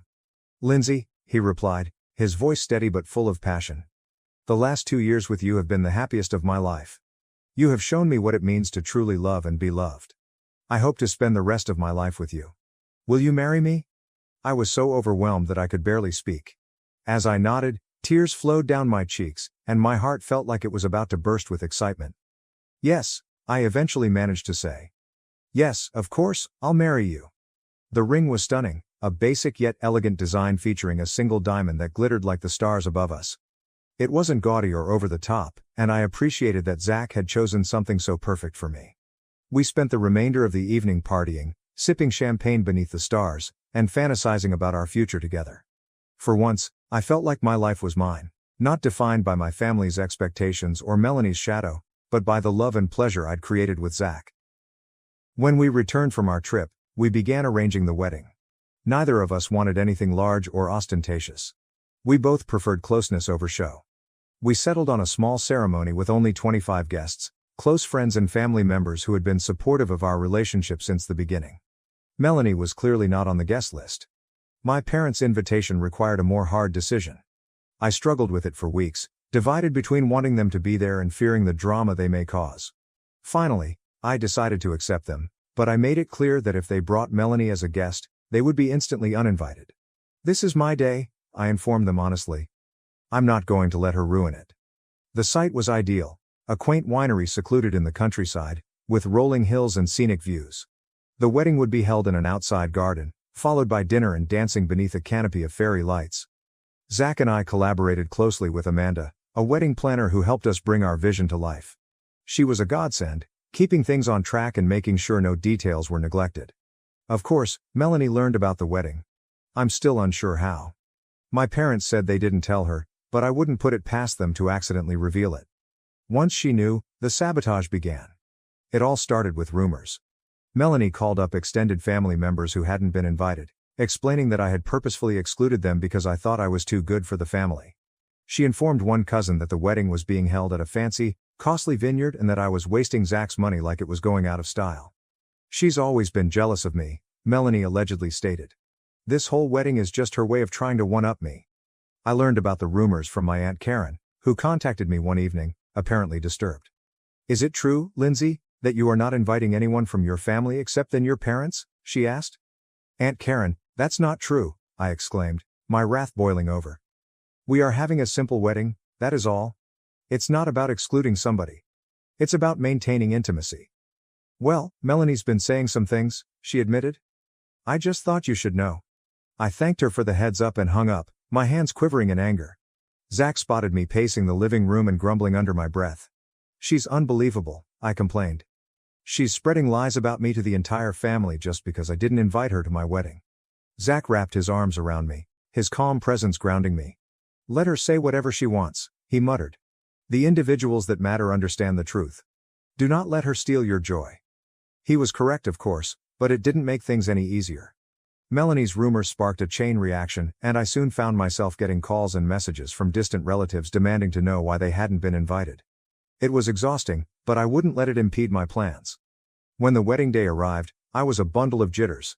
Not because of Melanie. Amanda had informed me that the venue had strict security measures in place and that no unauthorized guests would be admitted, but because I wanted everything to be flawless. As I stood in the bridal suite, looking in the mirror, I felt a sense of peace come over me. My gown was simple but lovely, a flowing A-line with delicate lace embellishments and a soft champagne color. My dearest friend Emily stood alongside me, smiling as she adjusted my veil. You look incredible, she replied. Zach's going to lose it when he sees you. The ceremony was all I had imagined it would be.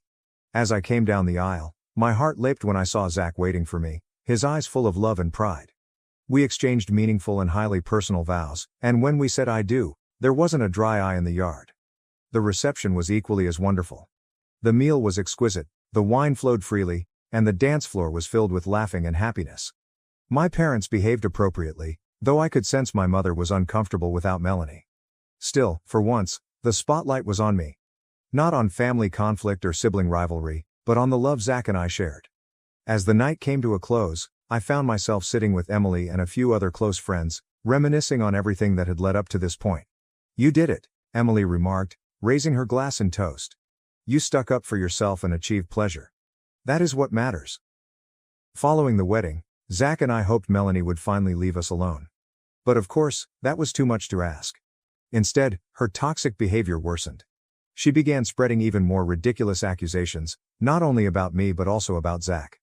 According to Melanie, Zach had a history of dominating his partners, had been sued for fraud in the past, and was using his fortune to influence me into separating from my family. Of course, it was all falsehoods, but the sheer arrogance of it was terrible. The worst aspect was that her lies began to damage Zach's professional reputation. One of his business associates, Mark, called him to inquire about the lawsuit. At first, Zach was perplexed. But when Mark mentioned that he had learned about it through a mutual acquaintance, it was evident that Melanie was the source.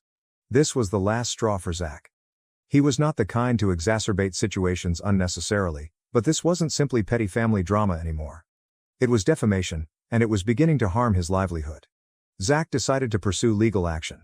He contacted his lawyer, Andrea, a no-nonsense woman who had handled his business contracts for many years.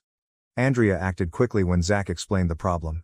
We'll draft a cease and desist letter immediately, she told me. If she doesn't comply, we'll escalate to a defamation lawsuit. The letter was mailed a few days later. I hadn't seen it, but Zach assured me that it was clear and left no room for interpretation. It detailed all of Melanie's fraudulent assertions, requested that she stop making defamatory statements immediately, and warned that failing to comply would result in legal action. Zach's tone when discussing it was calm but forceful. This isn't just about us, Lindsay, he told me. People like Melanie won't stop unless forced to. She needs to learn that her actions have repercussions. Melanie did not take it well, as one could expect. The day after she received the letter, she called my mother in tears, accusing Zach of bullying her and attempting to destroy her life. My mother, of course, called me right away, her voice filled with guilt-tripping concern. Lindsay, what is happening? Melanie claims Zach is threatening her with a lawsuit. Isn't that a little extreme? She's lying, Mom, I responded, attempting to remain cool. Zach's not threatening her. He's urging her to stop telling lies about us. She, not him, is ruining people's lives here. But she's your sister, my mother explained, as if that justified everything. Can't you two talk it out? No, Mom, I snapped. We tried that, and it obviously didn't work. This is more than simply family conflict, she's breaking the law. If you don't comprehend that, perhaps you're part of the problem. Mom didn't say much after that, but I knew she still supported Melanie. It stung, but by this stage, I was used to it. Melanie's life began to fall apart as the legal pressure increased. Her toxic behavior had alienated many of her friends over the years, and this current incident appeared to be the last straw for a few of them. I heard through the grapevine that numerous people had cut ties with her because they were tired of the continual manipulation and drama she introduced into their lives. Sarah, one of her closest friends, reached out to me. "I just wanted to say I'm sorry for ever believing Melanie's lies," Sarah told me. "She's been saying nasty things about you and Zach for years, but now I realize it's all envy. She's toxic, and I can't be around her any longer." It was reassuring to hear, but also heartbreaking. Melanie had always been surrounded by people who adored her, yet her actions had caused her to lose many relationships. Now those bridges were crumbling one by one. She was also struggling financially. Jason, her husband, had lately lost his job, and without it, they were struggling to keep up their extravagant lifestyle. Melanie refused to downsize, claiming they could wait it out, but debts were piling up. Credit card debt, house bills, and the expenditures of living the fashionable lifestyle were catching up with her. Eventually, everything came crumbling down. Jason petitioned for divorce, alleging irreconcilable differences. According to what I heard, he had gotten tired of her continual desire for attention and refusal to accept responsibility for her actions. Melanie's situation deteriorated much further after her divorce.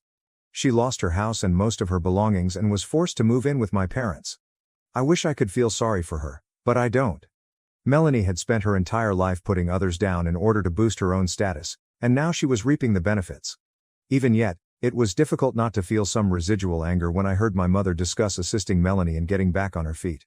"She's going through a tough time," Mom said one day during one of our few phone calls. "We're just trying to be there for her." "Of course you are," I replied, unable to hide my contempt. "Hasn't she always been your priority?" "That's not fair, Lindsay," Mom exclaimed, protective as usual. "She is your sister. Don't you worry about what happens to her?" "No, Mom," I replied simply. "I care about what happens to me and Zach, and I'm not going to let her drag us down with her." It was a harsh statement, but it was true. I'd spent far too much of my life thinking about Melanie, about how to deal with her drama and how to convince my parents of the harm she was creating.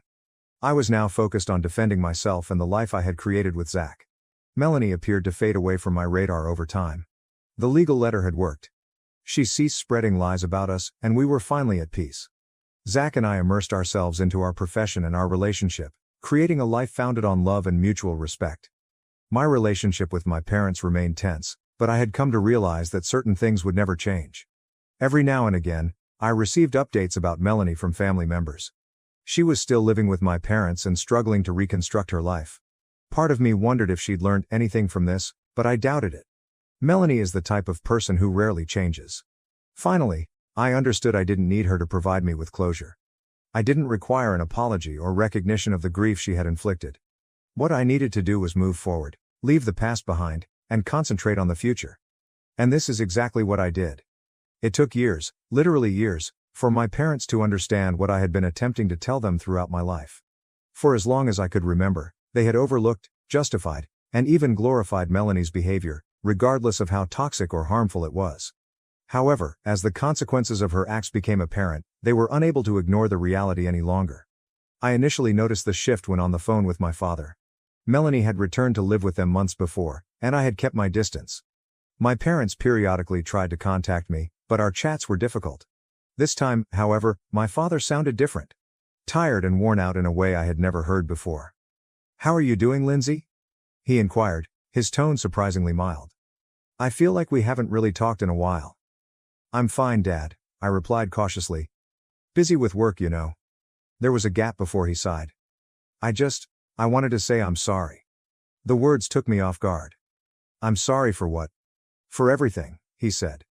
"For not listening to you and not noticing what Melanie was doing. Your mom and I have discussed how badly we have let you down." I wasn't sure what to say. For years, I had imagined hearing those words, my parents finally admitting the pain they had caused by continuously side with Melanie. But now that the moment had arrived, it seemed strange. "Dad," I asked softly, "what brought this on?" "Melanie," he acknowledged. "Getting her back in the house has been eye-opening, to say the least. The way she speaks to your mother, The way she blames everyone else for her problems, it is tiresome. It has made us realize that we have allowed her to get away with far too much for far too long. Part of me wanted to be vindicated, but largely I felt tired. I appreciate the apology, I responded. But it doesn't change what happened. I know, he replied swiftly. I do not expect it to. I just wanted you to know that we see it now, and we apologize. A few days later, my mother called. She was never as forthright as my father, but her message was consistent. We didn't do right by you, Lindsay, she admitted, her voice thick with sorrow. We ignored Melanie's behavior because it was simpler than confronting it, and as a result, we damaged you. I'm very sorry. Hearing their comments was a step forward, but it did not alleviate years of sorrow. I told them so. I need time, I explained. This isn't something I can just forgive overnight. They appeared to understand, and for the first time, they didn't try to force me to move quicker than I was willing to. Not long after, I received a letter. It came from Melanie. Seeing her handwriting on the envelope filled me with dread. I hesitated whether or not to open it, but my curiosity won out. The letter was long, many pages of carefully written text, and as I read it, I couldn't help but feel a range of emotions. Melanie apologized for everything, the lies, the manipulation, and the years spent undermining and making me feel tiny. She stated that envy drove most of her actions, but she did not go into detail about what she was envious of. She apologized for spreading stories about Zach, causing tension at family events, and capitalizing on years of favoritism. I know I've hurt you in ways I can't undo, she wrote, but I want you to know that I sincerely apologize. I've done a lot of reflecting, and I realize how toxic I've been, not only to you, but to everyone around me. I don't expect you to forgive me, but maybe someday we can start over. Reading her remarks, I felt a glimpse of something I couldn't quite place, perhaps relief, or maybe optimism. But, overall, I felt cautious. Melanie's past behavior had taught me not to take her comments at their value. A single letter, no matter how passionate, was insufficient to repair the damage she had done. I showed Zach the letter that evening, and we discussed it during supper. Do you believe she means it? I asked. He thought for a moment. Maybe. But even if she does, you don't have to accept her back into your life. I know, I replied. I just don't want to make the wrong decision. If she is serious, perhaps I should give her a chance. Giving her a chance doesn't mean jumping back into the relationship as if nothing happened, Zach told me. You can take it slow, set boundaries, protect yourself. He was correct, of course. If I was going to look into the prospect of restoring a relationship with Melanie, it had to be on my terms. For the following 2 weeks, I tucked the letter away in a drawer, reviewing it sometimes but without answering. I was not prepared, and I did not want to rush into anything. Meanwhile, my parents continued to work on repairing our relationship. They called on a frequent basis, not to guilt or pressure me, but to simply check in. It was a minor but significant difference, and I appreciated it more than I let on. Melanie had recently begun visiting a therapist, according to my mother. I think she's really trying to change, she told me.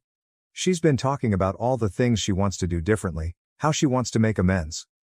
That's good, I remarked warily. But I'm still not ready. I understand, Mom murmured, and for once, she appeared to mean it.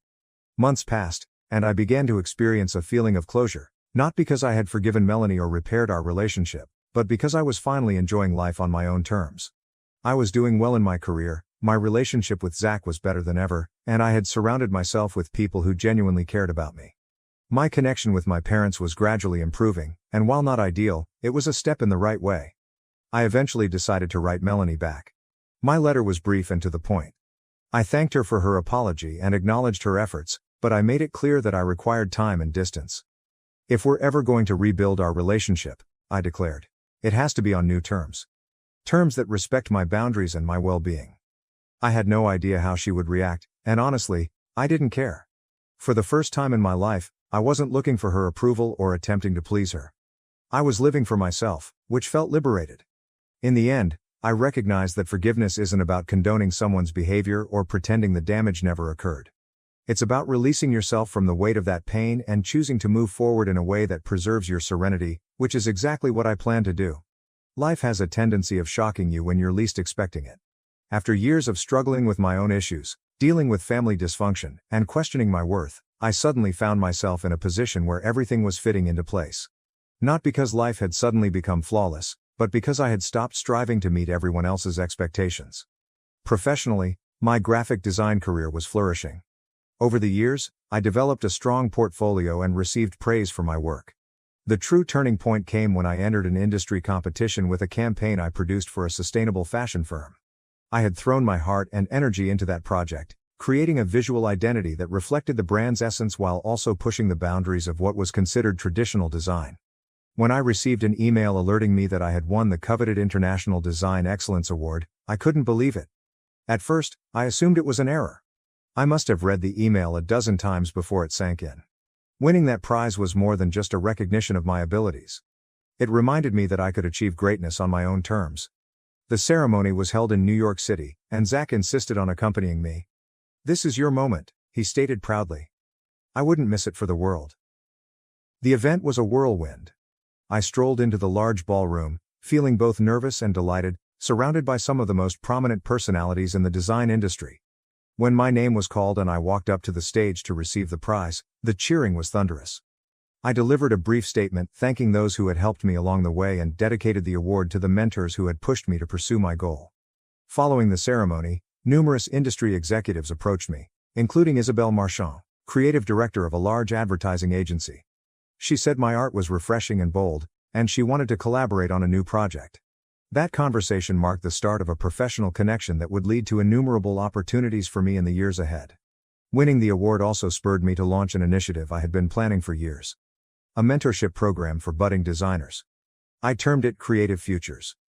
The purpose was straightforward: to give information, guidance, and chances for budding designers who didn't have typical entry points into the business.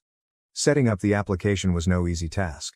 I collaborated with local design schools and industry professionals to secure money through a variety of grants and sponsorships. Zach, my ever-supportive boyfriend, offered to help with the business side of things, connecting me with potential sponsors through his own network. By the time the program began, we had a roster of excellent mentors and a group of bright, hungry students ready to make an impact on the world. The first year of the program was a huge success. One of our mentees, a young woman named Tasha, went on to secure an internship at a renowned design firm, and several others earned scholarships to further their education. Seeing their progress and excitement reminded me why I fell in love with design in the first place. While I was busy developing Creative Futures, Zach was making waves in his own career. His technology company had developed from a modest, scrappy startup to an industry leader. After years of steady growth, Zach decided to expand internationally, establishing offices in London, Tokyo, Sydney, and Berlin. The expansion was a massive undertaking. Zach spent months traveling between locations, engaging with local teams and supervising the establishment of each new office. It was difficult work, but he relished the challenge. "I've always wanted to take this company global," he told me one night during dinner. "And now it's actually occurring. It feels surreal." Despite his tight schedule, Zach always found time for us. Whether it was setting aside an hour for a peaceful supper at home or surprising me with a weekend getaway, he never let work come between us. His ability to strike a balance between ambition and love was one of many reasons I respected him. As our professions progressed, we began to consider what we wanted our lives to be like in the years ahead. We both enjoyed the vitality of the city, but we also desired a retreat, somewhere we could unwind and recharge away from the hustle and bustle. That is how we ended up purchasing the Lake Cottage. Originally, Zach came up with the idea. He had been looking through real estate ads one evening when he came upon the property, a large mansion on the banks of Lake Tahoe. The house itself was spectacular, with floor-to-ceiling windows providing breathtaking views of the sea, a large terrace ideal for holding events, and a private dock for boating and kayaking. "Take a look at this," Zach replied, sliding his laptop across the table. "I think we should go see it." I scrolled through the photographs, my heart skipping a beat. "It's beautiful," I said. "Do we really need a facility like this?" "It's not about need," Zach said with a smile. "It's about creating an environment in which we can unwind and enjoy life.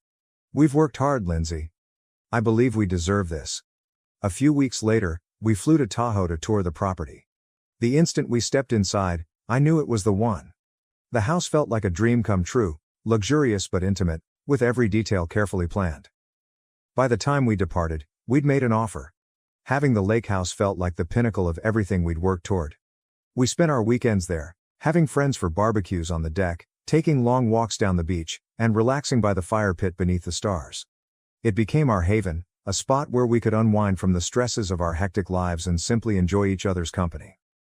Looking back on everything we'd done, I couldn't help but be grateful, not only for our achievement, but also for the path that had led us here. The difficulties we had encountered, the lessons we had learned, and the love that sustained us through it all.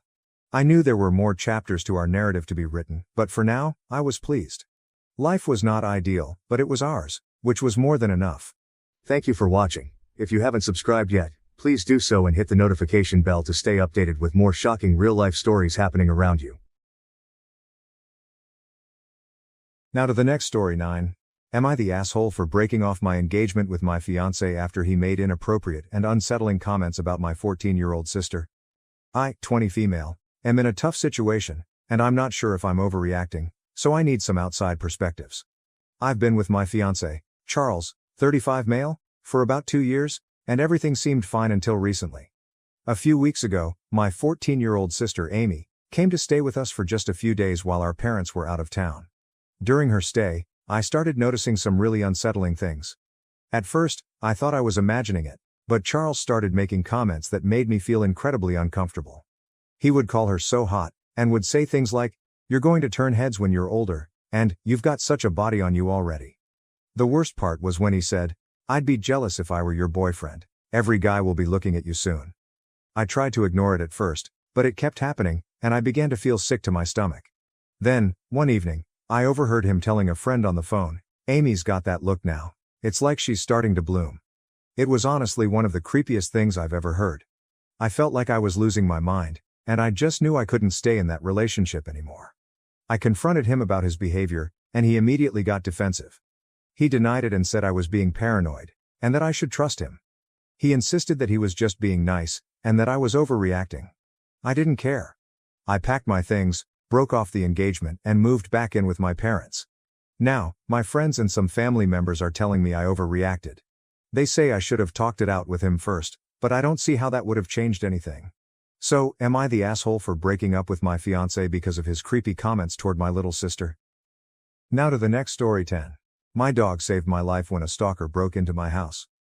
My sister-in-law now refuses to let him near my niece, claiming he's dangerous as he's snapped. This is kind of a complicated story, but I'll just get into it. I used to be in this controlling, kind of abusive relationship. When I finally broke it off a year ago, my ex started showing up, trying to get me to take him back. Eventually, it developed into full-on stalking. He would show up at my work, and took to just waiting outside of it after he was banned, leave notes on my car when I was at the grocery store, leave all kinds of flowers outside my house, and then stick angry notes on my door after he saw me throw them in the trash, wrote me all kinds of weird, obsessive emails and letters. I've had to change my phone number 3 times. The behavior escalated over time and got scarier, more threatening. In one instance, he started a small fire in my driveway, but the police couldn't get enough evidence connecting him to it. It was after that instance that I put cameras in my yard. I previously only had them pointing at my doors. I was horrified to learn that the police couldn't do shit about any of this until my stalker actually was caught doing something illegal, like breaking into my house. At which point, I might already be dead. I decided I wasn't spending the rest of my life waiting for the other shoe to drop, so I got a handgun and a concealed carry permit, took some self-defense courses, and started doing strength training. I also looked into getting an attack dog, but after all the money I'd sunk into my other methods of protection, they were prohibitively expensive. So I went to my local animal shelter and got the scariest, meanest-looking dog I could find. This is where Thor comes in. He's a 100-pound American bulldog, looks like he'd rip your throat out on sight, but is basically a gigantic teddy bear. He loves every person he's ever met, is incredibly sweet and gentle with my 4-year-old niece, enjoys other animals, and even loves the mailman. I just kind of accepted that he probably wouldn't do anything to protect me from my stalker, but it didn't matter that much because having such a huge dog made me so much more confident. I brought Thor everywhere I could, and was working on getting him trained enough to be an emotional support animal, so I could bring him inside places with me. I absolutely would not do this until he was trained well enough to not disrupt a regular service dog. Last month, I woke up in the middle of the night to Thor whining. I was groggy and thought he had to go to the bathroom, so I got out of bed and opened the door. At that point, my house alarm went off, and pretty soon after that, I was face to face with my stalker. I started screaming and went to run for my gun. Before I could do anything though, Thor ran across the room in full attack mode. The memory is really blurry for me, but there was blood all over my living room, and I remember my stalker was eventually able to escape, at which point Thor chased him outside and then came back to me. When the police showed up, they said Thor was a hero who'd probably saved my life. I don't want to list what they found in my stalker's car after they caught him, and I'm shaking a little as I type this, but I'm sure he was going to bring me somewhere and kill me. It looks like he's going to prison for a long time though, so my nightmare is over. Pretty much everyone in my life thinks Thor is a hero, except my sister-in-law. She and my brother have a 4-year-old, the one I mentioned above, and she says she doesn't want Thor around her, the child, anymore.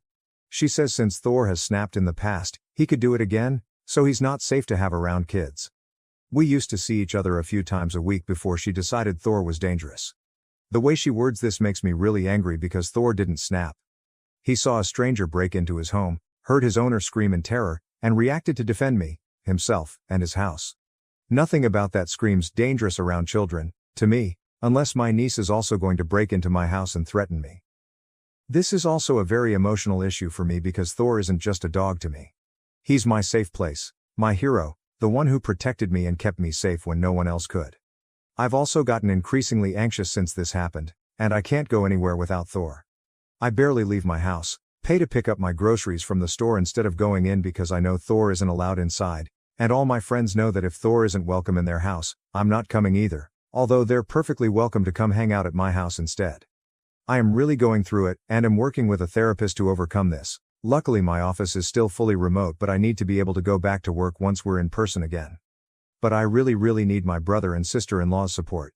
I think my sister-in-law thinks I'm just pouting and that's why I won't just leave the dog home and come over without him. I don't know how to explain to them that the fear hasn't stopped just because my stalker is in jail. It's actually a lot worse than it was before. I've already suggested they come over and I create Thor, but that wasn't good enough for her. What can I do to make her understand the situation better? Claudia, my dog took down my stalker after he broke into my house. Now I have severe anxiety and am too afraid to be without him, but my sister-in-law thinks he's unsafe around my 4-year-old niece. I don't know how to make them understand that I really am too afraid to go anywhere without him and not just trying to win an argument. Comments. Comment 1. Most of the people that replied have given you excellent advice. Mine is to get you to see that you won.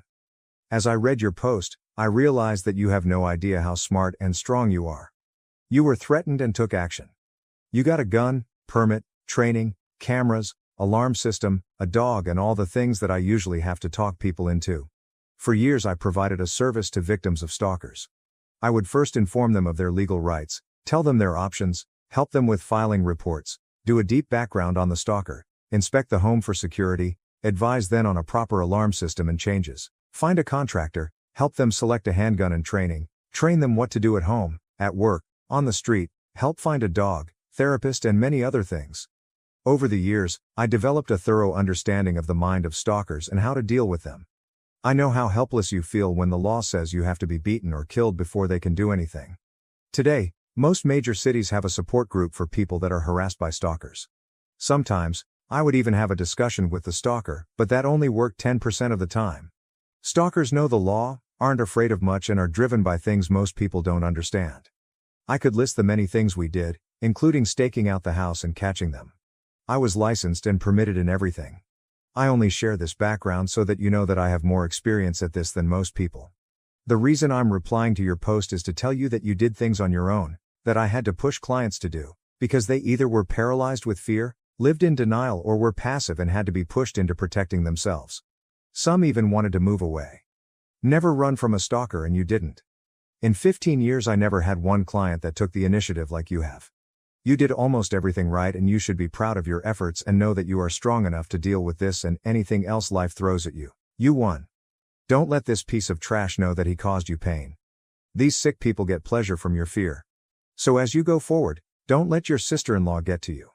She has no idea what you went through and her fear of your dog is baseless. You are really lucky and have one heck of a dog. He saved your life and deserves a great partner like you. Please don't underestimate yourself. I never had one client as strong and smart as you. You should be talking to victims and sharing your story of courage and survival. You would provide a service to victims that think no one understands their constant fear. If you did that, you would be giving yourself therapy. Therapy isn't much more than sharing your fears with someone that understands and you truly do. Comment 2. Because there have been plenty of helpful comments already regarding what to do with Thor, great name, and your sister-in-law, I just want to make sure you're also taking care of yourself. What you've been through is horribly traumatic that few people in the world have experienced. I know you've gone to great lengths to protect yourself with classes and the like, but now that the imminent physical threat is taken care of, it's time to take off the emotional scars your stalker has inflicted on you. Please seek out some trauma therapy. You deserve to be able to live without the constant cloud of fear hanging over you. Please seek professional therapy. You'll thank yourself so much for being kind enough to take care of your mental health. Best of luck to you and lots of pets for your perfect doggy. Reply 2, echoing this. OP. Depending on where you live, you may be eligible for trauma therapy paid by the county in which the judicial process occurred. Do they have a victim advocate's office? If not, I recommend looking up the National Association of Crime Victims Compensation Boards, if in U.S. Link. http watch www.danacvc.org. They can help you figure out what you are eligible for as a victim. I can tell you from experience as a victim of a crime that this service has been invaluable and allowed me to receive free weekly trauma therapy for almost a year now. Virtual since COVID. It also might help you find ways to talk to your brother and sister-in-law. Your support system is more important than ever, but sometimes people truly don't understand the brain alteration a trauma can cause, and you might not have the ability to describe it in a way they can understand right now. A therapist can help coach you on how to talk to them so that you can hopefully have time with your family and niece, and your dog. Also, and I hate to add this depressing advice, but talk to the victim advocate or sign up for the victim notification via the prison system so you aren't taken unawares by an early sentencing release. In the case I'm a victim in, the perp was sentenced to 6 years but will probably be out in less than 3. Restraining orders do not always roll over from before, so make sure you have a new one set in place if when this sociopath gets out on parole. So thankful Thor was there to keep you alive. Best wishes on healing. Comment 3. I'm really sorry that this all happened to you. I'm glad that both you and your pup are all right. You might want to look into a box muzzle. I'm not recommending it because Thor did anything wrong, but it might make the other person feel more comfortable. It's a muzzle that can be worn comfortably. Your pup can open its mouth, have his tongue hang out, whatever. I got one when introducing my 100-pound dog to a 2-pound kitten. It's a safety blanket. You can have them together without any fear. That said, it hurts to get hit with the cage. My lovely dumb dog got excited while wearing it, tried to lick me, and ran into my face with it on. I wish you luck with everything. Edit. Thank you to whoever awarded me the silver. That was really kind of you. I had a large aggressive breed of dog that was super friendly and loving. He crossed over the Rainbow Bridge last year. I understand the struggle of having an intimidating dog and the judgments that can go along with it. I especially want aggressive breeds to get all the love and attention they deserve. OP sounds like they're doing a fantastic job. No one should have to pick between a person and partner wanting what is best for their child or their amazing dog, especially one that saved their life. Reply 3. This is probably the best advice. As OP feels absolutely safe with the dog, the parents of the 4-year-old are absolutely responsible for ensuring their child's safety. I like this to keep young children out of the kitchen when cooking things on the stove. A pot of spaghetti is not evil, it's not malicious, and it's absolutely safe when used properly. But if a kid pulls it over on themselves, it's going to be tragic. I look at a dog which is capable of sending a full-grown man to the hospital to be as dangerous as that pot of spaghetti. A few ounces of prevention and inconvenience is absolutely worth everyone's peace of mind. You can even get the dog to love the box muzzle too. Make it so that he gets to play a treat game when he puts it on, and before long that dog will literally be bringing the muzzle to you whenever he hears the brother's car pull up. Comment 4. If it weren't for Thor, your stalker probably wouldn't be carted off to prison. Thor helped provide DNA that pinpoints stalkers to the scene. Best move on your part. That's such great news, and I'm glad things will be better for you. Your sister-in-law is being ridiculous. A home invasion is something a dog notices. That is why he attacked. You were scared and running, and the dog knew this strange guy was the problem, so he took care of it. Your sister doesn't understand dogs and I think is speaking from ignorance. I'm sorry this has happened to you, but parents will be parents. I'd just keep them separate from here on out to keep the peace. Reply 4. Thor sounds very smart and simply amazing. On one hand, I understand the concern of a child around any dog, but Thor didn't snap. He did what OP had hoped he would do and defended his mama from a man who broke into her house. I don't understand why keeping him created is unacceptable to her. They need to have a talk because sister-in-law seems to think OP is pouting, but she just went through severe trauma and relies on him for her anxiety. OP should also get counseling for PTSD though, because realistically she can't bring him with her everywhere for the rest of her life unfortunately. Some businesses don't allow emotional support animals, particularly a large bully breed. Now to the next story 11. My husband has secretly fathered his best friend's children. Now I'm terrified when his eldest son showed romantic interest in my daughter. All names are fake. This began as a dark, intrusive thought that I could never shake off, and over the years it has bloomed into a poison flower that infects my entire psyche. I'm a 42-year-old woman. My husband Luke is 43, and so is Amy. I met Luke in college, but he's known Amy since they were about 7. They did everything together and understood each other implicitly. They were best friends. They've always insisted that they are surrogate siblings to each other. Naturally I, as a new girlfriend, felt a little threatened by Amy and her closeness to Luke, but they both reassured me I had nothing to worry about. That their bond was not romantic and had never been sexual. That Amy really was just the sister that Luke never had. I believed them, and it didn't take long for me to forget any and all insecurity I had about Amy. She became my friend too. She officiated our wedding. Luke and I have built a wonderful life together and we always had a strong relationship. After we got married and moved in together, we still saw a lot of Amy, and I was fine with that. I've spent many nights in the town trying to help Amy find a man, as she has always lamented how she is unlucky in love. Luke and I started to have children after we were married, and, at around the same point, so did Amy. For further context, my children are Sophie, 15, Owen, 12, Louise, 10, and Carter, 6. Amy's children are Tom, 17, Kaylee, 14, and twins Adam and Jenna, 9. Now, Amy was not in a relationship at this point. She was not married. As far as I knew, she was dating, but not consistently. As Luke and I had more kids and our family grew, periodically Amy would find herself pregnant as well. It happened a few times, and Luke and I never knew anything about the fathers in question. I kind of assumed that maybe Amy was sleeping around and not keeping in contact with her one-night stands. Luke agreed this was probably the answer. While I did ask each time if Amy knew of paternity, she always said no, and she didn't seem that worried about the idea of raising kids on her own, so I didn't pester her. Of course, she had us to support her, so there was that. While Amy never asked for any help, of course Luke was never going to let his best friend struggle to stay afloat when she had children to raise. Financially, we are very fortunate and privileged. I have a job that pays handsomely and Luke also had wealthy parents who already knew and loved Amy, so they were happy to provide for her. My in-laws defy all stereotypes, they are the kindest and gentlest people. So we were able to support Amy. To get her somewhere to stay with her kids. People might be tempted to call her a leech, but I never saw it that way. None of us did. She needed help and we could provide it. I also know people are going to criticize her for her lack of responsibility and question why she never used more reliable birth control. Honestly, that is a long story that I don't want to get into because even I don't fully understand her reasoning, but it was quite important to her that she never be on birth control and that whatever came of that choice, she would accept. It wasn't religiously motivated, I know that, but it was that degree of significance to Amy. She really did not want to take birth control. She's explained it to me more than once, but I'm still not clear on why. Of course, Amy being Luke's best friend since they were kids, it's not unreasonable that sometimes they hang out together while I'm not there. Hey, that's fine. Sometimes I hang out with Amy one-on-one as well, though Luke does it more. She was his friend first. This included him going over to where she was staying and at times, sleeping over there. Was I a fool to trust him and believe nothing was going on? Perhaps. But for years, they presented as being buddies? Like siblings. I didn't pick up on any vibes between them, not ever. As one can expect, our children were brought up together. Not in the same house, our home is decently sized but even we don't have the room for 8 kids. But we made sure Amy's children met ours from a young age, and they always got along and strong bonds of friendship have formed over the years, which is good. Especially if I'm right, and they share blood. I've been dawdling getting to the main point. Yes.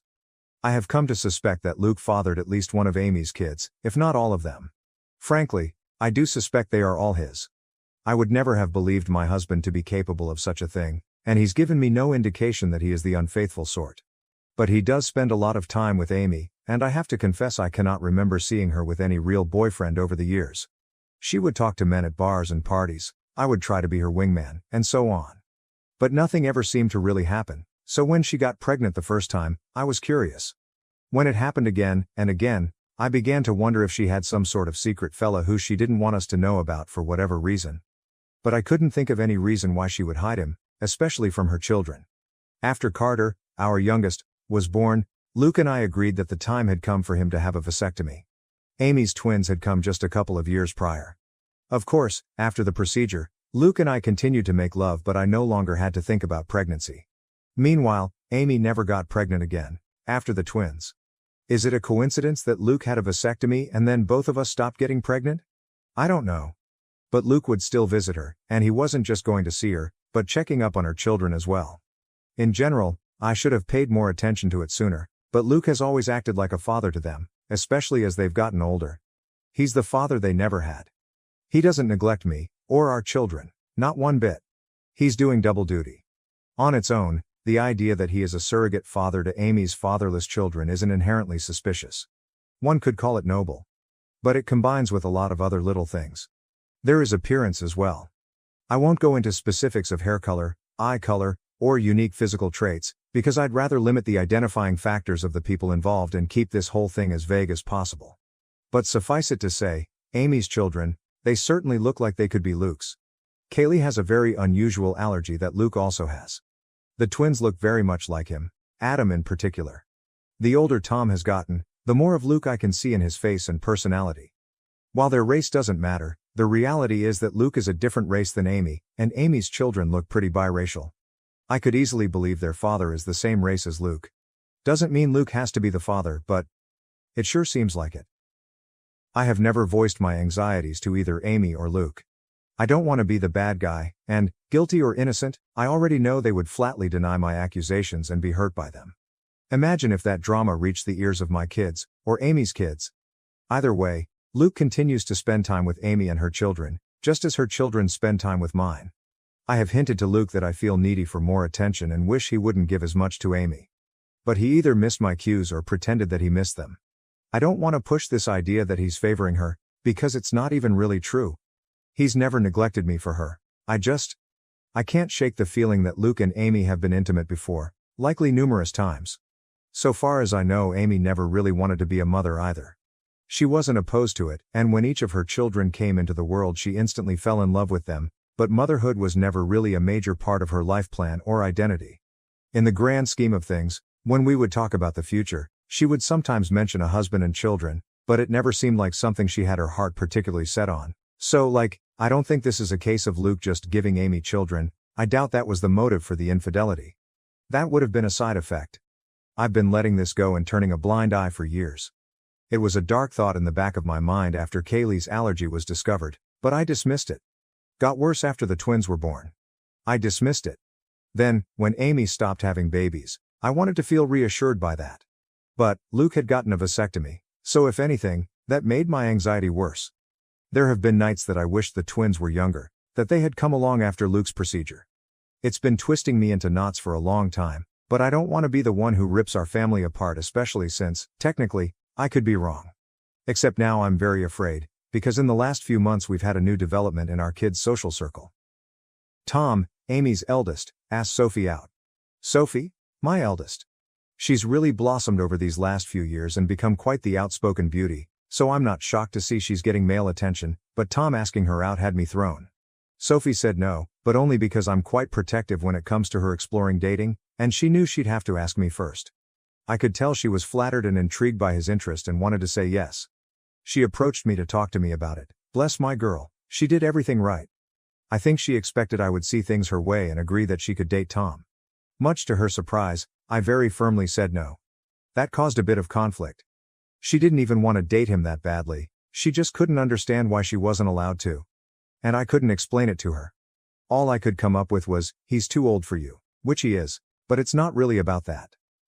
When Amy and Luke heard, I was so very curious to see what their reactions would be.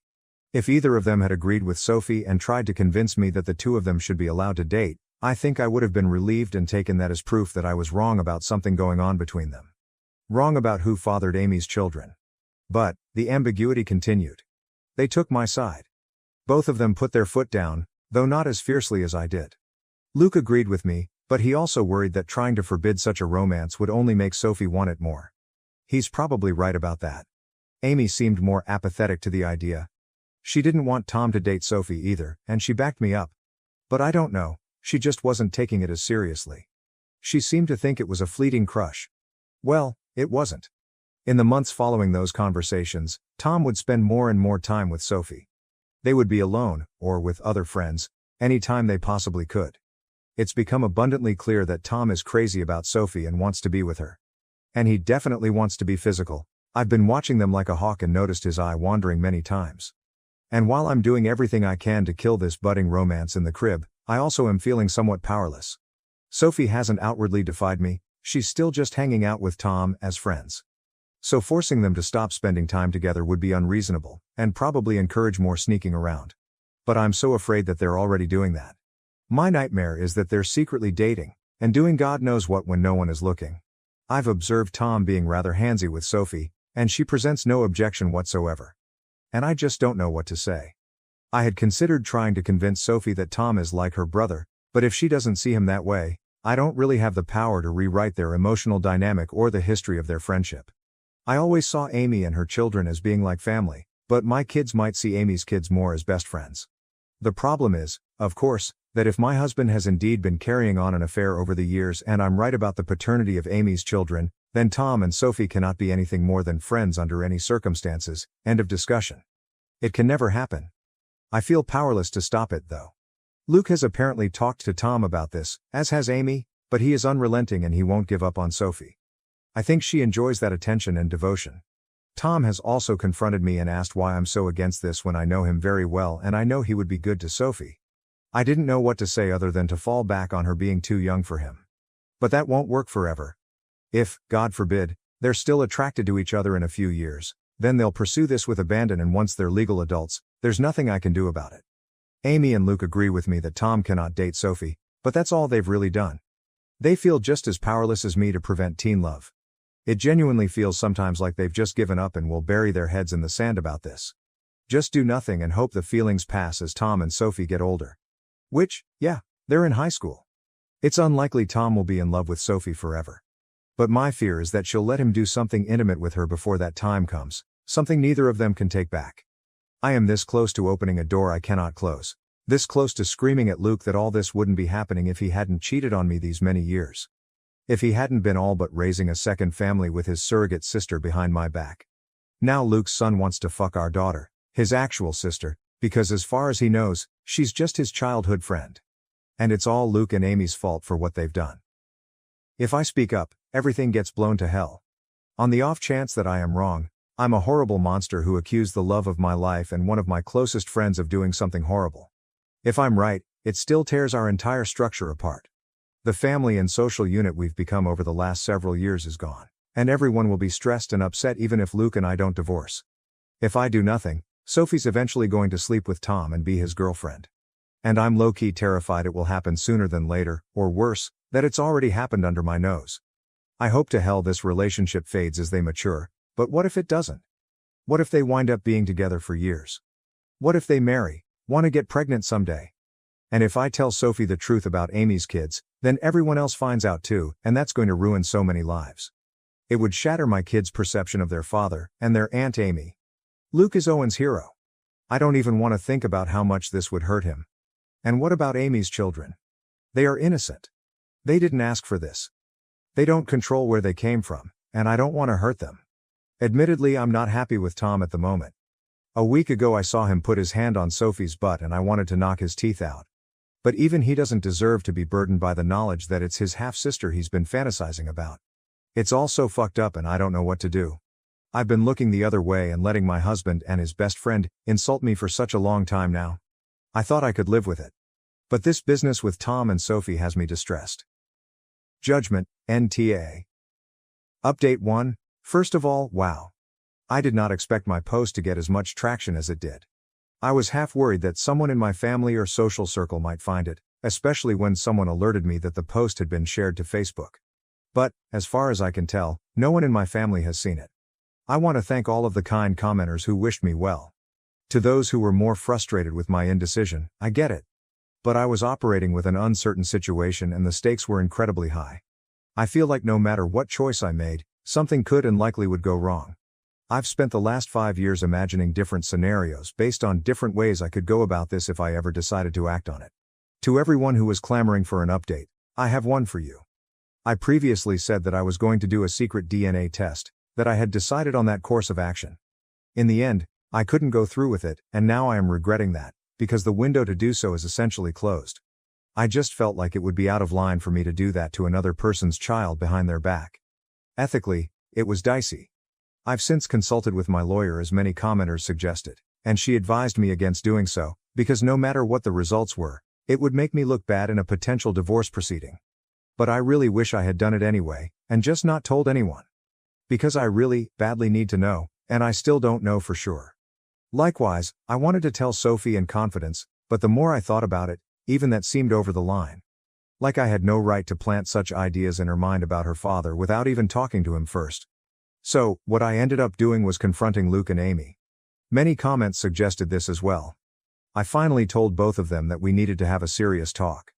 It felt counterproductive to approach just one of them, because I figured they would tell the other about what happened in their own words before I could prepare my own. I wanted them both to hear what I had to say. Once all the kids were at school, I laid down all of my suspicions and the reasons. I made it clear how much I love both of them, but a combination of clues had led me to notice the similarities between Luke and Amy's children, and I didn't even list all of them in the original post. For example, Luke has been a sleepwalker in the past. So have Sophie, Tom, and Adam. I said over and over how much they meant to me and how I didn't want to believe it, but the thought had crept into my mind in the past. How I had dismissed it before, but now, with Tom and Sophie having crushes on each other, it became necessary to pose the question. So I asked if they had ever crossed the line, if Luke had ever been unfaithful, if there was even the slightest possibility that any of Amy's children were his. I was just trying not to cry. Well, they reacted exactly as I would have expected. Their responses were perfect and so very well rehearsed. I genuinely can't tell if it was honest emotion or powerful gaslighting. Amy was more upset than Luke, or at least more outwardly upset. She was angry, offended at the accusation. Luke just seemed heartbroken by it. Maybe they were just acting, but I don't know. Somehow, they had reasonable responses to all of the points I brought up. They asked questions I didn't know how to answer. I had never objected to them having alone time before. Why did it suddenly bother me now? Do Amy's children really resemble Luke that much, or are things like hair color pretty basic traits to have in common? The whole family had always treated Amy and her kids as part of our unit, and I had previously commended Luke for stepping up and being a father to Amy's kids since they didn't have one. Why was I now saying it was a bad thing? What exactly did I want them to do? How could I think such a thing about them? Why had I waited so long to say something? Luke was more understanding than Amy. He respected my feelings, or at least he acted like he did. Amy appeared to feel more betrayed by what I said. I ended up apologizing several times even though I'm not sure I did anything wrong. Luke also apologized for anything he'd done, to indicate he was unfaithful. I asked Amy more pointedly that, if not Luke, who had fathered her children? She snapped back that it was none of my business, and I could tell she was in no mood to get personal or vulnerable with me after my accusations. I'm not proud to say that I lost my temper, and said that after everything we had done for her and her children, such information was not a lot to ask and perhaps she owed it to us. I regretted the words as soon as I said them, but Amy shouted back that I had never done anything for her, that it was Luke and his parents who had kept her afloat all these years, not me. She went on a longer tirade about how I had always acted superior to her, which I don't believe I did, though it's possible that I gave off that vibe unintentionally. Luke did his best to calm her down, but the room was still fraught with tension. I don't know Reddit, I just don't know. It's driving me to the edge of madness. There is a way to be certain, of course. Not certain of my husband's fidelity, but of the paternity of Amy's children. So I asked Luke, for my own peace of mind, for the sake of our daughter, and for our family unit, if he could please get a DNA test done, a paternity test. I went on to say that I knew he disliked and distrusted such things, but that I really needed this. I could see the pain in Luke's eyes. Maybe it was an act, but he did seem genuinely hurt that I was asking for this, that him giving me his word that he had always been faithful was not enough for me. But he very reluctantly agreed to participate in a DNA test. Unfortunately, Amy did not, and that's where we hit a roadblock. I was afraid of this. But Amy was infuriated at the whole concept and told me in no uncertain terms that I would not be getting samples of her children's DNA and basically told me to fuck off for asking, several times in several variations. I pressed Luke, and honestly he was a bit useless but probably right. He tried to convince Amy but she wouldn't hear of it, and he kind of shrugged to me when I pushed him for further support. Because he can't force her to get the test done, if she refuses, that's really a dead end. Trust me, it is. I looked into this quite a bit and consulted with my lawyer. The problem is, Luke could, in theory, petition the court to demand a paternity test for Tom and the others. The issue is that, to do this, he'd essentially be claiming he slept with Amy and he believes her children to be his. That would be the version of events he'd be maintaining. But Luke has staunchly insisted that nothing ever happened with Amy. That he never cheated on me. Whether or not he's being honest about this is another story, but he'd essentially have to go on record and make a claim that he isn't prepared to make. He is quite certain the children aren't his and he has no intention of fighting for custody of them. So no judge is going to compel Amy to submit samples of her children's DNA. Tom is also old enough that his consent would be a factor. If both he and Amy refuse to participate in the test, it's unlikely that Luke would have a case. He'd have to target one of Amy's younger children, like say, one of the twins. But he doesn't want to do that. He doesn't want to take his best friend to court to prove something that, in his words, he already knows isn't true. Luke is asking me to please just let this go, and trust him, because pursuing this will fracture everything. And according to my lawyer, it's not realistic anyway. For Luke to establish paternity, he would need to admit to an affair in the first place, and he's not doing that. And if he did, that would pretty much be all the proof I needed to be certain, even if I'd need more in a court case. I pestered him further about Tom and Sophie. Insisted that I didn't want them dating. Luke agreed, and apparently Amy still agrees. Luke plans to have a talk with Tom and activate protective Papa Bear mode. Among other things, he's going to remind Tom that in a couple of months when he turns 18, him being intimate with Sophie will literally be a crime. I wouldn't actually press charges against him as I know he'd never do anything against Sophie's will, but I'm not above implying the threat. Thankfully, Luke isn't either. I did ask him if he'd be open to potentially swiping a sample of Tom's DNA to do a private paternity test, but he was very hesitant about the idea. Like me, he viewed it as unethical. He also pointed out that if we were to do this and Amy found out, it would mean the end of our friendship with her, most likely. Things are, Luke believes, still in a salvageable state, where Amy and I could reconcile and become friends again, and I can see how much he wants this to happen. But, if I did a DNA test on Tom behind Amy's back and she found out, I think she would hit the roof and I wouldn't entirely blame her. Though I'd be very interested to see the results. Luke ended up going to see Amy and spending the night. I know all of you are cringing and throwing up your hands, and trust me, I wasn't happy about it. That was a very long conversation. But he was adamant that he needed to perform damage control. So they spent the night together. With Luke maintaining that nothing happened, I did not sleep a wink and I kept texting him for updates. So far as I can tell, Amy will cool off, but she needs a little time. Luke and I talked things over when he came back the next morning. It was an emotionally fulfilling conversation and we ended up agreeing to take the kids, our kids, not Amy's, to visit their grandparents for a few days. It was an impromptu visit but we've done it before and they were delighted to have us. I just really wanted our family to spend some time together away from Amy's side of the family, so to speak. I always love getting to see my in-laws. I'll refer to them as Jim, 75 million, and Kat, 67 degrees Fahrenheit. I know Reddit is famous for stories about the mill from hell, but in my life that couldn't be further from the truth. I feel safe with them. To the point that, when they took notice of how distant Luke and I were from each other, I finally relented and confessed my fears. I told them of my anxiety that Amy and Luke were having an affair, and that Amy's children might be his. Here's where things got a little bit interesting. When I told them what I was feeling, Kat just gave Jim this pointed look, and did a big, dramatic sigh. So it turns out, Kat has had similar misgivings to mine and genuinely suspected over the years that Luke and Amy were closer than they'd ever admit, that they had crossed the line in the past. Jim, on the other hand, simply refuses to even consider the idea. He has always insisted that Kat is seeing things that aren't there. He maintains that Luke and Amy are like siblings, and would never do such a thing.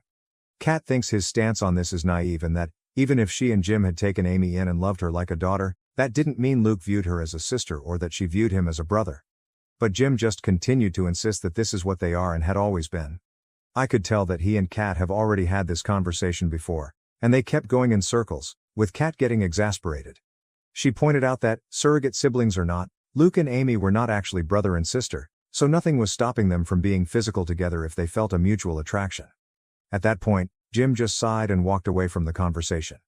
So yes, Kat has privately wondered if Amy's children weren't fathered by Luke, which is part of why she has always treated them as her grandchildren. Which was never something that I minded, to be clear. I also don't mind that Kat never voiced these concerns to me. She had no proof, and she saw far less of Luke and Amy's closeness in our adult lives than I did. As for the kids? They're doing all right. I don't know what Amy told her children, but I think the general consensus, The official version of events is that Amy and I had a fight and needed a break from each other. That's what Luke and I told our children, and when pressed for more information, Luke did defend me and shut down the questions, saying it wasn't their business. I don't know if Amy kept to that version of events, but my children and her children have each other's phone numbers and social media, so they've presumably still been in contact over the last 2 days. I think my kids would have kept Amy's kids in the loop on the updates, and if Amy had told them anything else significant, they would have relayed that information to my kids. After all, we know Sophie and Tom are very close. I did try and talk to Sophie about that more, but the timing was off, because Sophie rejected my counsel and interpreted my reinforced reluctance as being attributed to my fight with Amy. She maintained that she wasn't dating Tom. To what degree that's actually true, I don't know. But she was going to remain close friends with him, and while she isn't usually a disobedient child, she made it very clear that she was putting her foot down on this one, and, to be fair, I can't really justify trying to separate them or forbid them from being friends. They've known each other for years. Luke has my back on them not being allowed to date, but he wouldn't have my back on them not hanging out anymore. I wish I had a more definitive update. If anything significant happens in the next few days, I can let you guys know. I'm mostly just kicking myself for not having done the secret test, even for my own peace of mind, as now I feel like I'm locked out of the only way to get definitive proof one way or the other. Comments. Comment 1. They spent the night together. OP, come on. That's not acceptable. They're definitely a couple. Comment 2. Honestly, do you really think he's sleeping on the sofa? Why is he sleeping over there if there is nothing going on? You go to your friend's house and talk, and then you go back home to your wife and kids. WTF? What about your kids? He doesn't give a shit about any of you. Time to have another chat with the lawyer, and you really need to get more angry about this. You are way too understanding. This woman has wrecked all your lives, and even your in-laws have been suspecting the same all along. Comment 3. Luke and Amy are a couple and OP is the side piece at this point. Update 3. I think my husband fathered his best friend's children, and now one of them is attracted to my daughter. 1 day later. I didn't expect to have another update so quickly, but after posting my first update I did a lot of thinking about my kids. I ultimately decided that whatever else happened, I needed to warn Sophie about the situation, and do so immediately. To hell with Luke and whatever that meant for him. To hell if that meant all of the kids learned of the situation. She needed to be aware of what she might be getting herself into. So I discreetly kept her out of school.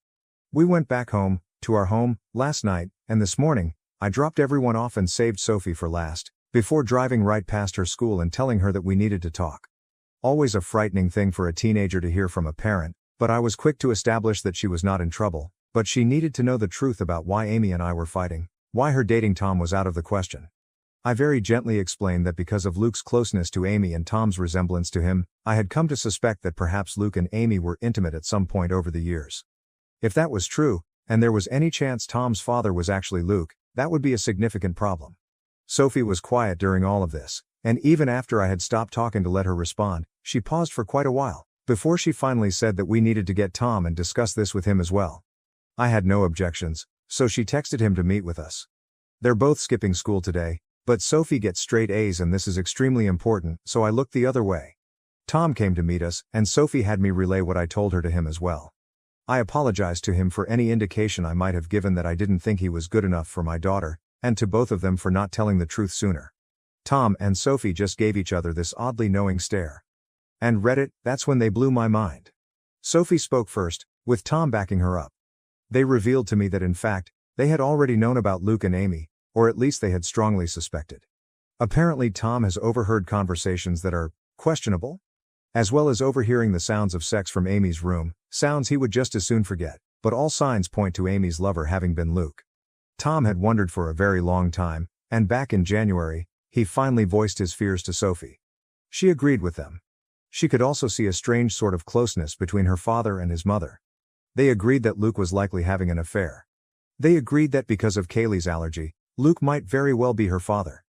And if Kaylee was Luke's daughter, the rest of Tom's siblings could be Luke's as well. Tom could be Luke's kid himself. The math led them to the same places as me. So Sophie and Tom came up with a little plan. As it turns out, they are not in love. They never were. They're still just best friends. But they had the same instinct as me, that they didn't want to blow up our entire family and social unit without more direct evidence, which Tom has been working on acquiring. And though Sophie very badly wanted to tell me the truth, she was hesitant because she knew it would shatter me. She had no idea I was already suffering in silence. Sophie apologized for not voicing her suspicions sooner. Honestly, we both cried, and I made sure she understood that none of this was her fault, and that I loved her very much. So, the bottom line is, Sophie and Tom already know they could be half-siblings and aren't actually interested in being a couple. That was their idea for how to rock the boat. To force Luke and Amy to do something about the situation rather than just keep making a fool out of me. I also think it was Sophie's way of punishing them for their affair. Teenagers can be vindictive, so they concocted this idea that they wanted to date. Every flirtation I've witnessed, every inappropriate touch, all staged, apparently, and for the benefit of Luke, Amy, or both. This was supposed to make them sweat, and Tom expected they would jump out of their seats to forbid it from happening. When I was the one who did instead, that kind of threw the kids for a loop. They couldn't understand why I cared more than the actual cheaters. They began to suspect that maybe I knew. Tom confronting me that one time about why can't I date Sophie, was him trying to gauge if I knew or not. Maybe I shouldn't be surprised. Sophie and Tom have always been close friends and confided in each other. Maybe I should be a little more concerned at how sneaky they've been, but honestly, I'm just so relieved they're not dating. Sure, they could be lying to throw off the scent, I guess, but they apparently already knew that they're likely related. They didn't blink at all when I told them. We even had a bit of a laugh together when Tom mentioned how he had been a little offended that I was so against him dating my daughter before. I kind of jokingly asked him, "So you don't think she's gorgeous?" And Tom, bless his heart, shrugged it off. She is. But so is my English teacher, and I'm not asking her out either. Either way, the question now is, where to go from here? We have to figure that out. I will say that it is such a relief to have told Sophie, and I feel like an elephant has taken one of its feet off my chest. Having her in my corner, and Tom in my corner as well, means a lot to me, and even though I basically just got it absolutely confirmed that Luke is sleeping with Amy, I kind of already knew that anyway. So now it's just a question of how to proceed. Tom has already volunteered to submit his DNA so I can compare it to Luke's, and both he and Sophie advise me not to tell Luke and Amy when I do this, which I agree with. They're both completely on my side, which means more to me than I can ever express to them. Tom has also been trying to set up a camera in Amy's room to catch her and Luke in the act. Sophie told me flat out that I needed to divorce her dad, and hearing that from my own daughter made it clearer than it's ever been. She's right. Comments. Comment 1. Okay doke. Tom and Sophie have to be sitting on the couch when Luke comes home and drops the bomb that Sophie is pregnant. Or, to say that they had the same thoughts and did their own DNA tests and surprise, you are the father up. Actually, that was something they had considered doing before. Now that the three of us are on the same page, it's not the worst idea. Comment 2. Why not just DNA test the two kids against each other and stop dragging it out? The test will let you know if they share the same father, and then it would be clear your husband is the father of both. Comment 3. Getting 2 ancestry test kits is simple, they are on Amazon. Comment 4. I don't even care if it's fictional or not, these updates have me hooked. Comment 5. I finally understand why my granny used to watch those god-awful drama shows. It's super fake, but damn if it isn't entertaining. These posts are just new age soaps. I am not the OOP. Please do not harass the OOP. Thank you for watching. If you haven't subscribed yet, please do so and hit the notification bell to stay updated with more shocking real-life stories happening around you. And next to story 12. My ex-wife has been continuously harassing me.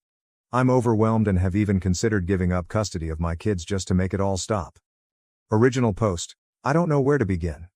I was married for 13 years. Have 2 small children, 4 and 6. And after being divorced, I am now remarried to a wonderful woman, Donna. My ex will not stop harassing me. I have to communicate with her for the kids. But it was so contentious that the court finally ordered all communication to go through an online site, and I had to change my phone number and move. It was that bad. I had my kids this weekend. Things went great and I went and saw my family. No incidents, we had a great time. Then I got this email. Jill and Marvin, kids report that they were in a traffic accident with you this weekend, in the truck. They both report that the loud, obscene exchange between their father and the ABC towing driver scared them. They both report that they were bitten by Greg's dog, Murphy, during their visit at your folks' house this weekend. This is the second dog they have both reported biting them. I have also posted their reports that they have been bitten by a large dog named Betsy, at your in-laws' house. They have traumatic memories of metal being scraped out of your leg. I hope that you recover and get back to your job quickly. I hope that Donna is okay. They report that you have trouble walking. This is consistent with behavior I observed at drop-off on Sunday night. You didn't get out of your new car, and it appeared very awkward for you to unbuckle their booster seat belts from the driver's seat. I need to know about these things, please. Dog bites are notoriously dirty and prone to infections. Just because our children didn't appear to be as seriously injured as you were in the truck accident, doesn't mean that they couldn't be stiff and sore and possibly have internal injuries for which I need to be observing. At least I need to understand why they were stiff and sore and acting more fearful than usual when they came home. Their mild to moderate bruising and scrapes, and the chunks of skin missing from their hands and fingers, are consistent with their reports of the accident and the dog bites. I will take Jill and Marvin to the pediatrician walk-in clinic to rule out any unseen injuries and infections. It would be nice if you would call or email the doctor's office, and tell them what you can about the accident and the dog bites. It could help rule out tests and treatments that might not be necessary. It would also be nice if you would pay your half of their medical expenses. Especially because the accident and the dog bites happened when they were with you. Today is Jill's first day of school. I could have taken them to the doctor 2 days ago, if you had shared that they were bitten and in a traffic accident that was bad enough required a tow truck for the truck, and medical care for you. If you want to drive the kids to Santa Barbara and back on a weekend, expose them to animals that aren't safe for children, and fight with tow truck drivers in front of them, I cannot prevent that. But what happens to their little growing bodies, and the events that are being imprinted on their sweet, innocent minds, is very much my business. Please share all of the information regarding what happened to our children in the truck accident. Please share all of the information regarding the bites from the dogs. As a mother, it is very worrisome to hear my preschooler and my first grader recount the dangerous things that are happening to them. But it is even more worrisome that my co-parent withholds vital information about their health. Jill and Marvin deserve to know that their parents are working together to take care of them. Thank you. Rest of the post, I don't even know where to begin. The dog that was there had no teeth. Didn't bite them. And couldn't have even if it wanted to. My in-law's dog is dead. I was never in an accident. There was no tow truck. All of this is false. I can't even find a shred of a real event that could have gotten twisted. This comes on the heels of 4 days ago, her trying to corner me into signing away 30% of my custody agreement, and refusing to let me even look at the details of the paperwork. I am so frazzled by all of this that, at times, I think about signing away my parental rights just to not have the stress. But I don't want my children thinking I don't care for them and abandoning them. How do you reason with this level of crazy? Any advice is welcome. I need help managing this. TLDR, trying to deal with a crazy ex, and barely holding it together for the sake of the kids. Relevant comments. Commenter, why are you so cowed by your ex-wife that her telling you to sign something you don't want to sign causes you stress? It shouldn't be that hard to say no. Oop. That is a brief snapshot. When it's every day, or every other day, it gets stressful. I never know what accusation is going to be lobbed at me next. When they divorced, 2 years ago. To a deleted comment, yeah. I already spent almost all of my savings to get the custody agreement I have. Dropping another $20,000 would be tough. To pay for I'd have to pick up another job, which would then not allow me to access the custody I am wanting. Commenter. Turn this over to your lawyer. Please fight this fight. I know it is hard, but can you imagine growing up with a mother who chooses to rewrite history and reality to suit her whims? Oop. Lawyers have been contacted. No response in 3 days, emailed with this craziness this morning. Still crickets. Commenter. Their mild to moderate bruising and scrapes, and the chunks of skin missing from their hands and fingers, are consistent with their reports of the accident and the dog bites. So do these things not exist or what? Oop, I didn't see anything. A scrape on the foot from the flip-flop one was wearing, but other than that, nothing. Commenter. How does Donna feel about all of this? Oop, pissed. It is a major source of conflict in our marriage. Actually, it is just about the only thing we ever argue about. Tangential post. Title: Legal rights surrounding a primary custody parent who after 4 attempts is not picking up her children from me, the non-custodial parent. California. I am in Southern California. I don't know what to do here. I am the non-custodial parent. I have had the kids for 1 week, 4 and 6, during Christmas break. Due to the high conflict nature of my ex, we have been assigned a co-parenting person to help mediate. On the 30th we were supposed to exchange the kids back to her care. I showed up 15 minutes early to the location, and we waited for 1 hour and 7 minutes before giving up and leaving. She had been claiming she was right there for over 35 minutes. The location was an IHOP, 300 feet from the freeway exit. After I left I got a slew of messages calling me all sorts of names, and claiming that she had just shown up, but that I had left. This song and dance has happened before. She said she would meet me anywhere, just to let her know where. This time I called her bluff and picked a location 2 miles from my home, and told her, the kids are hungry and tired of waiting. I'm taking them to my house. When you arrive at the location, 11 miles from the IHOP, text me and let me know, and I'll bring them right over. I sent her the location 5 times in text and twice via email. 4.5 hours later. Nothing. I then told her that we could meet at the agreed upon location at 11 a.m., the next day for the exchange, just 1 day later than planned. When I woke up in the morning, she demanded I drive them 1 hour to a new location, because she had a 103-degree fever and couldn't drive. There of course was a back and forth about her ability to care for children if she was too sick to drive. Ultimately she failed to arrive at the location at 11 a.m. At 5 p.m., I got a doctor's note stating that she only had a cold and was fine to care for the children. I didn't ask for this. I then called her and we had a heated back and forth, but ultimately I relented and told her that I would bring them to a location that she chose. 1 hour away and 1 mile from her house. Under the agreement that she would show up this time. Before leaving I sent an email confirming the location and time. That was sent at 7:48 p.m. We arrived at the location at 8:51 p.m., and texted to let her know we were there. What happened next was so frustrating. No response to any text was ever given. Every time I would send a text, I would get an email. All of them stating the same thing. That she would not leave her house until I verified my location. I sent her 6 different responses to emails telling her where I was. All I would get in response is more messages asking me to confirm my location. I even made a phone call telling her where I was. Unfortunately at this point I was in such disbelief I did yell at her and tell her to get her ass down here. Not my finest hour. At 10:21 p.m. With kids in high anxiety and crying that their mom had forgotten them again, we left and drove the hour back home. I have now messages accusing me of child abduction. I don't know what to do. I am not subjecting my kids to this again. I can't bear to watch them check every car, and get excited, I think I see her. Over and over again for hours while she plays these games. My worry is that the cops are going to come knock down my door. When I have done everything I can to make these exchanges work. Is this enough to have my lawyers file an emergency hearing to get primary custody? I am in limbo right now since neither my lawyers nor the co-parenting person will be in the office until the 3rd. TLDR mother has missed 4 exchanges in 2 days. What are my legal rights in this situation? Relevant comments. Commenter. Why can't you just drop the kids off at her house if she's not feeling well enough to drive? It sounds like she's playing games and you're letting her. Oop. She has told me over and over again not to come to her house, under any circumstance. Commenter.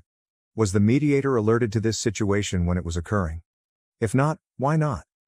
OP. She doesn't check her email or phone over the weekend. Commenter. Keep the kids, stop dealing with her shit and file for full emergency custody this week. OP. She is now stating that she is 5 miles away, waiting for me to deliver the kids. This was not pre-arranged. Deleted post. Editor's note, thanks to mods for helping me recover this. Title, California. Not sure what my options are with a crazy ex-wife scenario. Literally, I am in the process of a 7:30 evaluation for primary custody of my kids. 2 kids 7 and 5 today, was another doozy of an exchange, and I am fearful for the kids. I don't know what my options are here, if any. My ex was 53 minutes late to the exchange today.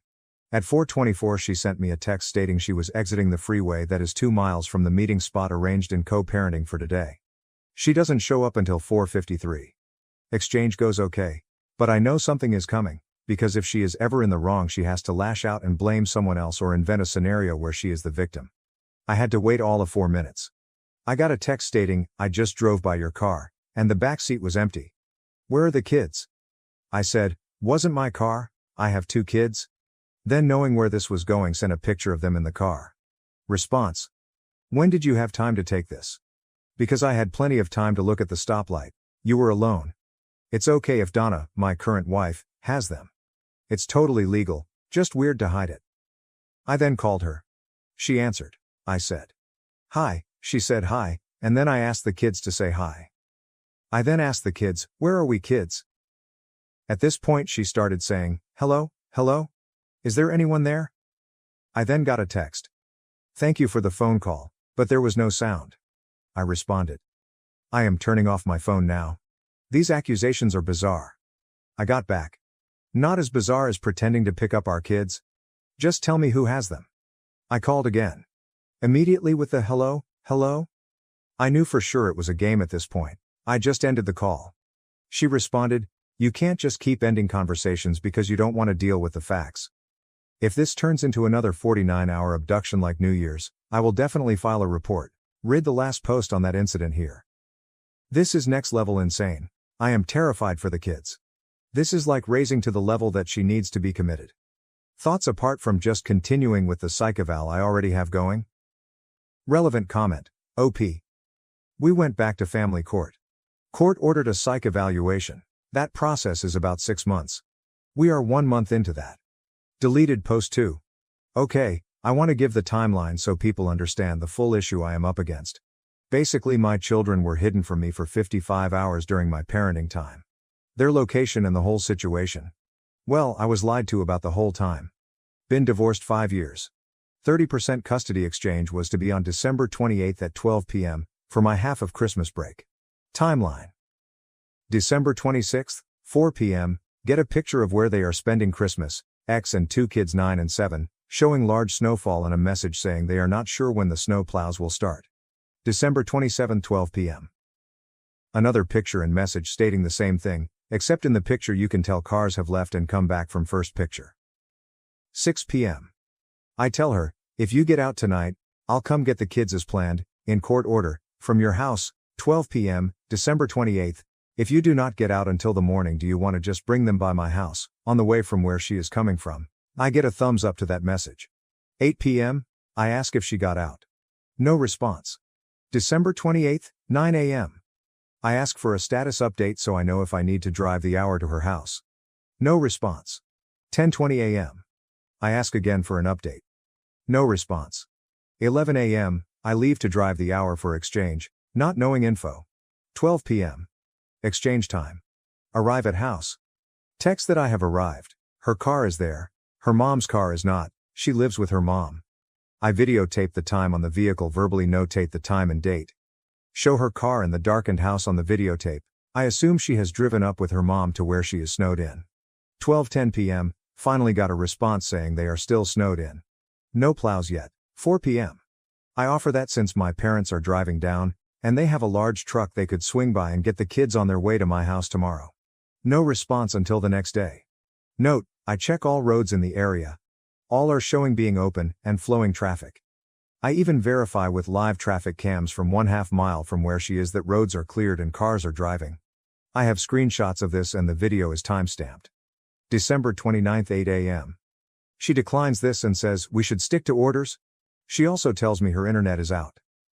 December 29th, 11 a.m., I contacted the police about child abduction. I tell them the story.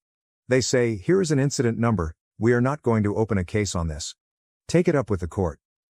At 4 p.m., I got a message saying, "Freeways are closing down for the night.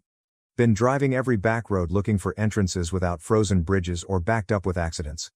It's an hour wait every time I fill up. Everybody's sure it'll be better tomorrow. Signals are better at least." I respond by asking her to tell me when she leaves. Note: no freeways or highways are shut down. I check all state and local websites to verify. Even check Twitter and local live camera feeds. December 30th, 8 a.m., call my lawyers, tell them what is going on, send them all of the timeline, and they say they will reach out to her attorney. 1 p.m., they finally get in touch with her attorney and the response back is that she is leaving today, that she will message me when she does, and I can come and get the kids from her place. 2 p.m. I ask for an update from my ex. 4:45 p.m. Still having gotten no communication, I call my lawyers again. They call her lawyer. I finally got a response. I have left. That's all. At 6 p.m., get a message, "I am home, you can come get them." 7 p.m. 55 hours past exchange, I get the kids and I ask them about the snow and being stuck. I was not trying to pry information or grill them, just casual light conversation. They tell me that they have been at home for 3 days. Since the night of the 27th, now I am asking some more pointed questions. I ask about what car they drove. They are kids, maybe the timeline is wrong. They say they were in their mom's car because grandma had to leave on Christmas Day to be back home, so they drove separately. They say that mom said I told her she could keep them for 2 more days. I am furious. It was all lies. I am contacting lawyers today. But what are my options here? I want to have a reasonable expectation walking into this. My stance right now is, I need action and need someone else to be as posed about this as I am, or I'll find a lawyer who is. But I do realize my emotions are elevated. Additional note, in the last 2 years I have filed a 730. Spent $12,000 on it. 2-year process. Basically it said I am the better parent, but that she might be improving, and that his suggestion would be to wait a year and do another 730, and if things haven't improved by then, it would be appropriate to swap me to primary custody. That report was produced in April this year.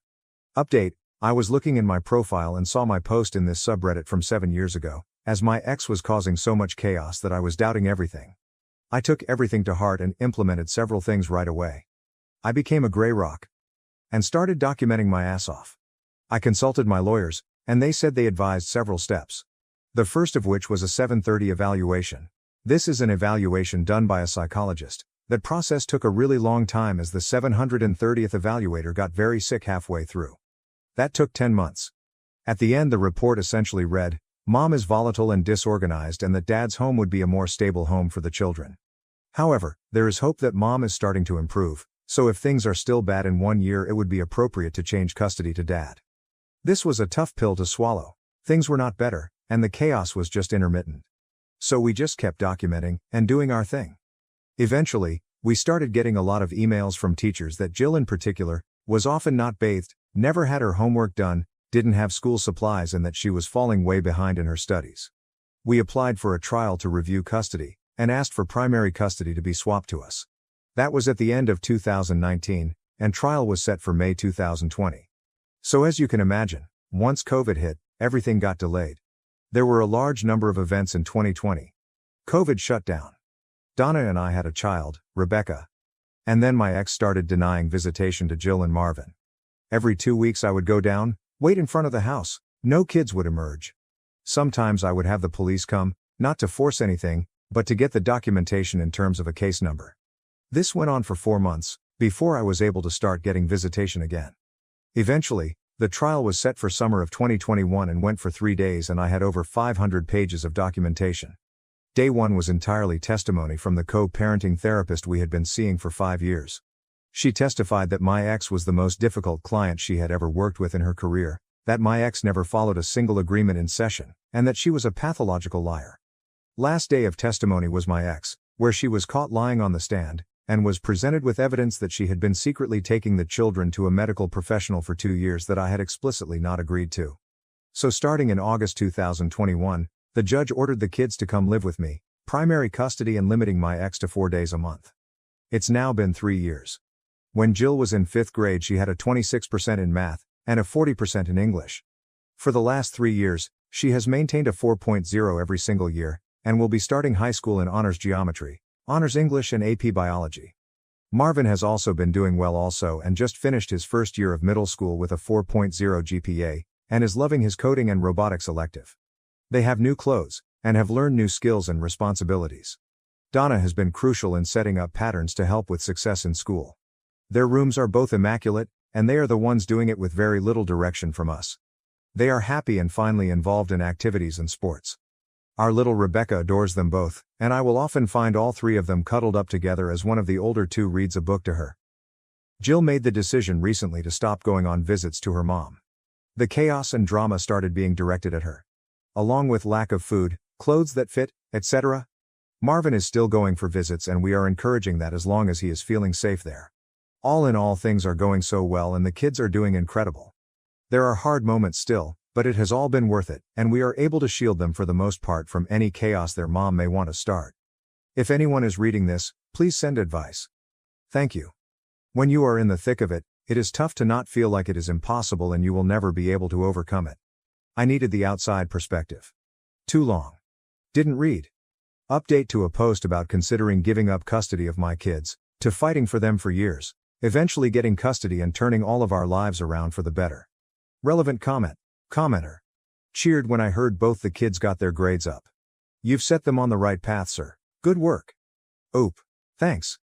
We knew they had the ability. It is amazing what can happen when kids have support with HW, and a routine to follow every day. Soon they start believing in themselves and then setting their own lofty goals. Jill has dreams of becoming an investigative journalist. Marvin would like to become a nuclear engineer.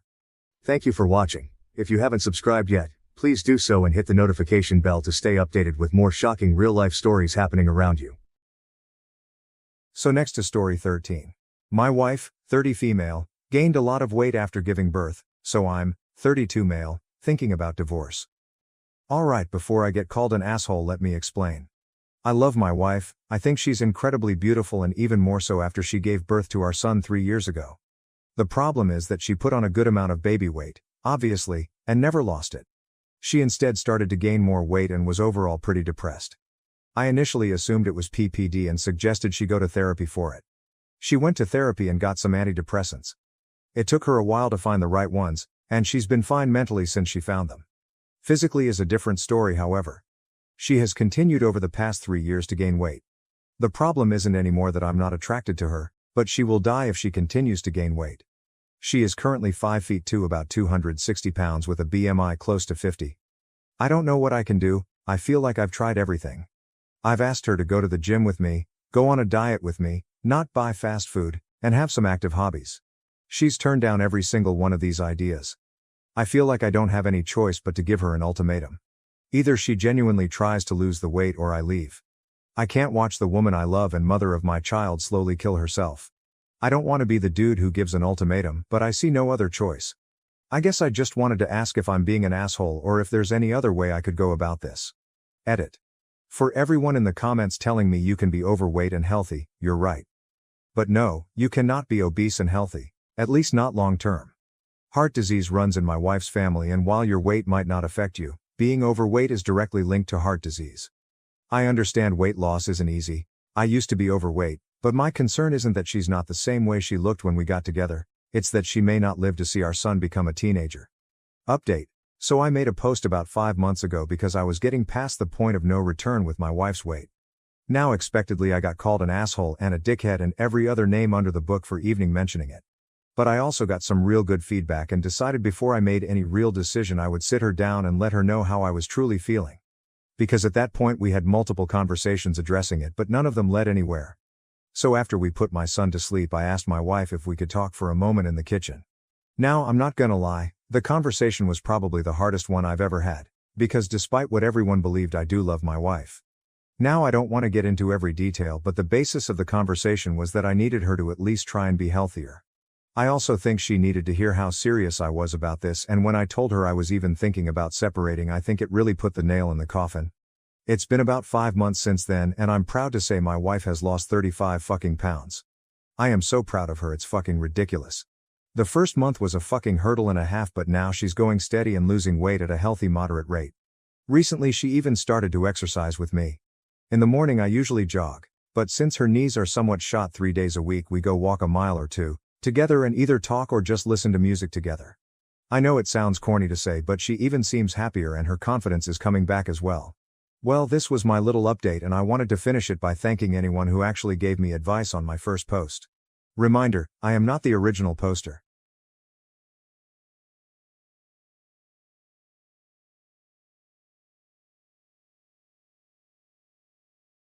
Thank you for watching. If you haven't subscribed yet, please do so and hit the notification bell to stay updated with more shocking real-life stories happening around you.